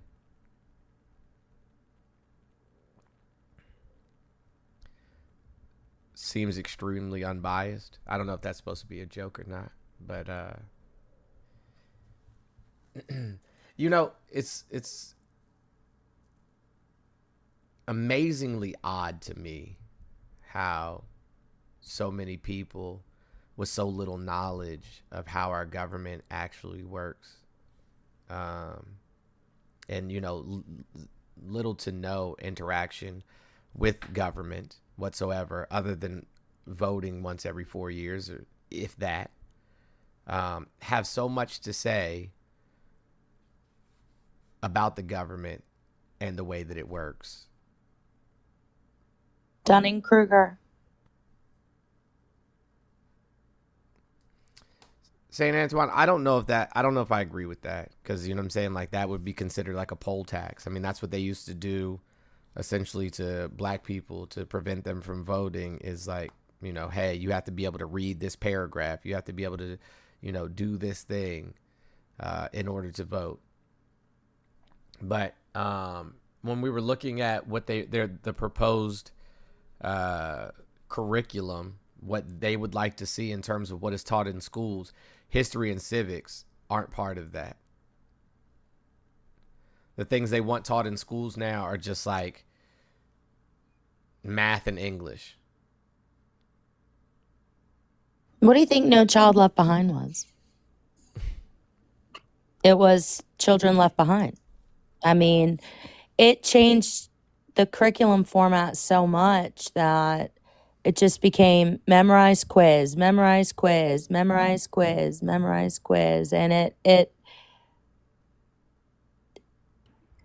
Memorization isn't knowledge. You combine that with, you know, short form content, and you combine that with, you know, rapidly changing media, and you don't have the time to critically think about what you're consuming. Right. Because by the time you go to do that process, the next idea is presented. Like we're not, and that goes back to what No Child Left Behind was, which was memorize quiz, memorize quiz, memorize quiz. It's the same thing. And I call it the spectacle. I read about it one time, rabbit hole, but it's intentful. It's purposeful. Right. The system's doing what the system's supposed to do. It keeps us, it just keeps us, I don't know, gone. People won't even vote, but they will go to the army. Yeah, right? Deltron said in the super chat, people won't even vote, but they'll go to the army. No, absolutely. Not realizing, what it is that they're putting themselves into. But you're right. But here's the thing, though. If we look at, and that's another thing that shows obvious, like flaws in our government and our systems. Most of your army recruiting centers and stations are in places where people are impoverished or close to being in poverty. They go to the schools that have, children with the lowest incomes. What's that? So are the churches. Yeah, that's true. Yeah, but they put those recruiters. They don't send them to like the private schools and to the, schools in districts where people make tons of money. That's not where they send them. They send them to these places where people are impoverished, and they tell them, "Hey, you'll get to travel the world. You'll get to go to school for free. You'll get to, buy a home and all of these other things." And the truth of the matter is, especially those who end up being, deployed, never have any real quality of life.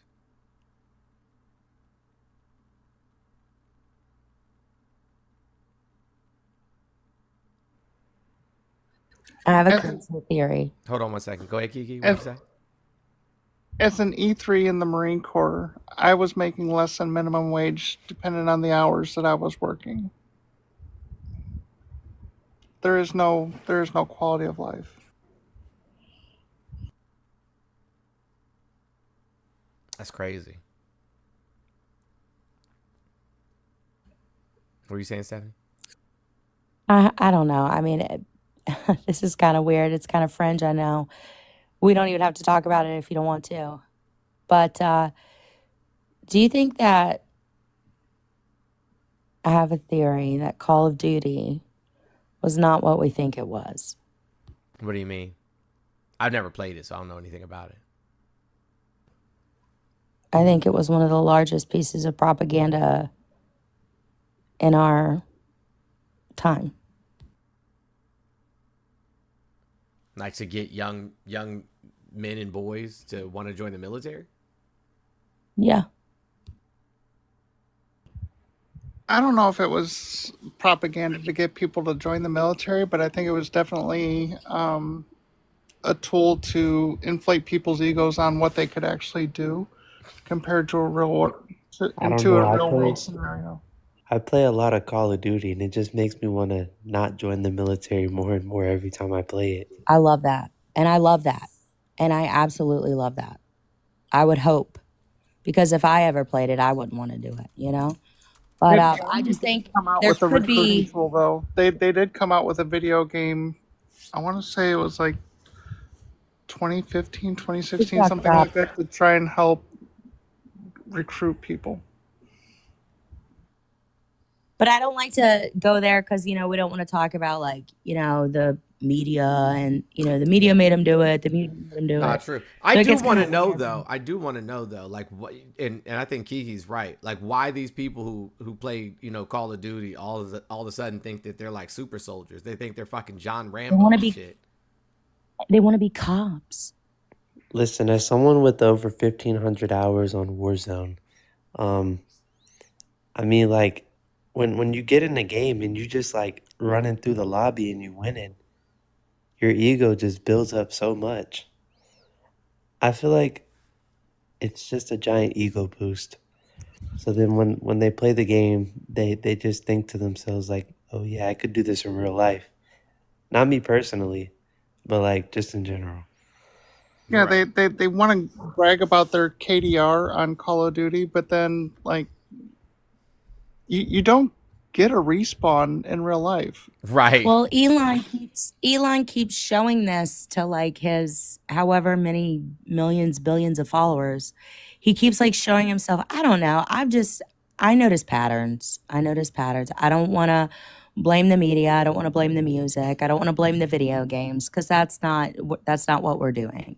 I just think that specific one, I just have some questions, but that's all. I'm not trying to. Like I said, I've never played any of the games, so I don't know. I couldn't tell you. I wouldn't know the first thing about Call of Duty. I know it exists. That's about it. It's a formula. It's just basically an addicting formula of, like, adrenaline to keep people engaged. Like, it's... I don't think it's propaganda. Heather H says Call of Duty is filled with MAGA tryhards. That is true. That's what I'm telling you. It's the same people that said I would have joined the military, but then they, like, become cops, or they just, like, I don't know. Anyways, Anonymous is going crazy on Twitter today, by the way. Why? I know they just got a lot to say. Yesterday they were saying that the young men working for Elon, something's coming, and I'm trying to find the tweet. You said Anonymous said this? Yeah. They said that things are not looking good for those individuals in lieu of, like, charges that they've, like, done something criminally illegal. Hold on, I'll look for it. I'm guessing that it has to do with security clearances that they don't have to be in servers that they should have never had access to. Funny, they've got a lot to say. Here's a tweet. Funny how the U.S. Christian nationalist movement is closer to not real than to Jesus Christ.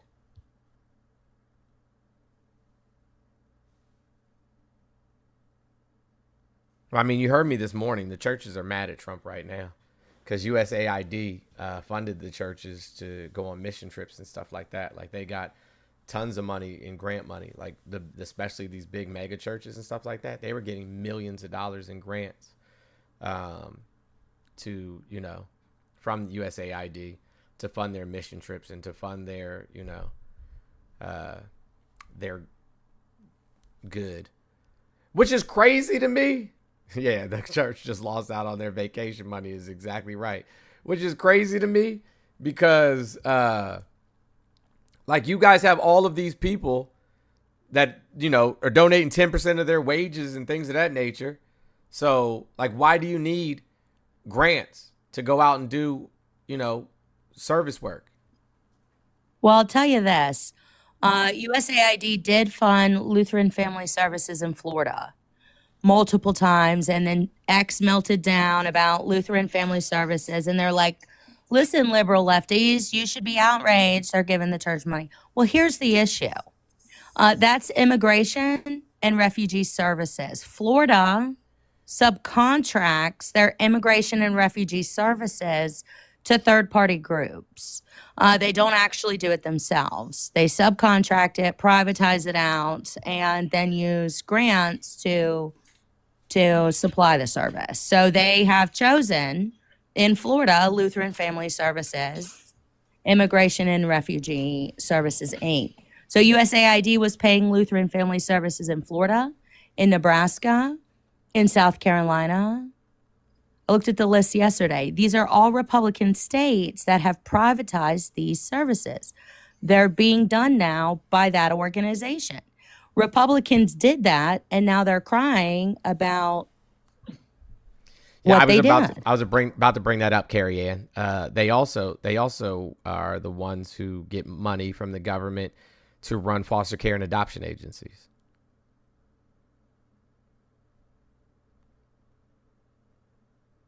Which is nothing but trafficking, to be honest with you. Hey, guys, there's 483 people in here. We only have 380 left in our goal. If 380 sent a dollar, we'd easily meet our goal. Cash App, PayPal, Venmo is all in the link tree. I can't see what you guys sent NoRads because NoRads isn't here, so I really don't know. But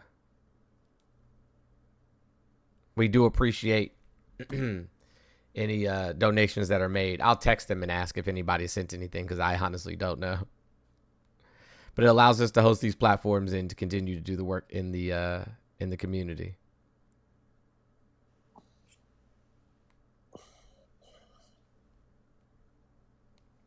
But they left. What's up, Quinn? What were you about to say?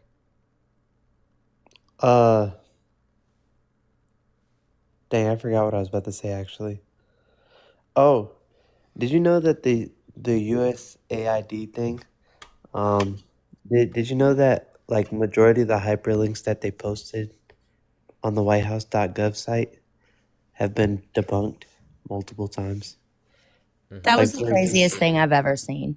Like for example, the $2 million to I think it's Guatemala. Yeah, that one specifically I read got debunked multiple times. They know that already though. But I think it's just crazy. Like they're putting out these they're putting out these tabloids, not even like real information. They're just putting out a bunch of tabloids, and people are just believing them, and it's crazy. Well, they're funneling traffic to those sites, baby villain. That's the kicker that everybody's missing, is that by hyperlinking those websites to whitehouse.gov, Breitbart, Daily Mail, every single time that hyperlink is clicked by anybody, the traffic and ad revenue for those websites goes up.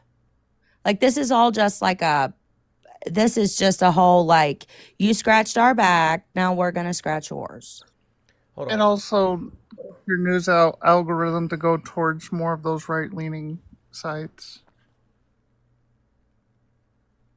It's the craziest thing. He literally hyperlinked Breitbart and Daily Mail.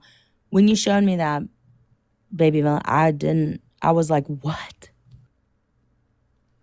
Hold on one second. Am I reading this right? Probably. So the Consumer Financial Protection Bureau has been given to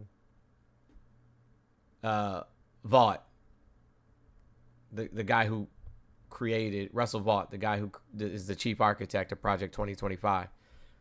So the Consumer Financial Protection Bureau that has returned tens of billions of dollars to duped and defrauded U.S. consumers was declared decreased by billionaire Elon Musk, and its operations were handed over to the chief architect of the far-right Project 2025, Russell Vought.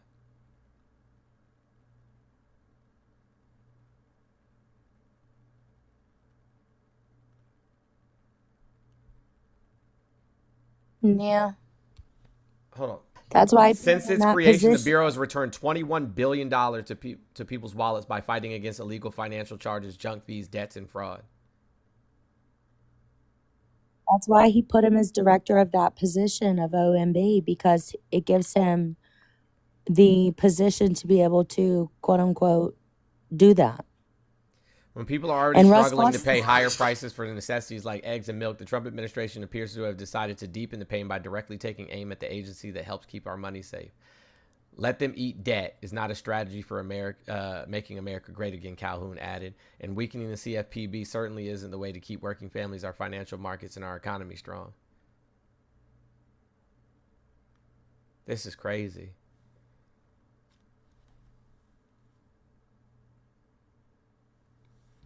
Okay. Oh, Jesus Christ. Y'all can chat. Y'all can chat amongst yourselves. I'll be right back. I'm sorry I'm so yappy. If it is the TikTok finale, then we're going to say it all.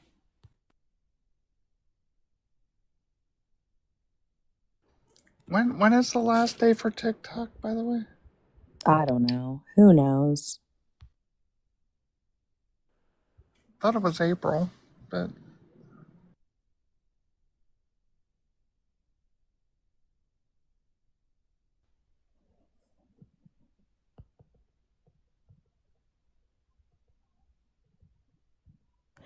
I think they definitely do want to store and house the information in a central locations, and that has to do with Oracle. And I think that Donald Trump, like, I keep going back to January 6th, right? Like, nobody wants to talk about January 6th, but why did Donald melt down? And it's simple. It's simple. If you go back and you look at Project Texas during Donald Trump's first administration, when he started creating data server centers in Texas to house TikTok data. Go Google Project Texas. Your jaw will stay in place. All these deals he set up in his first administration, all of these deals to coup the government, reroute and divert the funds into private organizations and private equity, was his administration. That's what he was there to do, is transition the government from we the people to private hands. All January 6th was him melting down because his plan was foiled. His deals in place. Why do you think he gave that, Stargate deal day 2? Because that deal has been in place for 5 years. Stargate came out day 2 of his administration because he's been sitting on that deal for 5 years. And when he lost the election, he melted down. Because all the business deals lined up were put on pause.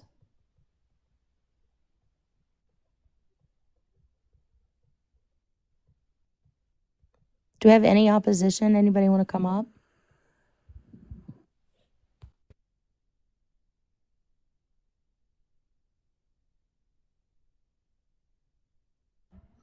there's 2 people in the request. I can bring one of them up.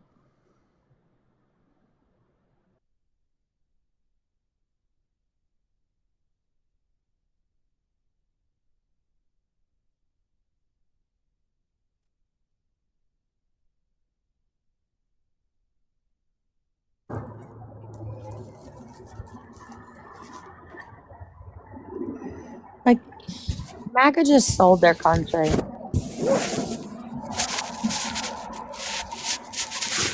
Welcome to the panel. You know, they may not know they're up here. I don't think they know they're. Nakia, hello.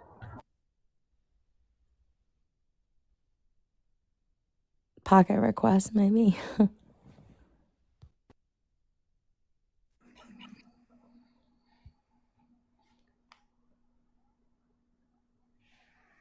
Nate the Great? Is this that Nate the Great or another Nate the Great? I don't know. I really don't know. It's a different Nate the Great. Okay. Well, let's start from the top. Is the earth flat?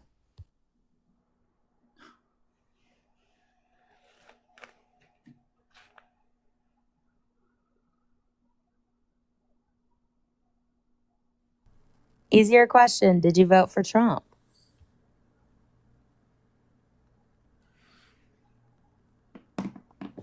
How you gonna request and then say one thing and then just like, I mean, I'm trying to spark a conversation here. come on, Nate. Oh, I'm sorry. What's the question? Did you vote for Donald Trump? Yeah, What'd you vote for? Donald Trump. Not who, what. Jesus. Donald Trump.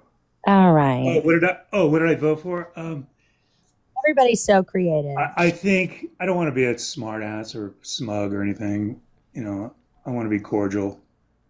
Hopefully you guys are going to be I cordial. just want to know, as well, okay. But I really doubt it.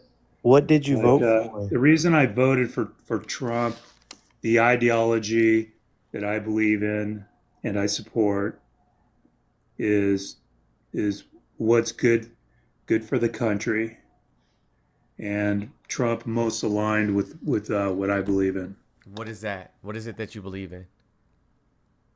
I believe the number one problem facing the country is mass immigration. Yeah, but it's not. As a matter of fact, we have less immigrants in the United States right now and during the Biden administration than we had during all of Bush's administration, all of Clinton's administration, all of Bush Sr., and all of Reagan's administration. As a matter of fact, it declined heavily under Obama, increased under Trump, and declined again under Biden. We had more encounters, but we didn't have more entries. More people stay here. Obama deported 5.6 million, Trump 2.1 million, Biden 4.2 million. So out of the three presidents, the last three presidents, Biden and Obama deported the most people, not Trump. Yeah, that's commendable that you've done some due diligence and have some facts backing up what you believe. I'm not a Democrat. Can you read this? But it's a twofold problem, and I think the big thing is. Can I ask a question? What did Trump run his first campaign on? What did Trump run his first campaign on? Oh, I'm sorry. What did Trump run his first campaign on? Oh, we're moving away from our discussion, huh? No, we're not. Same discussion. What did Trump run his first you campaign on? You don't want to hear what I have to say? Well, because I don't feel like you listened to anything that I just said. I did, and those numbers represent encounters at the border, which is one thing. But no, I'm talking about deportations. Deportations are the numbers I just gave you. Okay, well, we won't have to deport anybody if nobody's crossing the border, and nobody's going to cross the border if we're not attracting people, immigrants, to come cross the border legally or illegally. Mostly illegally is the problem I have with things like asylum, DACA, birthright citizenship.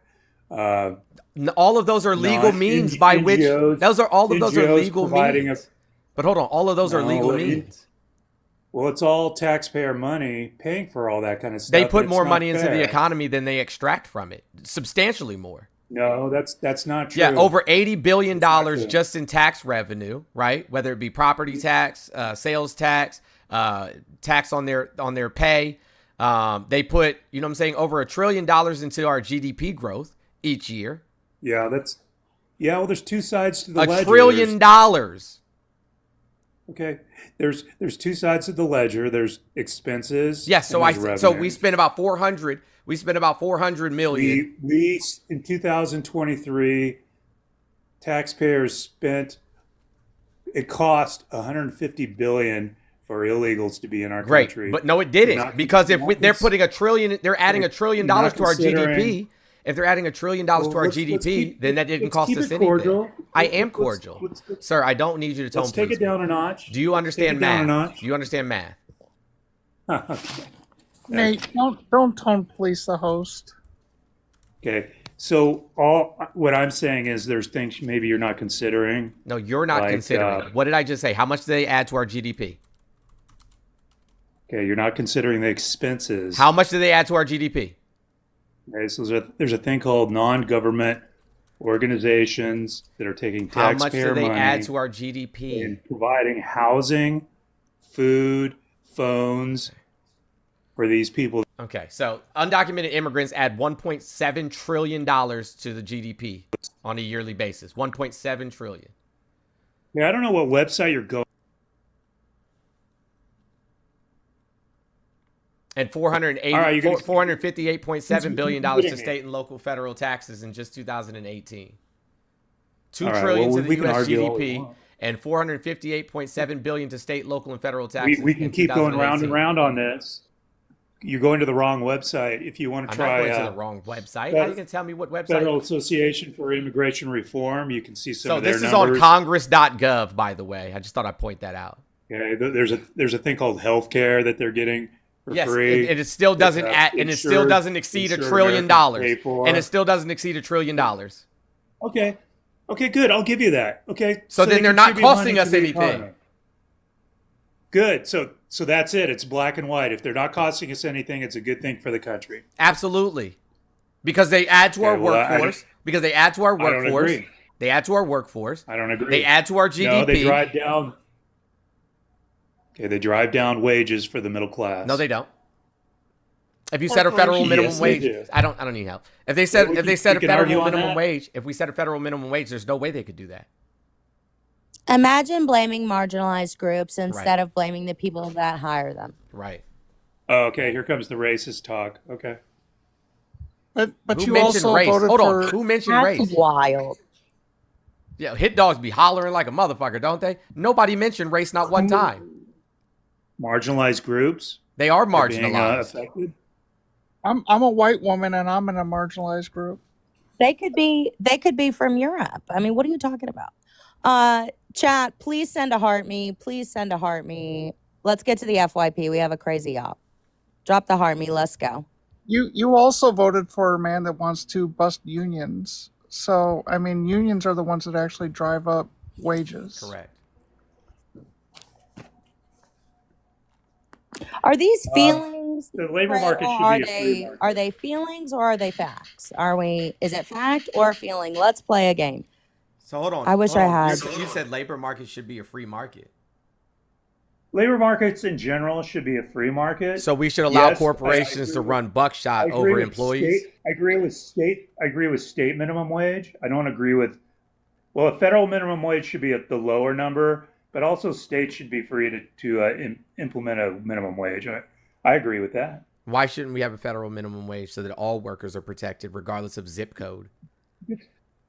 Because different states have different economic situations. Okay, so don't you think those economic situations would improve if we increase the regulations on corporations? Yes, it would. So it's Walmart. Walmart is going to make, a substantial amount of money in every location that they're in. But Walmart is a multinational corporation. So Walmart has enough money, right, to pay each person in every state, regardless of the economic situation, a federal minimum wage. So does a corporation like Amazon that exists in every single state. And so because they exist in every single state, they have enough money to do so, they should pay the same minimum wage in every state.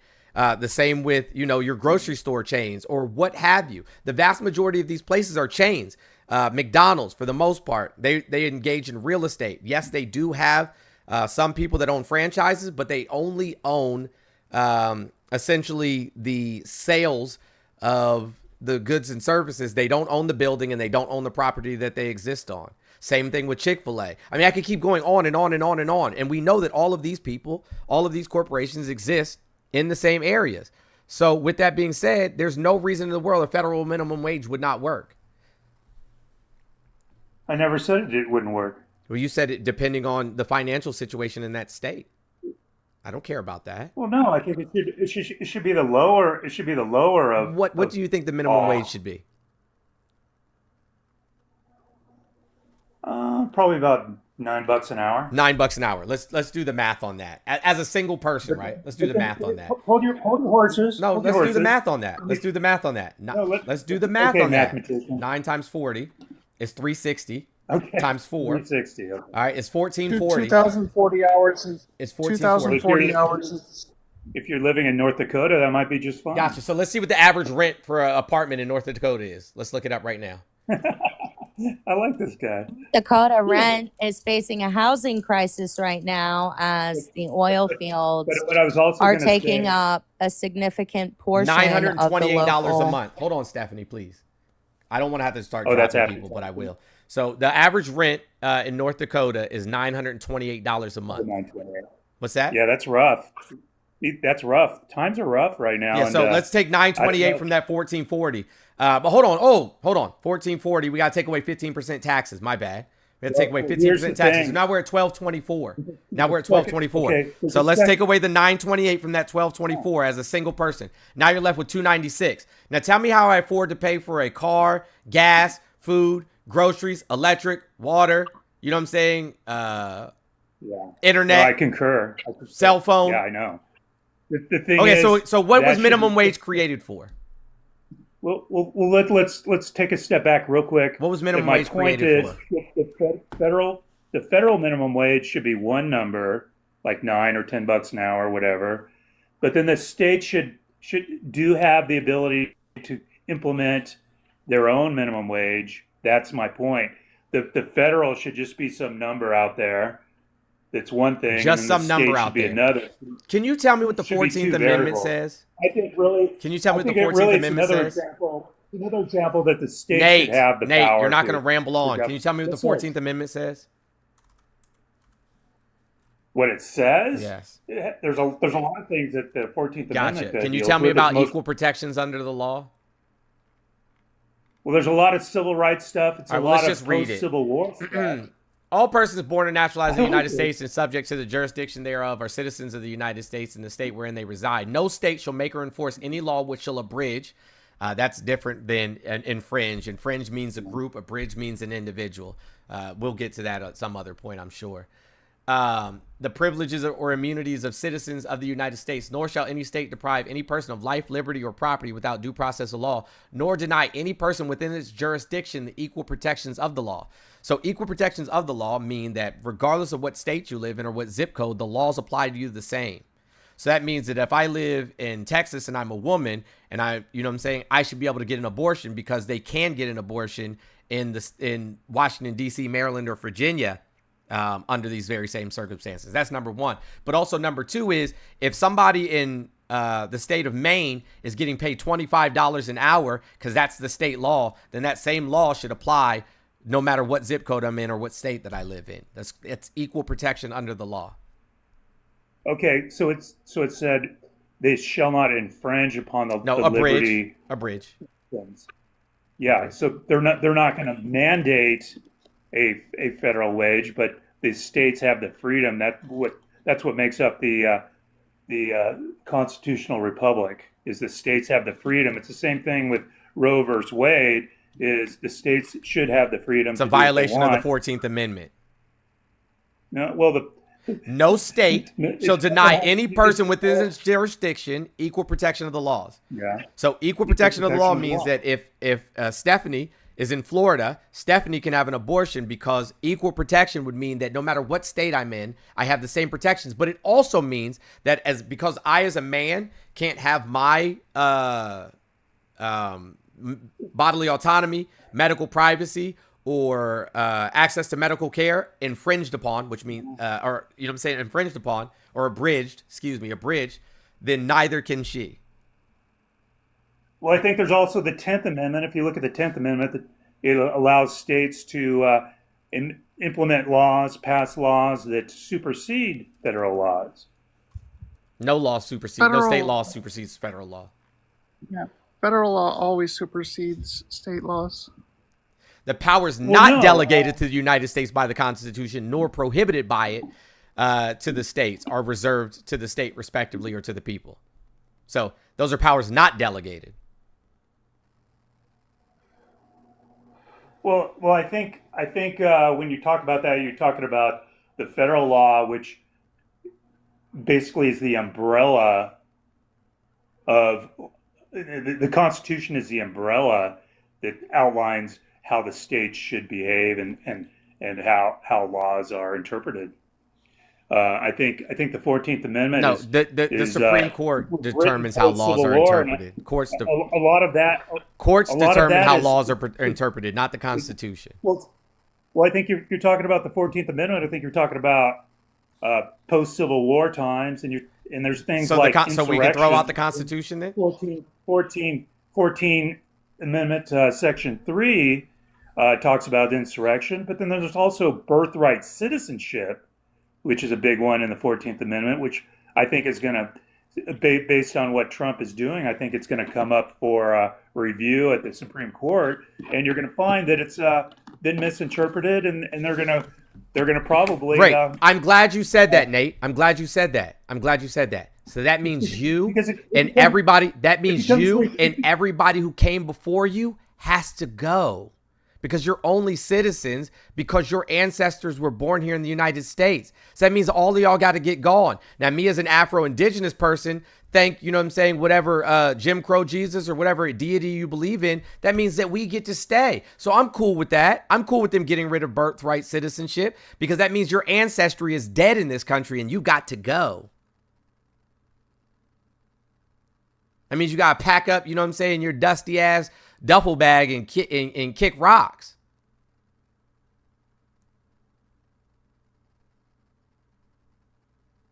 Let me know if you need me to put a GoFundMe together.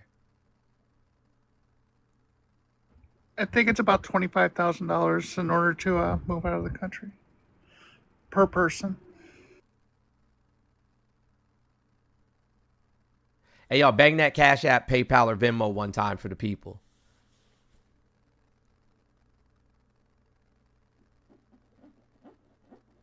Nate, we can't hear you if you're talking. I just want to know when you're going to get ready to go. If you're on your way out or not. I don't know who's muting me, but yeah. Well, I'm putting some clothes in the laundry right now and I'm getting ready to pack. So long, farewell to you. Yeah. Bye.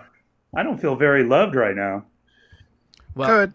I mean, yeah, we shouldn't love fascists. I don't know why you would want us to. Fascists? Yeah, we fought a whole war against this. Hey, Stephanie, you got to stop playing that because it'll violate me on YouTube. So that's the first reason I voted for Trump. Because you like fascism? Yeah. No, because I think mass immigration is the number one problem facing the country. It's not. The second problem. Can you give me any evidence? First of all, why aren't we tapping the screen? But can you tell me how? Hey, you're a product of mass immigration. Right. I'm sorry? Thank you, Kiki, and thank you, Christina. Mass immigration. No, I'm a descendant of settlers that came to this country. Yes, mass immigration. Correct, mass immigration. No, there was immigration is when you go to an already functioning and inhabited country. This country was functioning inhabited. The settlers came and inhabited the country. We already had people here. Weren't there indigenous people here when millions of them? There were tribes of native Indians. Yes, indigenous people, not Indians. Indian people come from India. People. Okay, Redskins. Oh, but that's not. We're really not going to do slurs. Are you serious, bro? I guess Washington proved that, huh? With the commanders. Are you okay? To get you triggered. What? Are you okay? I'm just fine. Did you drink some water and take your medicine this morning, Nate? Oh, so you guys are going to resort to character assassinations now? I take medication. I drink water.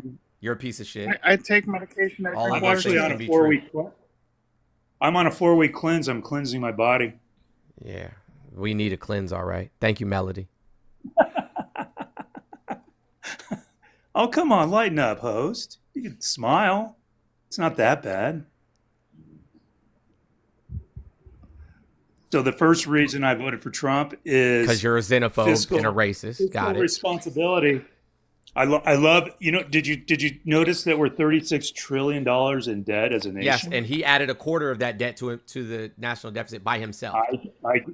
I get it. I get it, and that's the talking point. I get it. What do you mean? It's not a talking point. It's a fact.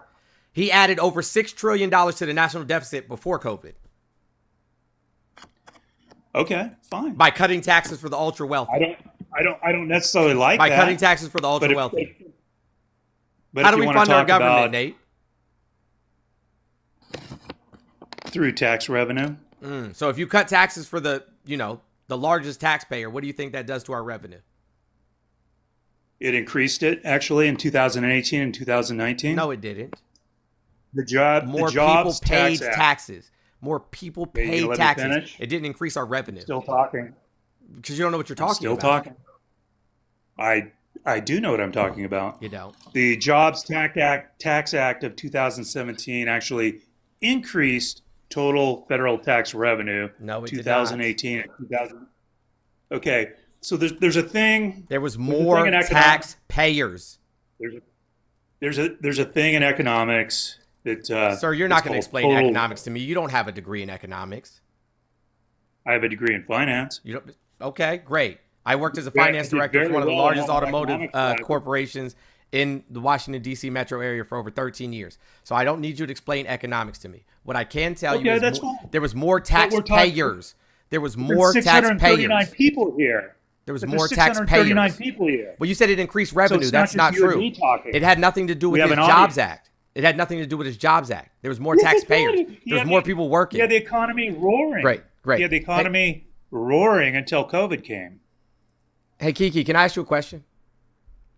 Of course. Gotcha. So unemployment was going down year over year from the Obama era into the first couple of years of Trump's presidency, yes? Correct. So if unemployment is going down, what does that mean? More people have jobs. More people have jobs. Got you. And if more people have jobs, what does that mean in terms of taxes? The economy. Oh, that's more people paying taxes into the system from their employer. Oh, correct. Got you. So does that necessarily? So I find it funny that people don't understand correlation and causation. So if there's more people working, then there's more people paying taxes. Yes. That would be correct. Yeah. So a Tax Cut and Jobs Act did not increase the revenue. It was because there was more people working. Like, this isn't hard.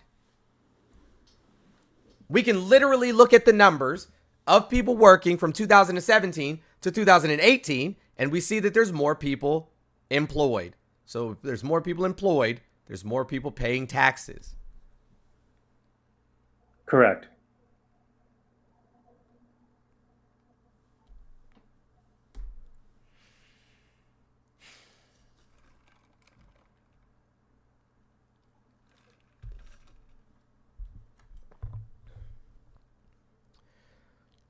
All right, what else is it that you want us to debunk today?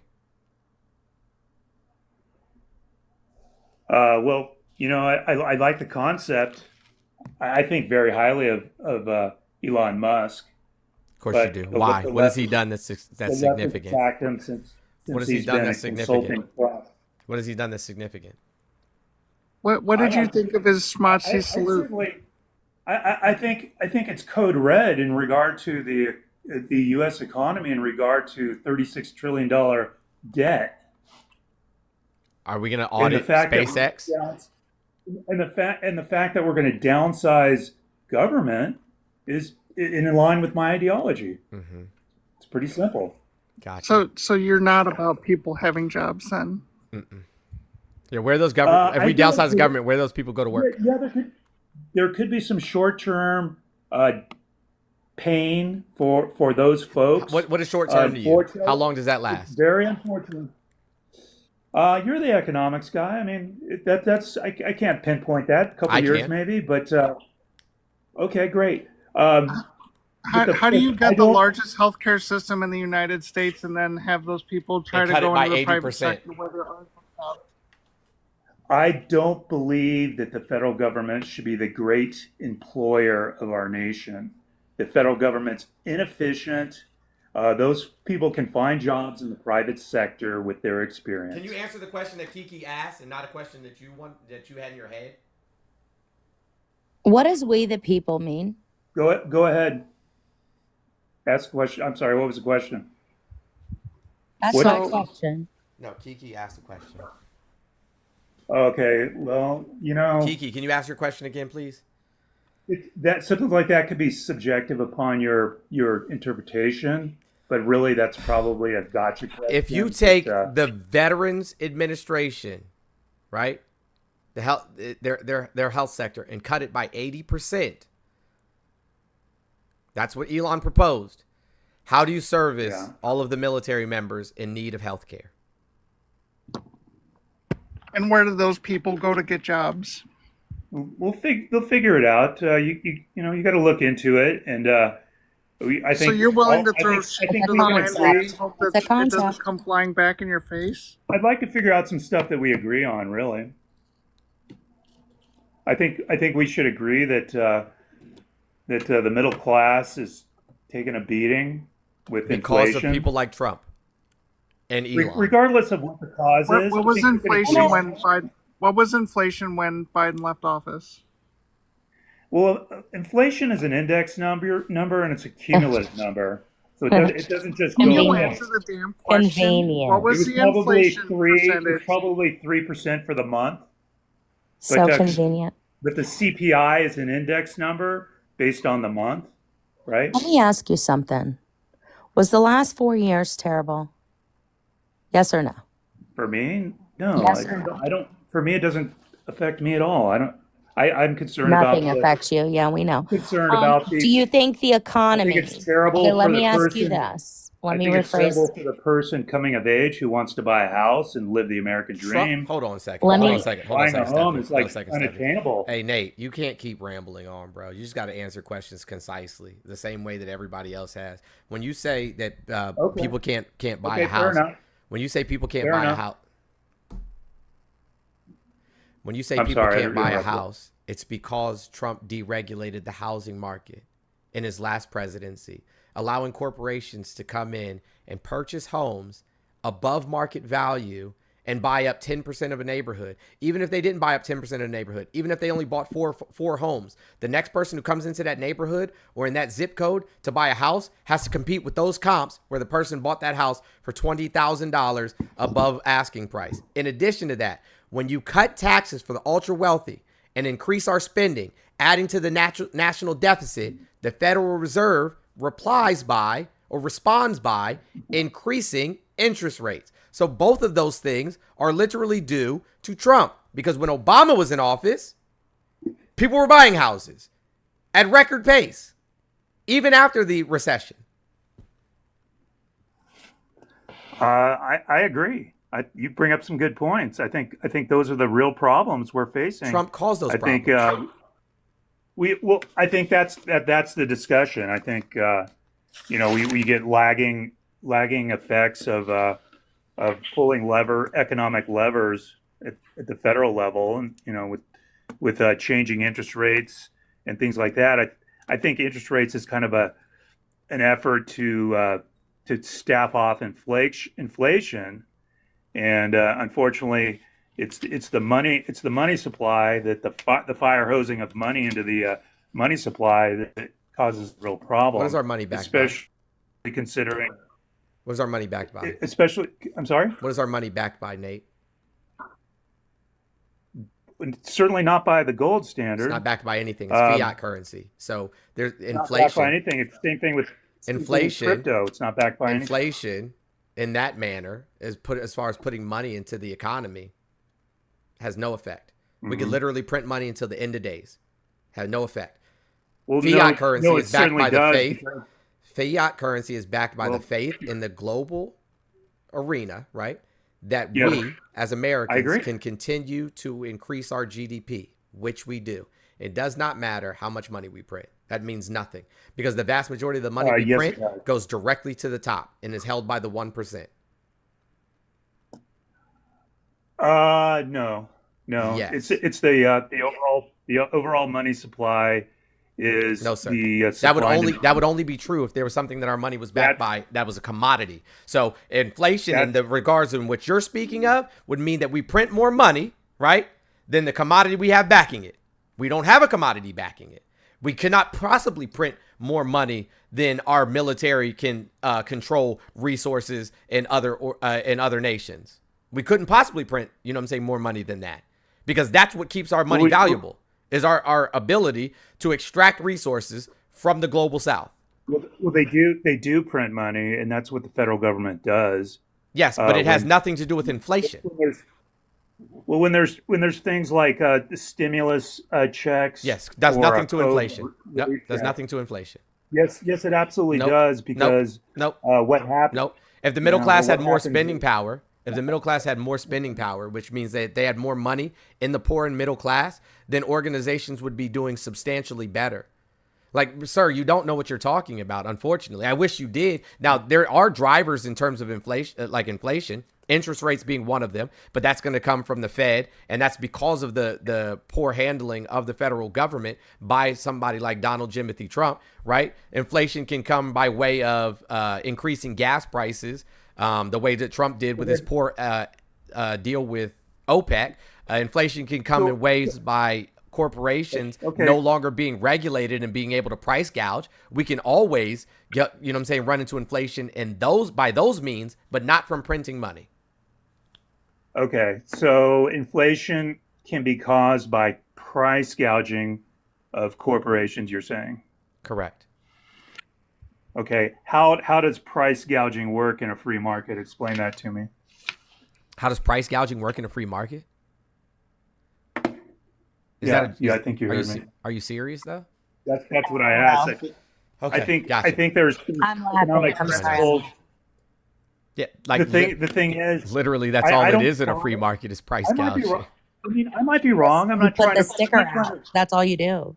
I'm You not just trying put $12.99. Hold on. I'm gonna explain trying really to- quickly. This is easy. No. I'm gonna explain, Nate. You asked a question. I'm gonna explain. No, I didn't ask you a question. You did. You said, how does price gouging work in a free market? I'm about to explain.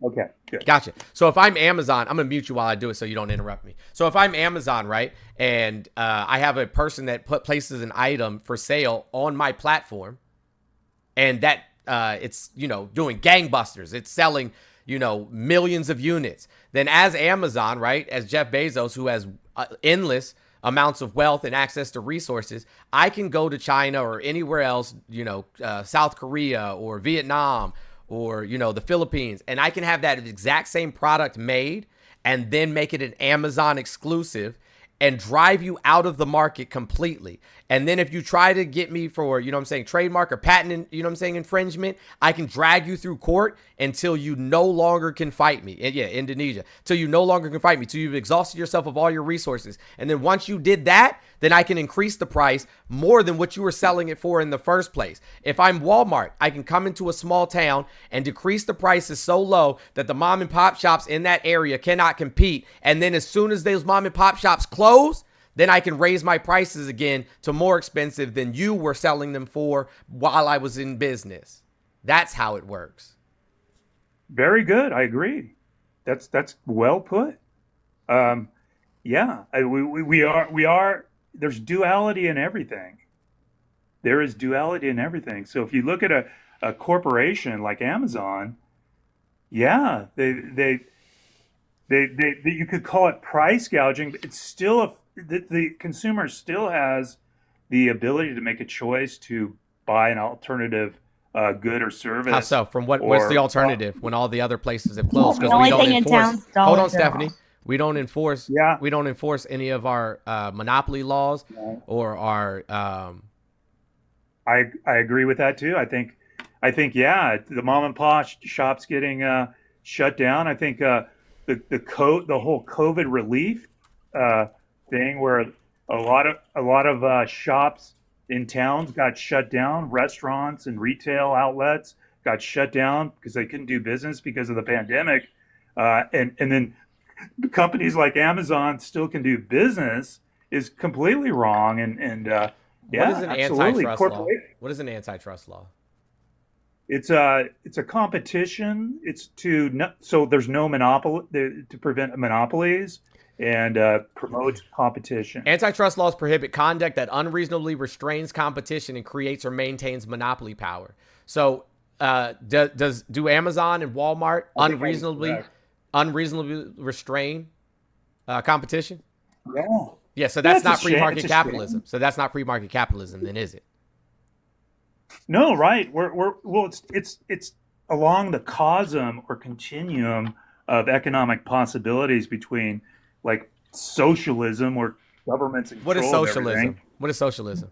and complete What's free socialism? markets. Socialism is government control of the economy and the equality of equality of outcome. No. The equality of outcome. No. Nope. Okay. Not at all. Okay. Socialism is when workers own the means of production. So if I worked at Amazon and Stephanie worked at Amazon and Kiki worked at Amazon, then all of us would be equitably yoked in Amazon as a company. And then we would equitably distribute the resources that we accumulate and or the profit made. Yes, equality of outcome. No. It's when workers own the means of production. You said when government owns the means of production. That is not socialism. So I could work at Walmart as a greeter or be a PhD and get a similar Why salary. would you be a PhD working at Walmart?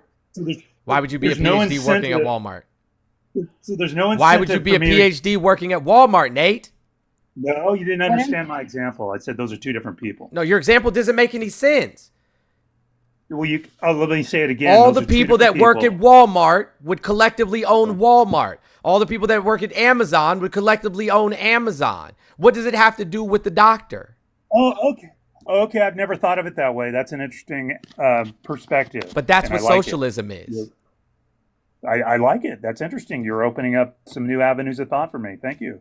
That's very good. You're a smart man.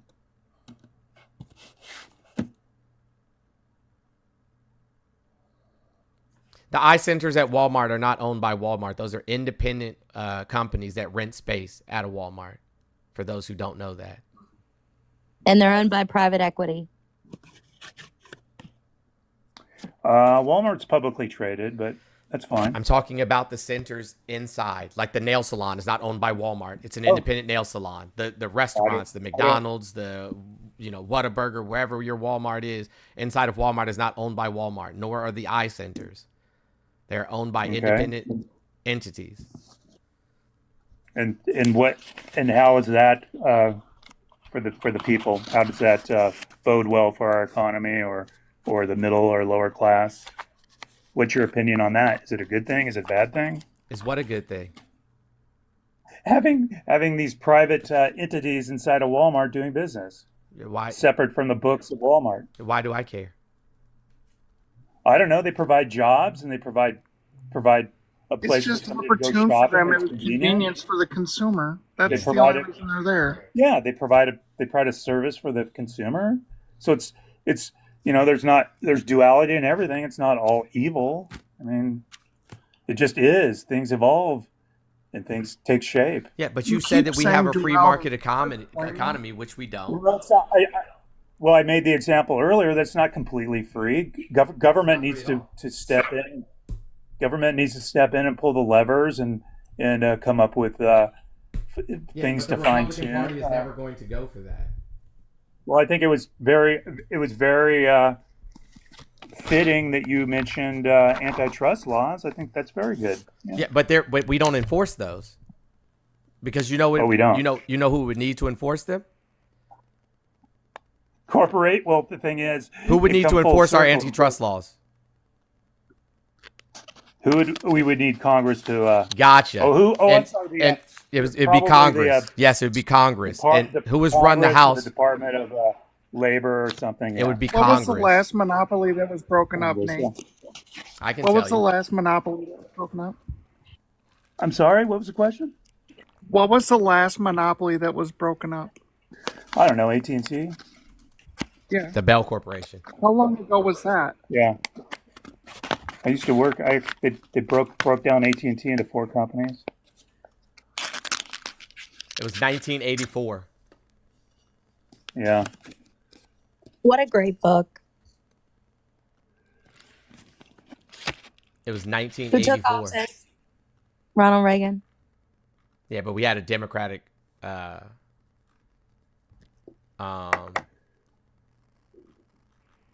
Congress. Congress. To fight him with what he was about to do with the fair telecommunications. They had to. They had no choice. Nate, have you ever played Monopoly? Of course. Then you know how free market capitalism works. Congratulations. Thank you. Yeah, I really don't understand, like, how somebody with good conscience could vote their way into fascism and then just sit there in it. Well, I think the overarching thing is that I think we were getting to it. We've come full circle. That we agree on some things, and I think that's great. But I think also corporations are our government, and corporations and the big money is in control. Sir, how many billionaires are currently sitting in the cabinet right now? 13. Okay, I don't understand the logic behind why that is a given evil. That if the richest man in the world is helping, who are the consult tax breaks president given to? Why aren't we doing an audit on SpaceX or Tesla? Why are we doing an audit on U.S. Treasury? Why aren't we doing an audit on SpaceX or Tesla? Why did the New York attorney? Why did the New York Attorney General? Why won't you answer my question? Okay, I think corporate audits are a regular thing. No, we have Why not. aren't we auditing? We have not. We are not government? auditing the contracts that have been made with Elon Musk and his corporations at all. Nate, you're about saving money in the government, correct? I'm about helping the middle class. How is having a bunch of billionaires, oligarchs, run a country helping the middle class? Do you think that they have their finger to the pulse of middle America? I think that's he's getting a stimulus check. That's a very good topic of discussion. That's very much at the forefront of people's minds. The people that don't want unions. Very fitting. No, it's very fitting that you would ask that. And I think there's duality in everything. I don't mean to be redundant, but the thing is, I don't understand the inherent evil in a billionaire who's been successful. Because nobody becomes a billionaire ethically. That's why. Help run this country. Nobody becomes a billionaire ethically. Like a business. Nobody becomes a billionaire ethically. Our country is not a business.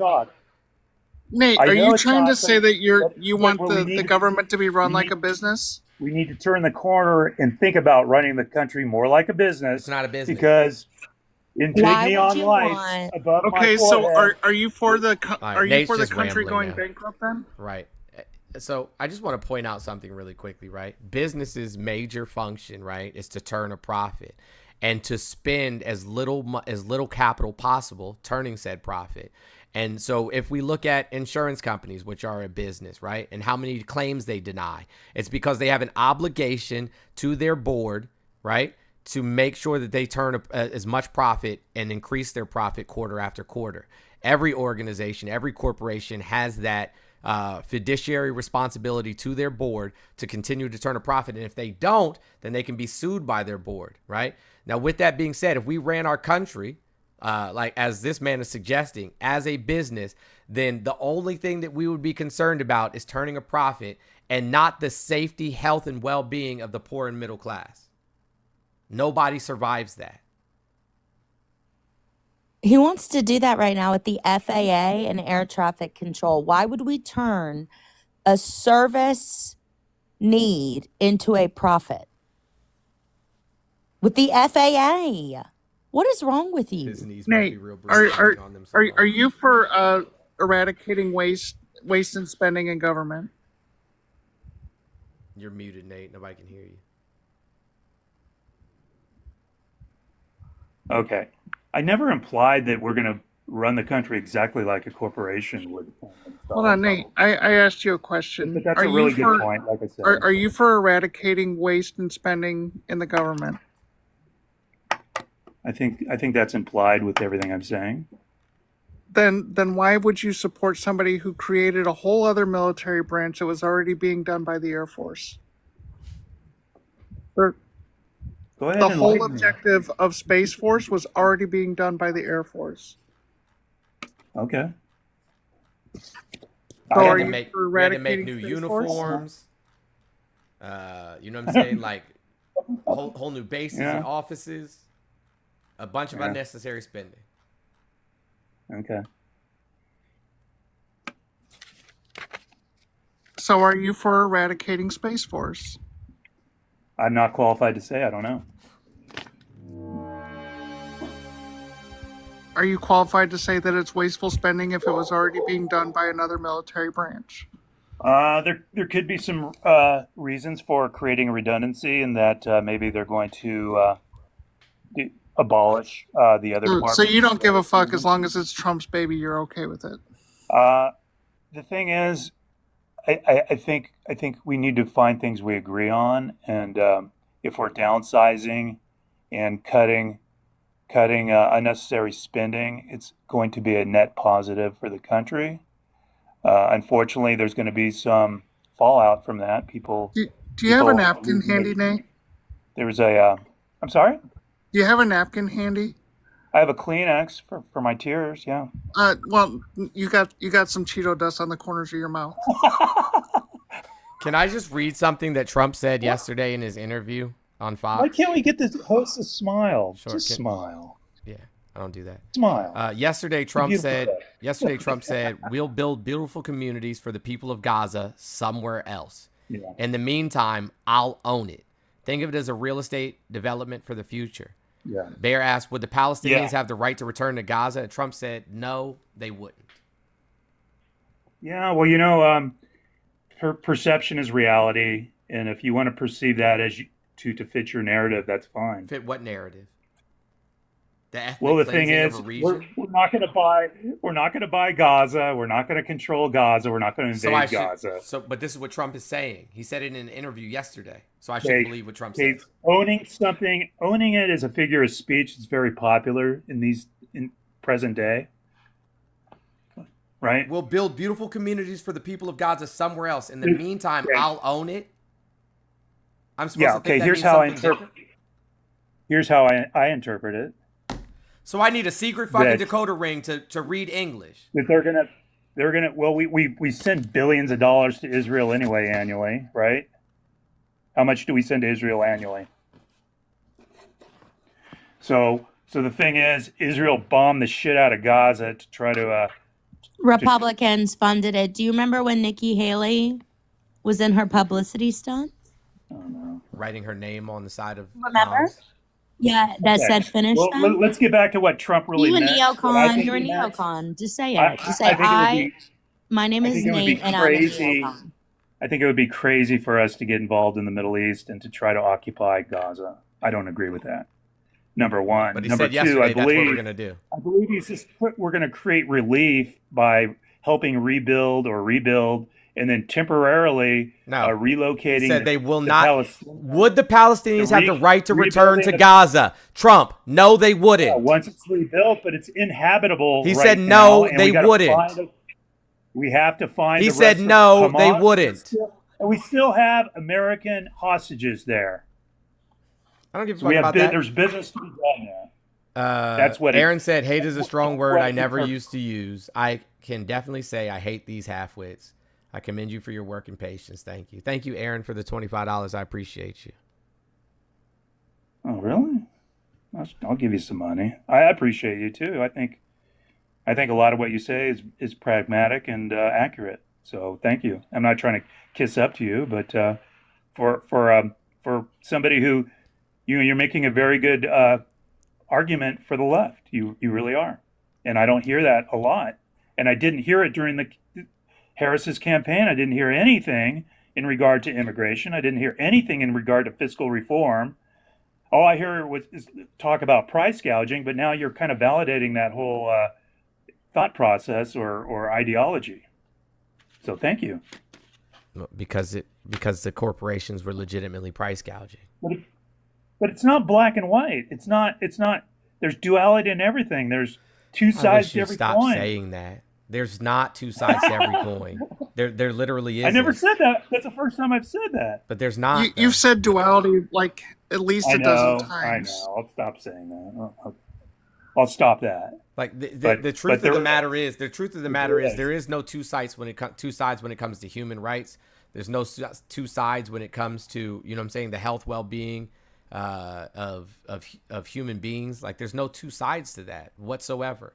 Like when we're talking about whether or not it's okay to support undocumented immigrants out of this country, quite literally, Elon Musk was here for 7+ years illegally, literally illegally. These people are seeking asylum. He was here illegally. He had the means to go and move about, you know what I'm saying, the world if he wanted to. He intentionally did it, intentionally lied, you know what I'm saying, about his paperwork and stayed here in this country. Elon Musk did that. Well, yeah. I mean, when you're talking about social programs and human rights and helping people who need the help, I completely agree with that. And if you look at the expenditures of the U.S. government, I think what 60% of our nut, if you will, goes towards entitlements and welfare and WIC. Those things are self-funded. Nate, those programs are self-funded. No, they're not. That's all Sir, you money. Pay into Social Security. You pay into Medicare and Medicaid. Social Security? Yes. Social Security is and Medicare is. I didn't mention that. Yeah. So, like, people pay into those systems so that if they have a need for them, they're there. Even the undocumented immigrants pay into those systems. Okay, we've come full circle now.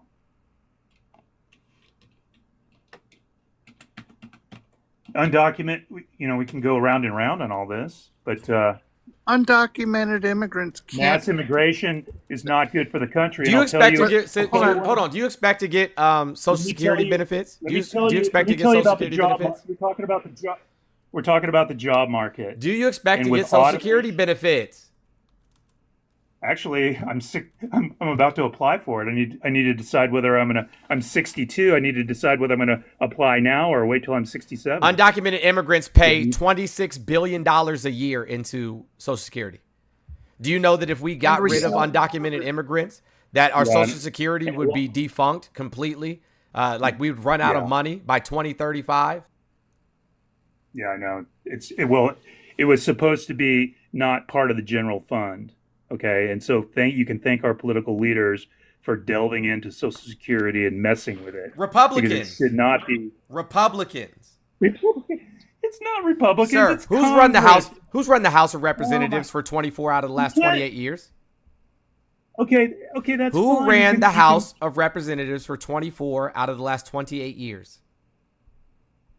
I'm going to guess that's your big gotcha question, and that's Republicans. You got Gotcha. Tip O'Neill. Who holds the purse strings? Right. Paul Ryan. Nancy Pelosi's a Democrat. Only 2 years. Okay. Yeah. Yeah, I know. Yeah. But I don't think you could.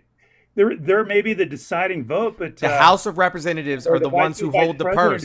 So for 28 years, the House of Representatives, for 24 of the last 28 years, the House of Representatives have been fucking us. Now, the 2 years that Nancy Pelosi was in office the first time, and then the second 2 years, we passed more legislation for poor and middle class people, all American citizens, than we did the other 24 years combined. Okay. What year did welfare start? You can thank Newt Gingrich for dipping into Social We Security. never used to have welfare. Yeah, it started after the New Deal. It started with the New Deal after the Great Depression. You're smart.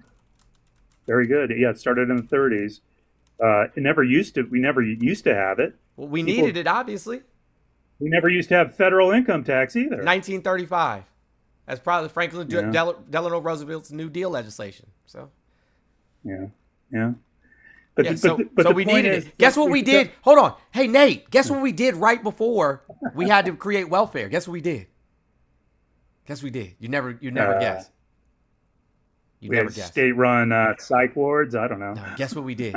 We deported 2.5 million people from the country, and then we put blanket tariffs on all incoming goods, and then we cut taxes for the rich. And guess what happened after we did all those three things? The Depression. The Great Depression.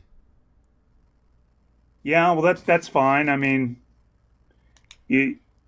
whether or not that much, there's a lot of variables in regard to economics. And if you look back, maybe we could have done something a little different, but you never know. Like not deport people and not do blanket tariffs and not cut taxes for the rich. Yeah, well, I don't think we're gonna in current days. I don't think we're gonna come close to having any labor shortage. Sir, there's 12 million empty jobs right now. Excuse me, there's 15 million empty jobs right now. No, there aren't. Yes, there aren't. I'll tell you right now. And Nate, you can thank Newt Gingrich for dipping into Social Security and using it as a slush fund. Well, I think we need to. The number went down. According to the latest numbers, there is 8.36 million job openings. So there's 8.36 million job openings right this second. Yeah, you just can't slap your keyboard and expect a Google search to be accurate. Unfortunately, sir, this is from the United States Department. Google references. Yeah, this is from the Bureau of Labor Statistics, sir. Corporations are our government, and the feds are cooking the books, just like they did with inflation and the report on the economy during the Biden administration. So we don't believe we shouldn't believe anybody unless it's Trump. So if you want to take certain metrics and say, hey, the economy's good, based on your metrics that you decide to focus on, that's fine for you, but it's misleading. And really the big metrics is inflation, the price of goods and services. And unfortunately, the Biden administration, which is dictated by corporations, it didn't prevent inflation, and you go ahead and pin that and blame that on Trump. I can, but that's not accurate. I can. So let me show you how I can. Let me show you how I can. This is really easy. Let me show you how this is so easy. Right? Trump put tariffs on China. Okay, those tariffs on China cost us over 1,000 legacy farmers here in the United States. Legacy farmers used to produce, produce and meats and milks and cheeses and all of those things. And then they could have them processed at a local center, at a local processing center, and then delivered to the grocery stores from the local processing centers. But because we lost 1,000 legacy farmers, those farms declared bankruptcy and had to sell. And they sold to places like Tyson, or Purdue and other mega farm groups, right? Those mega farm groups, which are held. Do you mind if I finish talking? Those mega farm groups, which are held by foreign entities. Now those farm goods get taken from those farms and shipped to centralized or regional distribution centers, and then they're processed in the regional distribution centers and then go back to the area, which adds a cost. Then, right? You take the fact that they add up a markup because now they've controlled the market. Now they don't have any competition with the legacy farmers, those small farms anymore. Now add in the OPEC deal where Trump said, hey, listen, I need you guys to cut oil production by 10% over the next 2 years. This was in May of 2020 that he did that. So if you cut oil production for the next 2 years, May of 2020, 2 years later, May of 2022, that's why in 2021, Biden, 2022, Biden, we saw gas prices go up. Because if you open the countries back up and we've decreased our global supply and then the demand increases once the countries open back up, then obviously gas prices are going to be high. So now we've lost farmers. Fuel is more expensive, right? Fuel is more expensive. So now they're tacking on that cost to the consumer. Now, once the consumer has paid the cost that's up here, there's no incentive for them to go back down here, even if gas prices come down. So that's why when we saw gas prices come down, we never saw our grocery prices or any other goods and services prices come down because they had no incentive to. People are already paying them for over 2 fucking years. And we lost 16 refineries. That's an oversimplification. That's an oversimplification. It's not. That fits your narrative. Oh, Jesus. Because if you do research based on what you want to find, you're going to find it. But the tariff war will do nothing. But unfortunately, it's the price of oil and the price we pay at the pump is a very complicated formula. No, it's not. No, it's not. Futures market. We have the market cap. It's not a complicated formula. We have the market cap. Our oil prices haven't changed more than 30 cents, more than 30 cents a gallon at the pump. They haven't changed more than 30 cents in over a decade. It hasn't gone 30 cents up or down. See, there's duality to everything. In over a decade. It didn't go from $3 to $6 a gallon in Southern California. So there's other variables involved. Sir, national average. Sir, national average. Sir, national average. Sir, national average. Sir, national average. Nate, what is the greatest amount of cost at the pump for your gas prices? Joe Biden. You want to break it down between like taxes and refinery costs? It's one answer. And paying off the distribution. What is the great amount of cost at the gas pump? The price per barrel of oil of Brent sweet crude. I mean, what do you want to? Which variable you want to focus on? The largest portion of the price. Nate, you need to shut the fuck up for 2 seconds. The greatest portion of your price at the pump. You dick. I knew he was going to crash out. Go ahead and say what you're going to say. I'm willing to listen. You need to land the plane. I asked you a question. I didn't ask for a question. I was answering it. You weren't. But go ahead. Taxes is the biggest portion of the price at the pump. Okay. That's done by the states. Okay. So there's a reason why gas in Alabama is cheaper than it is in California and why it's more expensive in New York than it is in Illinois. Okay. Are you talking to me or are you talking to the 672 people listening? I'm talking to you and the 672 people that are in here. But they seem to be listening better than you do. Okay. So what's the point? Go carry on. You have the floor. Crude prices do not change the cost of the pump nearly that much. So how does it work? Where do they buy the barrels of oil? They either buy it off the market. Okay, it's a global market. So when you do blanket tariffs and you cause a trade war within the global market, we're transitioning to tariffs now. Okay. Oh my God, Jesus Christ! I wish you could track a conversation. Where do you how do you guys survive? How do you guys survive? Where do you think 60% of our oil comes from? It comes from Canada, which he just wanted to try and impose a 25% tariff on Canada. Okay, I don't know if you're qualified to speak about. I work in the oil industry, fuckwad.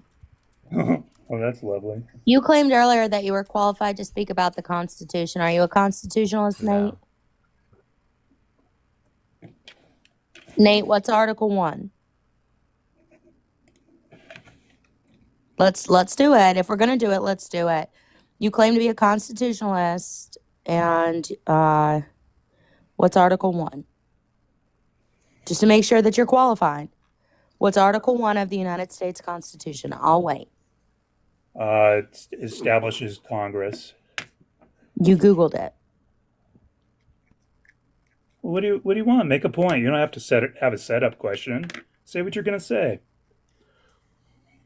Go ahead. Did you Google it? Go ahead. Say what you're going to say. I was just making sure you were qualified. 3 branches of government. What do you want to hear from me? What do you want to hear? Does it bother you at all that that the last 4 European years, Union? Do you think that does it bother you at all that the European Union is literally like, hey, you guys literally have a fascist as a president? Does it like that doesn't move you at all? Like people who would be, pretty well versed would have a good, beat on what fascism looks like. Not for a minute. Do you consider that, hey, they might know something when Germany is literally sounding the alarms, when other countries are having protests in the street protesting our president? Like that doesn't sound any alarms for you whatsoever? Talk to the 6 million that were unalive during the Holocaust about fascism, and they'll tell what you that means. Yeah, and they'll tell you that Trump's a fascist. But you know something. If Congress, the Democrat senators in Congress want to oppose everything across the board that Trump wants to do, even $50 to deport. Even though Trump won the majority vote, the outright vote, and won. He did not win the majority of the vote. He did not. He didn't even win. Yeah, he didn't win over 50% of the people that did vote. Hey, I got to read this super chat really quickly. Jackie Jean says, if they're skewing metrics, that means Trump is operating off of incorrect information. If they're skewing metrics, that means Trump is operating off of incorrect information. Yes, German people such as Nate let what happened in Germany happen, and that's what we're seeing now. We're seeing people who are saying it doesn't affect me, it's not going to hurt me any, not my problem, so I'm just going to keep doing what I've been doing. No, the exact opposite. And if you want to talk about the 6 million people that died during I've had it good. I've had it good, and I'm comfortable where I'm at financially. I feel bad for the person who's coming of age, like I said before. The person that I think Trump and Elon are going to make sure never are able to get up. No, they're taking the burden.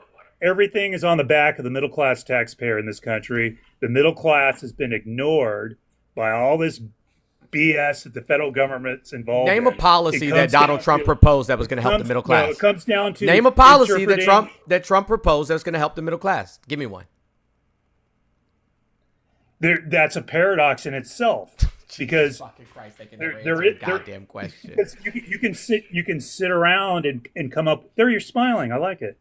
Fucking idiotic. Hey guys, my Cash App is right there because I forgot I'm not on my account. My Cash App is right there. There's 345 left. There's like almost 700 people in here, so $1 from half of you guys will be able to meet our goal for the day. I appreciate you. All right. If you want to talk about the 6 million people from World War II, while there's a mass... Let's not talk in circles. Come on. So we're talking about laws that... I'm muting you because you don't shut the fuck up when I talk. You want to talk about the 6 million people that were mass deported and unalived during World War II, while the same thing is being implemented by the Trump administration now. He wants to do mass deportations just like Hitler did. And he's advocating for the G side of trans people within this nation. We're already on step 9 of trans G side. And, what I'm saying, not to mention the, proposed ethnic cleansing, of Palestine. Wait, whoa, you guys are all over the place now. Come on. Nate, are we bringing the displaced Palestinian people here? Okay, yes little miss setup question. Yes or no, are we bringing the displaced Palestinian people, as we will now occupy their land, are we bringing them here? You're making assumptions. No, yes or no? Based on what he said. Incorrectly. Yes or no? Incorrectly. Answer. In your opinion, should we bring them here? Yes or no? Personally, under temporary refugee status, yes. We can provide them with TPS. We can provide them with temporary protective status. Are you done with your question? Yes or no? Are you done with your question? Well, I want to ensure that you answer it. Okay. My answer to that is Palestinians are a wildly different culture, and God, I hope not. Is this Islamophobia? Oh, turn off the TV. Come on. It's definitely xenophobia. It's a Oh, I little hate homophobic. people. What's different I hate about their people. culture? Yeah, as soon as I speak up about immigration, What's different about their culture? Automatically, I'm What's different about their culture? racist. What do you know about Palestinian culture? Tell me about it. Enlighten me. Jesus is Palestinian. I don't know. You tell me. No, If you just you're- told me that they're a you tell me, wildly dude. different culture. You tell How? me. I know that they are. How? Mexico is a wildly different culture. How? What's different Wildly. about them? Haiti is a wildly different How? culture. What's different about them? Somalia is White a wildly Christian different nationalism What is is a different about wildly them? different culture. What's different about them? It's a different set of beliefs and values. Like what? Like what? Because And Mexico are devout. You know what I'm saying? Devout Christians. 85% of them. they're Catholic. I think the Mexicans are beautiful people. There's a lot of You beautiful said it's a people, wildly but different they're culture. How different. so? Well, maybe not Mexico. It's not wildly different, but a country like Somalia. No, you said or Haiti next. Haiti is the or vast majority of Haitians are Palestine. Christians. The vast majority of Haitians are Christians. Okay, Christianity or religion does not necessarily dictate what your culture Well, I'm asking is you what or their culture. your What's values different are, about their culture? or what your belief system is. What's different about their Or culture? how you Guess val- what? Guess what? The indigenous people had a culture here. The indigenous people had a culture where they didn't believe that people owned land, and they didn't believe that all of the animals or the trees or the birds or the bees belonged to anybody, that they could fish whatever waters were available to fish, they could hunt whatever was available to hunt, and that you should not hunt or fish or take more than you actually needed, and that everything should be equitably distributed amongst the people, whether they were part of your tribe or any tribe. That was the land, that was the food available, that was shelter, that was access to resources to be equitably distributed, that all people are interconnected, right? And then white people came over here, settlers as you called them, they're colonizers, came over here and unalived so many indigenous people that it changed the core temperature of the earth. So your culture is filled with grape and murder and imperialism. Okay. So, your but if you culture look is at the wild. facts, Your culture has gone all it's over the smallpox planet, that killed stealing. off the indigenous people. Your culture They has weren't gone all slaughtering- over the planet, erasing cultures, erasing ethnicities, erasing people's, beliefs systems, erasing them. Haiti does not practice voodoo. Very few people. When the colonizers came here and did what they did, when they arrived, they disguised themselves as Protestant missionaries. Oh, you're going to tell me how it is, huh? Okay. Religion does not dictate a culture. We Cultures know are that just naturally because your religion doesn't say anything about graping and unaliving, you know what I'm saying, entire groups of people. Oh, I'm sorry. Yeah. Yes, it What? does. As a matter of fact, yes, it does. Okay. Yes, it does. Okay. And then the Crusades, they literally went around unaliving people at mass clips and graping and taking their land. I don't buy that. I don't think the settlers came across looking to slaughter Indians and rape their So women. why did they? So why did they do that? A lot of that happened. We've become more developed and why did they do it as a then? people? Ask the individuals. A lot of this is on individual basis. No, it There's wasn't. good and bad people. No, it wasn't. Was the Indian Removal Act? You can't just say no. It What wasn't. is the Trail of Tears? Who stopped it? Okay. So fast forward to like 1965. I'm just asking. You said it was individual people. Let's That fast wasn't forward to, 1965. That was the 1860s. No. I want to hear what you have to, how you feel about Kennedy and Lyndon Johnson and. Lyndon Johnson was a vehement racist. The pivot is Here, wild. let's see what Lyndon B. Johnson had to say. Yeah. Let's see what Lyndon B. Johnson Well, had to say. they came up with an immigration plan that did away with any kind of quotas or percentages from different countries. And the problem is, regardless of what the culture Let's see what is, Lyndon B. Johnson said. Lyndon B. Johnson said, if you can convince the lowest white man he's better than the best colored man, he won't notice that you're picking his pocket. Hell, give him someone to look down on and he'll empty his pockets for you. That's what Lyndon B. Johnson said.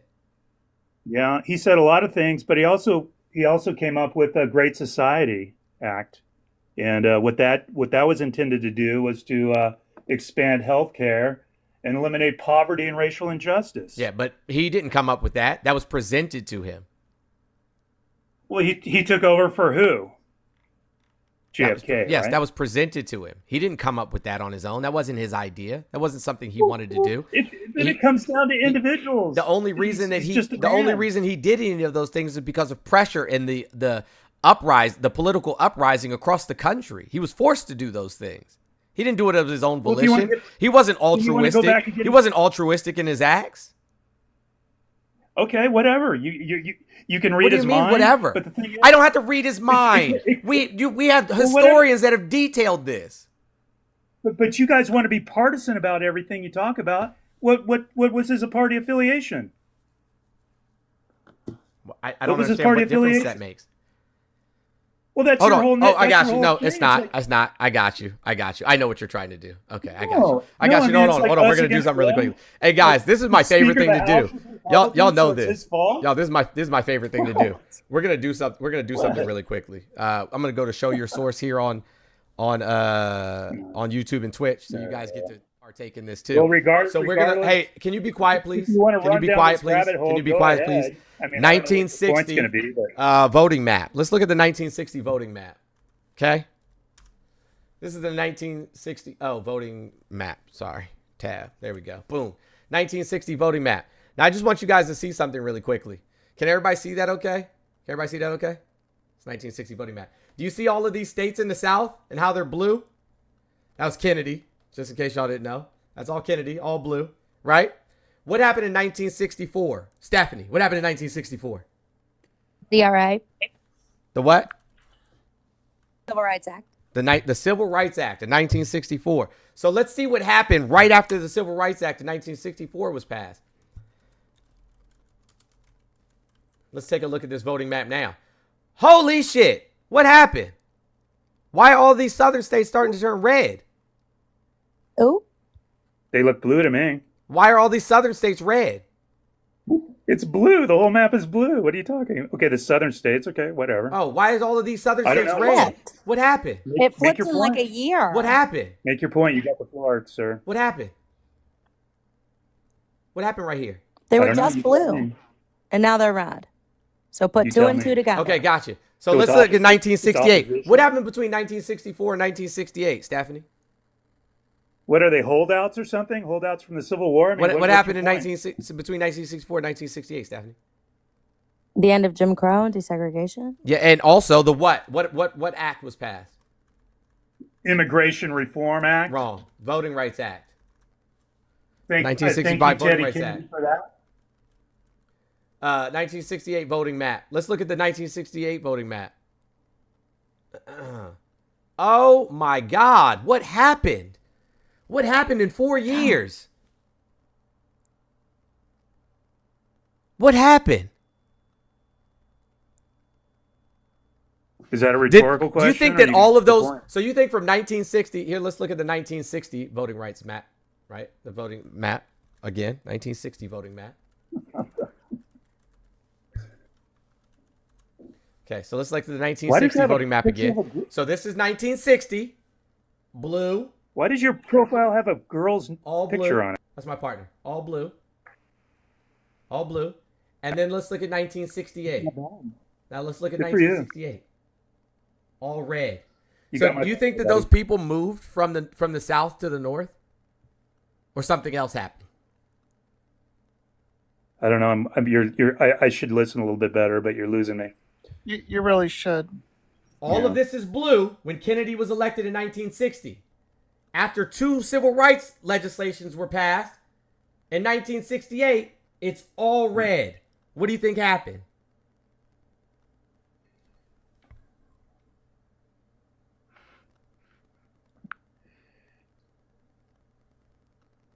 What do you think the Republican Party was? I'm going to ask you one question and one question only. Nate the Great, are you a conservative? Yes or no? How long have we been talking here?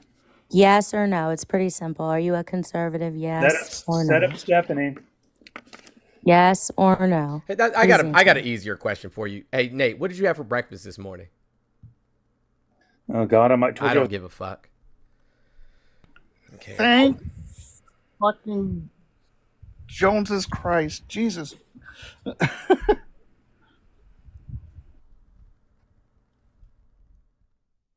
And to take it a step further, after 1968, when you saw the map flip and start to turn red, right around 71, Jerry Falwell, the Southern Baptist Convention, and other evangelicals started to weaponize something. And that was abortion. And that was done systematically to go for the base in the South to garner that map red. It's all the same. It was almost like it was a strategy for the South. It was the Southern They called it the strategy. Southern strategy. Imagine. Hey, y'all. The more you know. This shit is insane. Absolutely insane. There's something wrong. There's just something wrong. Guys, if you enjoy, you know what I'm saying, the education and entertainment provided today, my Cash App, is right here. I forgot that the screen was mirrored. I'm like, why is it doing that? We have $3.45 left in our daily goal. $1 from half I can't of see you it back help. home. You can't see it? On TikTok, no. I see it. Can you see it now? Oh. I see your right here. I see a wall. The poster. You don't see the sticker right here above my head? Oh, that. Oh, yeah. Jesus Christ. You've been gardening? Oh, Wu-Tang said they posted the Venmo and PayPal in the I don't know. I guess in the yeah, it's just the number. Oh, okay. Sorry, Chad. I thought it was like a link. Oh, I didn't see. It's just the sticker. I was like, what is going on? Okay, sorry. Oops. I don't think I am the problem. What? You said what now? I said I don't think I'm okay. That's the problem. Oh. You can't see it. It's just the wall for you? I don't know. I don't know, guys. Oh, shit. Dropped my damn phone. I swear these folks. Do we have any other These folks conservatives? be stressing me out. The gold sticker has my Cash App on it. It says Tough Lifestyle. It's a little oh, you have the the sticker's glitch. That's the problem. Okay, we Thank figured you, it Devin. out. I appreciate you. The sticker's glitch. Right now we're seeing the record player. So you've updated it, but we don't see the new one. You're going to have to delete it and then put it on again. Sorry, it's so complicated. What's up, Brody, bro? What's up, bro? Huh? What's happening, man? Hi, Devin. Oh, thank you, man. Thank you. I don't think Devin. Try to do it the right way. Yeah, I'm straight. Oh shit! I'm sorry. I didn't mean to request that. That's all good, Devin. You good, bro? You can drop me back in. Thank you, Nicole. Thank you, David. I'm sorry, chat, for the chaos. I'm sorry. Thank you guys for dropping a heart me on this account. It really helps to push the FYP so that we can have more conversations and get the conversations out to more people. If you are not a team member, up top, that orange heart beside the name, just click that, send the heart me, and it helps so much. Thank you guys. I was about to say, it's not letting me let anybody up. Glitch talk. I know.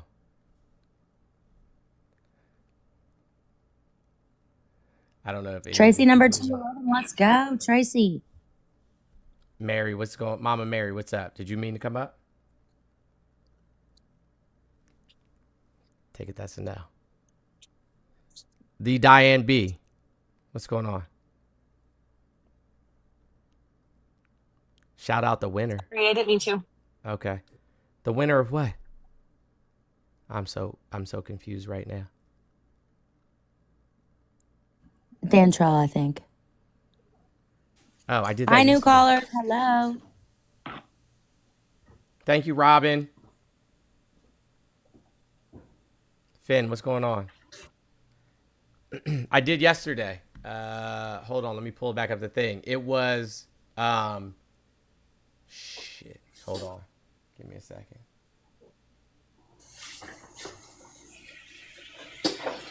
One of them was Leslie, and the other one was... Sorry, you gotta give me a second. Fins, you gotta mute. I don't think they know they're here.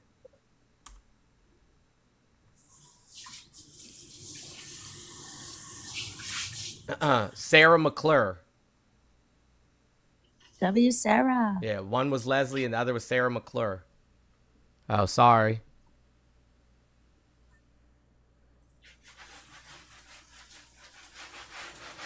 Finn has no idea they're here.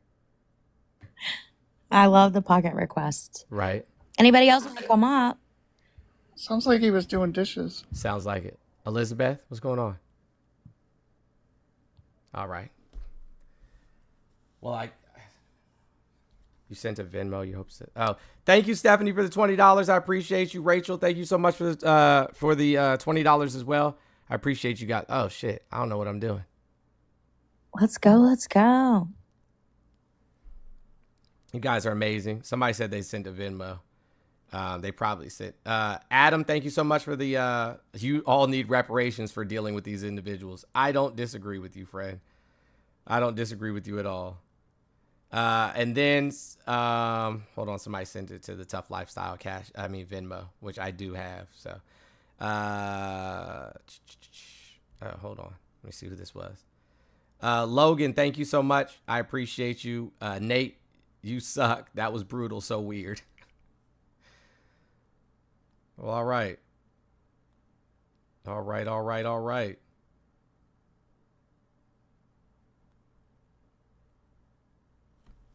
It was something. I tell you that.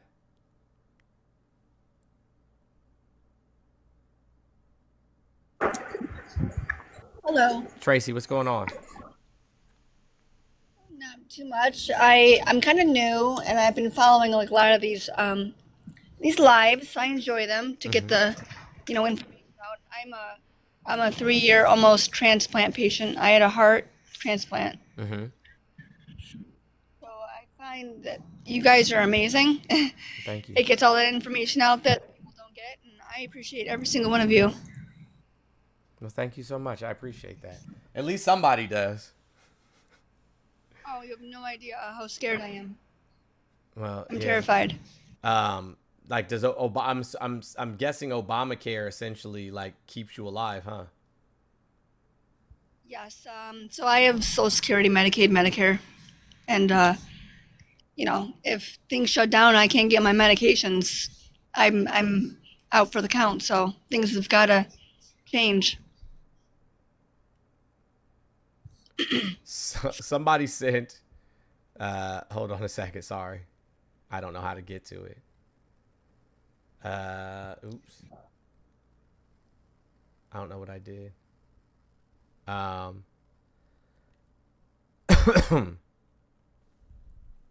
don't know how to see what they did, but it's like they sent a.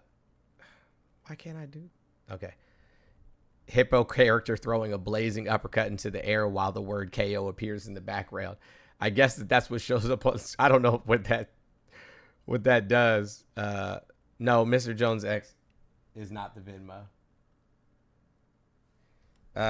Hold on a second. Oh, maybe it is. Hold on. Sorry. I don't know what my Venmo is. Is it? Yes, it's Mr. JonesX. Yes, that is correct. Sorry. It is.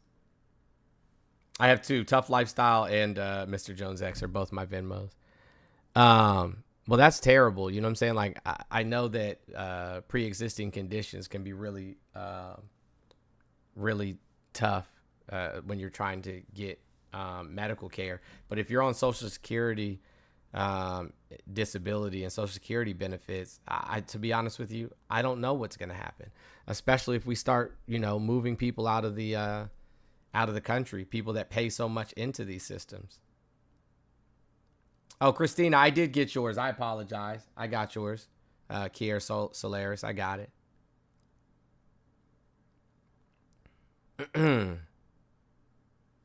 Mutang, what's up, friend?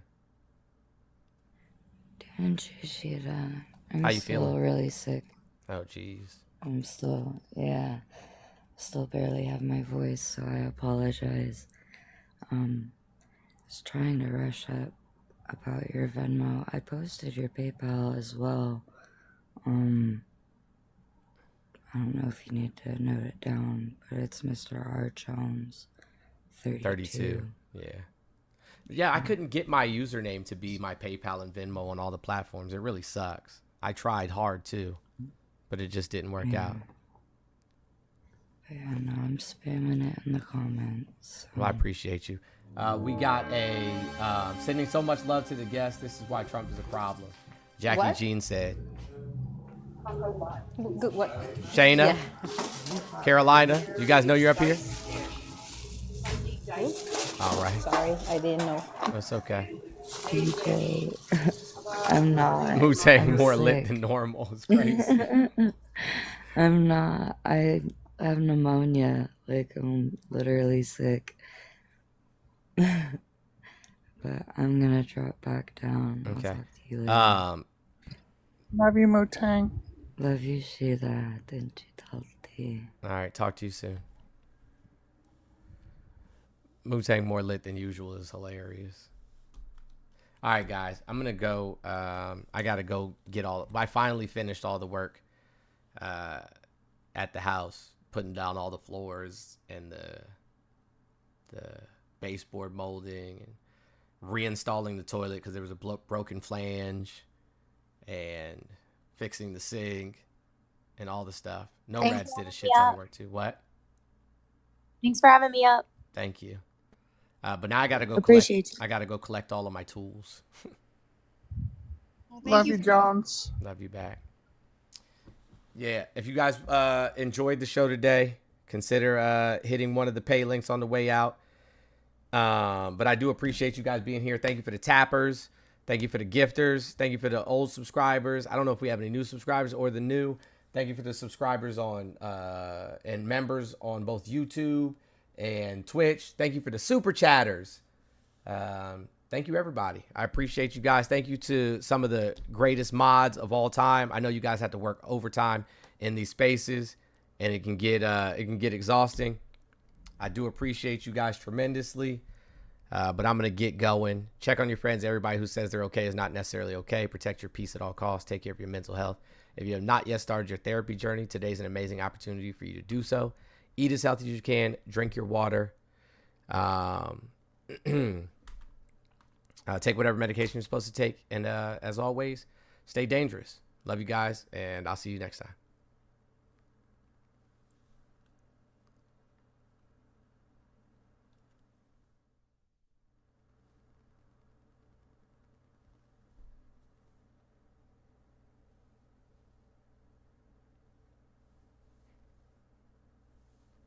Talk real quick about